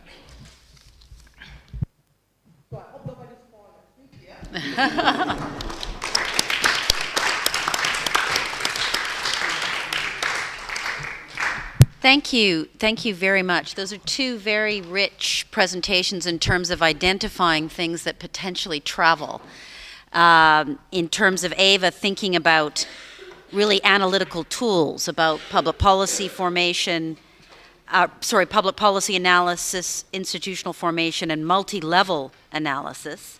And then with Tanya, looking at the discussion of what differs per region and how we take through accommodation of diversity, policy innovation, democratic legitimacy. And just before I open it up, I'll say that while I'm not an expert on comparative regionalism, I was for a period involved in trying to kickstart a research program on North American studies, which was looking at Canada, the US, and Mexico. And thinking as you were talking about how these three factors of accommodation of diversity, policy innovation, and democratic legitimacy works in that space. And of course, accommodation of diversity in that region is really about accommodation of asymmetry of power, which is so striking. But the policy innovation, in terms of kickstarting the debate in that region, was all about how to respond to terrorism and security post 9/11. So there was a lot of discussion around how do you innovate in order to address that threat. And the democratic legitimacy question plays out differently for precisely the reason you highlighted about the very thin institutional structures.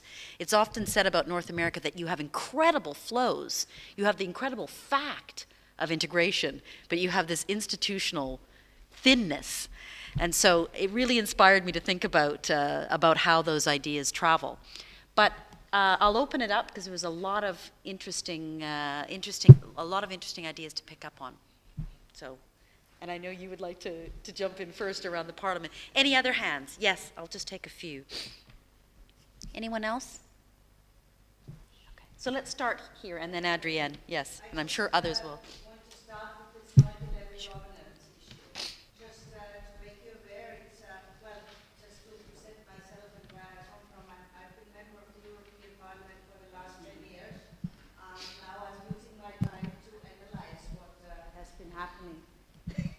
In the run of time when I was engaged with other things. On this multi-level governance issue, it has become a topic step by step in the European Parliament too. What I recently saw is that the Committee of the Regions, this very nice meeting place for Landeshauptmänner and so on,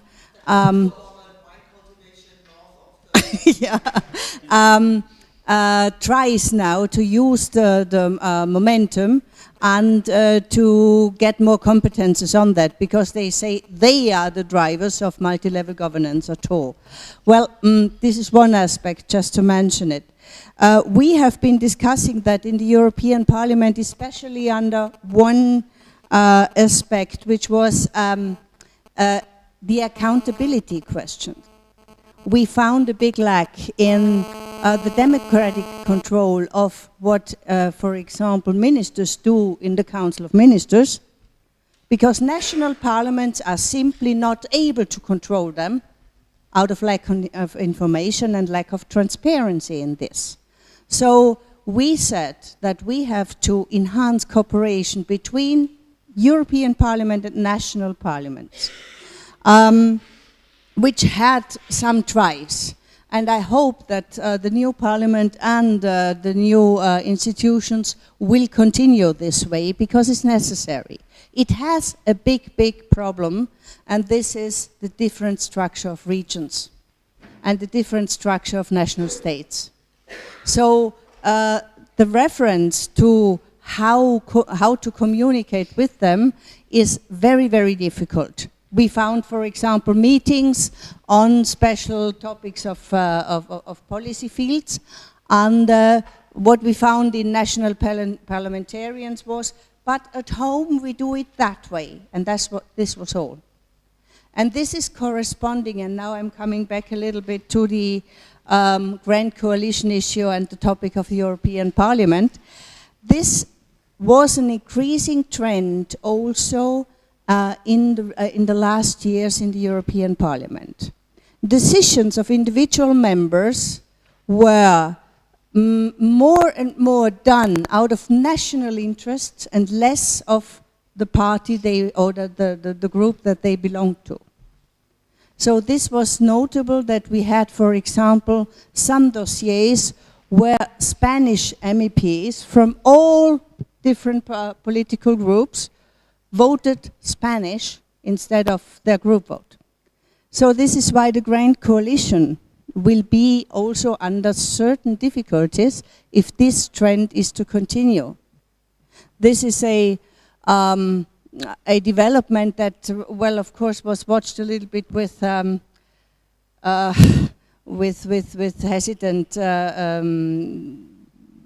action also from the groups, because they knew, for example, Hungarians voted always against criticizing Hungary, and so on and so on. Things like that were happening. I think the Grand Coalition in the European Parliament will be facing this problem more and more, because this is then lessening the cohesion within the groups. Which means that it would not be enough just to build a coalition between the Conservatives and the Socialists, but they need, in any case, the Liberals and maybe another party too.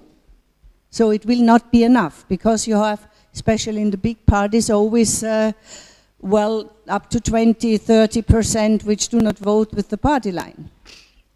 So I think this is to be seen very closely and should be watched also and accompanied a little bit with research and interest from these communities, because these tendencies will get stronger and stronger. Okay. And one last point, there has not been a guarantee for conservative ministers to get their dossiers through by the Grand Coalition, and there will not be. Because national states don't send the strong ones and the party-bound ones, but they send, well, someone. Okay, so these are topics for the next period which I really think should be watched closely by universities. It makes a difference right now because it is a critical phase now for the European Parliament. We have been fighting on this multi-level governance field, and we have a big fight to do on, let's say, transparent decision-making, which also has an aspect of accountability things. Thank you. Okay, thank you very much. Yes, at the back, and then Michelle and Adrienne. Yes. Paul Gillespie from University College Dublin. I very much enjoyed Tanya's remarks about the comparative regionalism and the inspiration rather than the copying of the model and the way the mechanisms work with different outcomes. One of the ways, I'm linking back to the previous discussion, looking at comparative regionalism, I'm thinking about the world and the way it's changing, that is beyond Europe in these terms. Another vocabulary that's used is multipolarity. And it's very interesting to think whether, and this is not looking out from Europe, but receiving the discourse into Europe, which is very often multipolar. Now, there's a certain kind of understanding of polarity in the United States.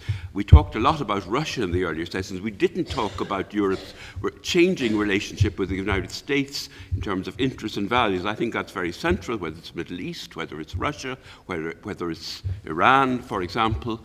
You think about China and the language of multipolarity coming from there. They mean different things by poles as centers of gravity, of power, but nonetheless they're fishing for a response from Europe, as is Putin in a way. And one of the problems that Europe faces in formulating its foreign policy response is whether it's possible, whether we should go in the direction of becoming a more pole-type power in which there would be a collective urge by Germany to work with the others, not on its own. I think it's a mistake to look at Germany in that isolated way. But to what extent we can actually respond as a region to a multipolar world and turn that to our advantage. Because unless you encounter this question of power and reframe it into the multilateralism and the intra-regionalism that, formally the foreign policy is geared to, the less you'll succeed, and therefore you may get an incremental change that's far too slow to respond to the changing world. Thank you. Thank you. Michelle, yeah. Thank you. I found this remarkably interesting, and I want to make 2 observations and a question or comment. Richard's actually here, but I think it bears demonstrating that the field of public policy was really, if you're talking about the field of public policy, it wasn't a field, X number of years ago, and there was a series of journals, and I think that's important to say, shaping a field and doing that. But what I've read from Eva, if you're going to talk about concepts traveling, what you described to me, which I found very interesting, is I came away with 2 people as you conceptualize the work.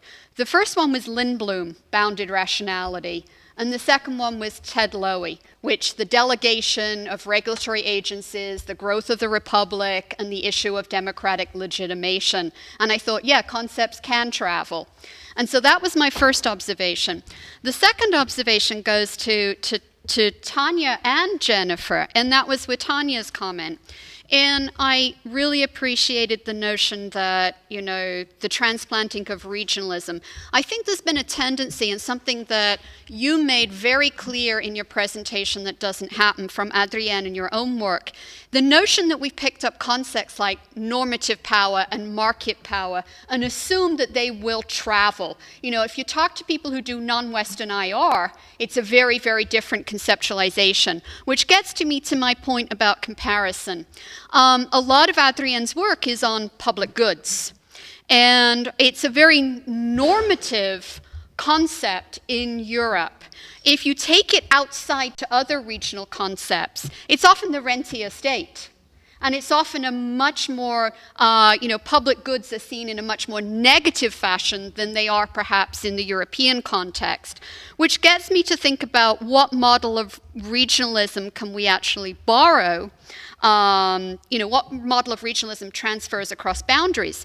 Because if we look at the North American model as a model, which I agree with you is an asymmetry of power, but on the other hand, there's been a deliberate strategic choice in that model to have Canada work with the United States, to have Mexico work with the United States. Why? You would expect the hegemon to be dictating the terms, given the biggest market. But it's actually the Canadians who don't want to work with Mexico, who actually have created a regionalism that's not actually plurilateral, but it's bilateral. And so I think that there's a lot in your presentation here. And I suppose, where you are from Adrienne, what was so interesting as an observer is that Adrienne's work looks at inter-institutional politics at the European level. And what I heard from you was the uploading of that inter-institutional politics at the regional or international level. So it's a set of observations rather than a comment, but it was quite interesting. Thank you.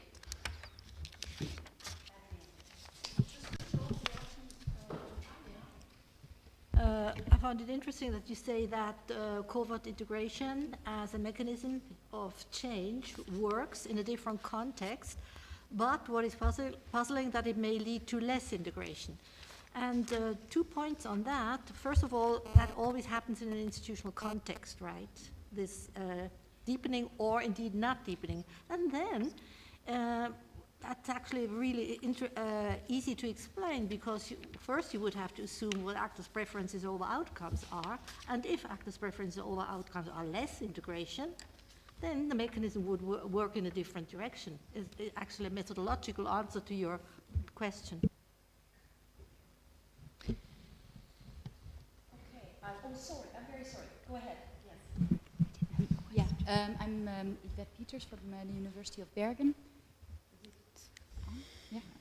And I have a very general question, actually, for, I guess, all of you in that sense. And the question is about the TTIP, the Transatlantic Trade and Investment Partnership, which I do not know so much about, but what I understood is this is a trade agreement between the US and the EU, where actually there might exists the possibility to kind of create courts, create courts where there's corporate lawyers deciding on what the outcome will be, where companies can sue a government for loss of profit. For example, the Philip Morris suing the Australian government for being against smoking, for kind of bringing out that message.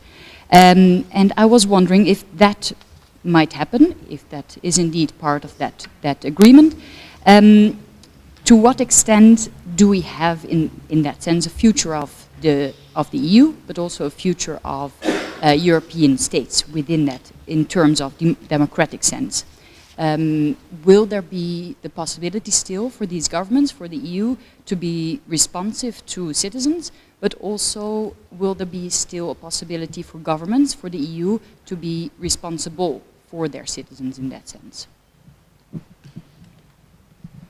Let me hand it back to Eva and Tanya for some quick responses. Yeah, I can start. I will start with a multi-level question. And I think there's 2 points to it. The one is the one I think you alluded to, that is how do we interact across the levels? How do we communicate? How do we make it happen? Right? And the awareness in the European Parliament how to do that. In that sense, actually my work in that sense moved further from not just public policy to public administration, because you see it in public administration even more strikingly, that is, how do you do it, right? And there's been a couple of things. Examples is we've for a long time had the recognition of professional qualifications, and surely there's many people in this room who have tried it, right?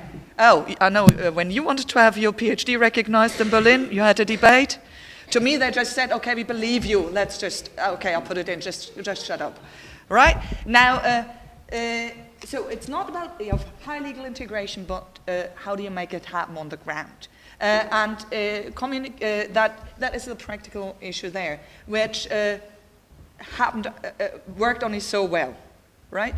And I think in my research, what I would claim is that we have a bit in the Commission, a bit of rethinking away from centralizing. I don't quite believe the arguments about the centrally. That is happening one way, but not many. We don't see convergence between national public administration in a very deep cutting way. We see change, yes, but very much committed to traditional trajectories.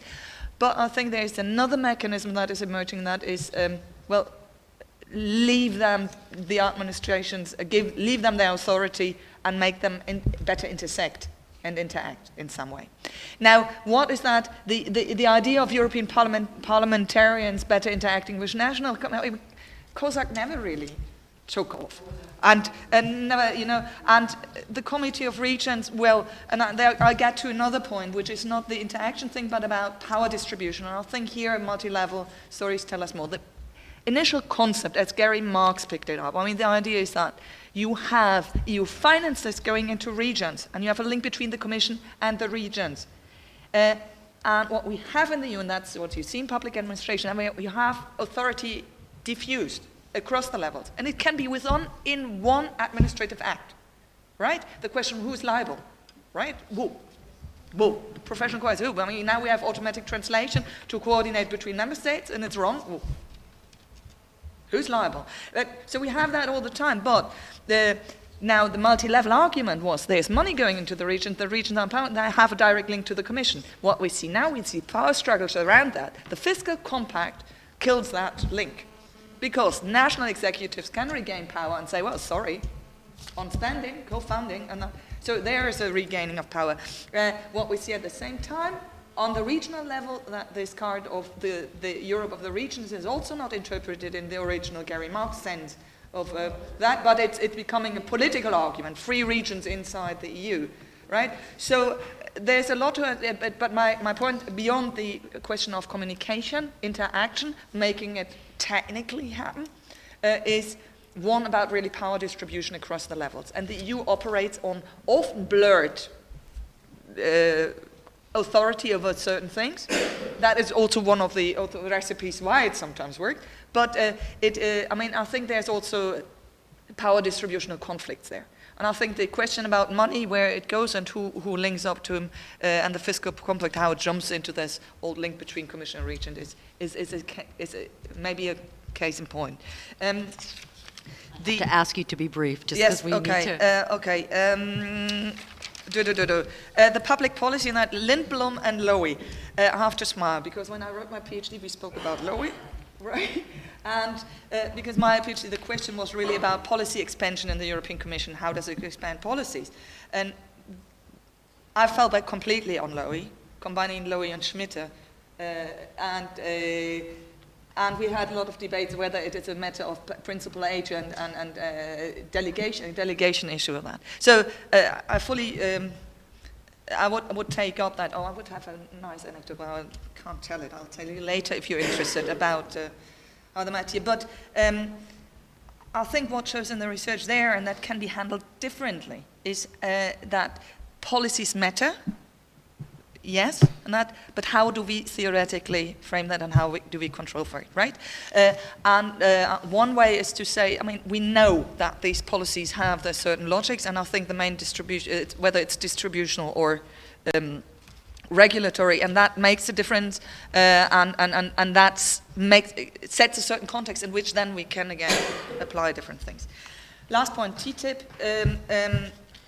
You're talking about the investment protection mechanism, the conflict resolution mechanism.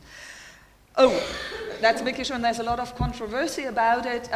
One point is, I mean, this mechanism is already being applied. The tool there is that, I mean, that was introduced in international politics, especially by the economically strong states that interact, do business with areas of limited status to make sure that investors don't get expropriated when they invest into those countries. So you have private bodies that serve as contract resolution. Business is very happy with that.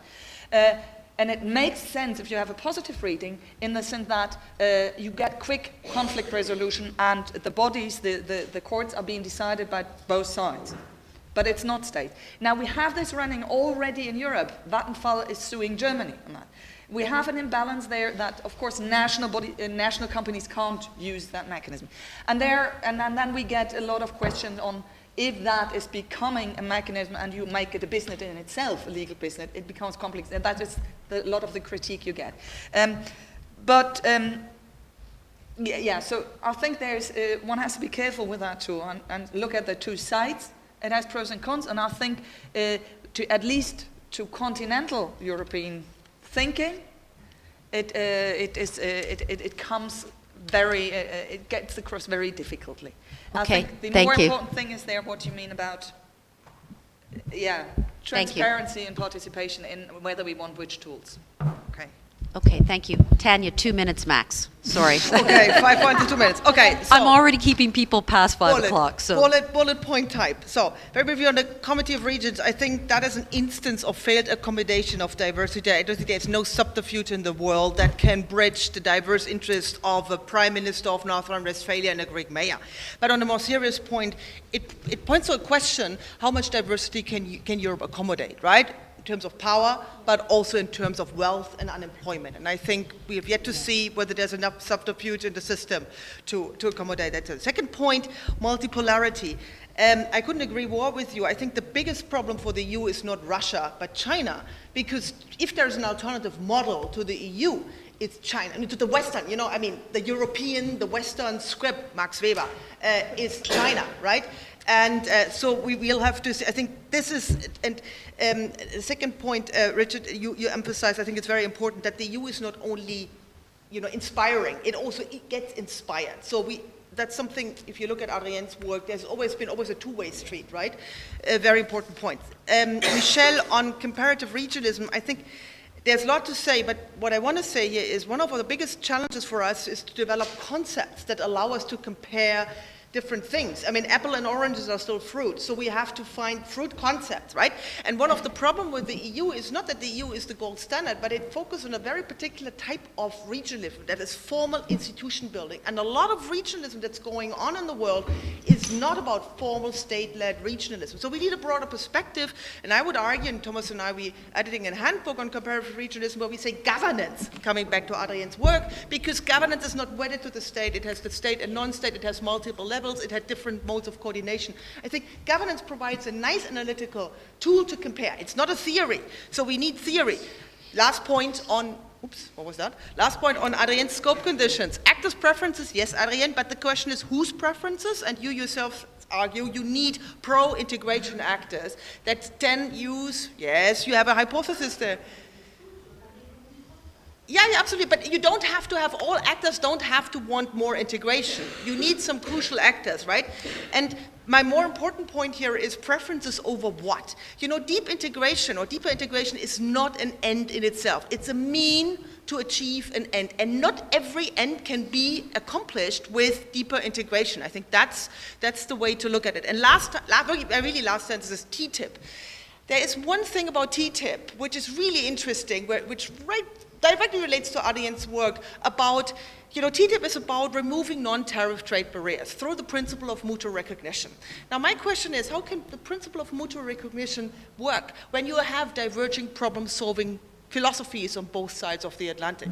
You know, we have the precautionary approach, which is arguably still the dominant one, or more dominant in Europe, and you have the more reaction. And this is something we've managed in Europe, right? I mean, you made this point about diverging problem-solving philosophies within Europe between the Anglo-Saxon and the German model, and we managed.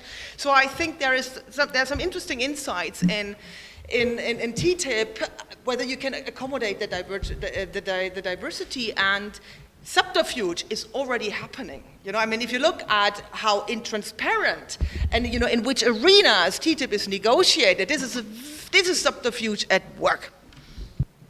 Excellent. Olivier, do you want to come? All right. Sorry to take you over by 8 minutes, but I think Tana did a very good job without breathing to answer the questions and honored everyone's questions. Can I thank the panelists very, very much for such a broad-ranging discussion, and thank you for your questions. And I guess we see you not at a terrible hour of 8 or 8:30, but not till 9:30, which is a very civilized start tomorrow. Thank you very much.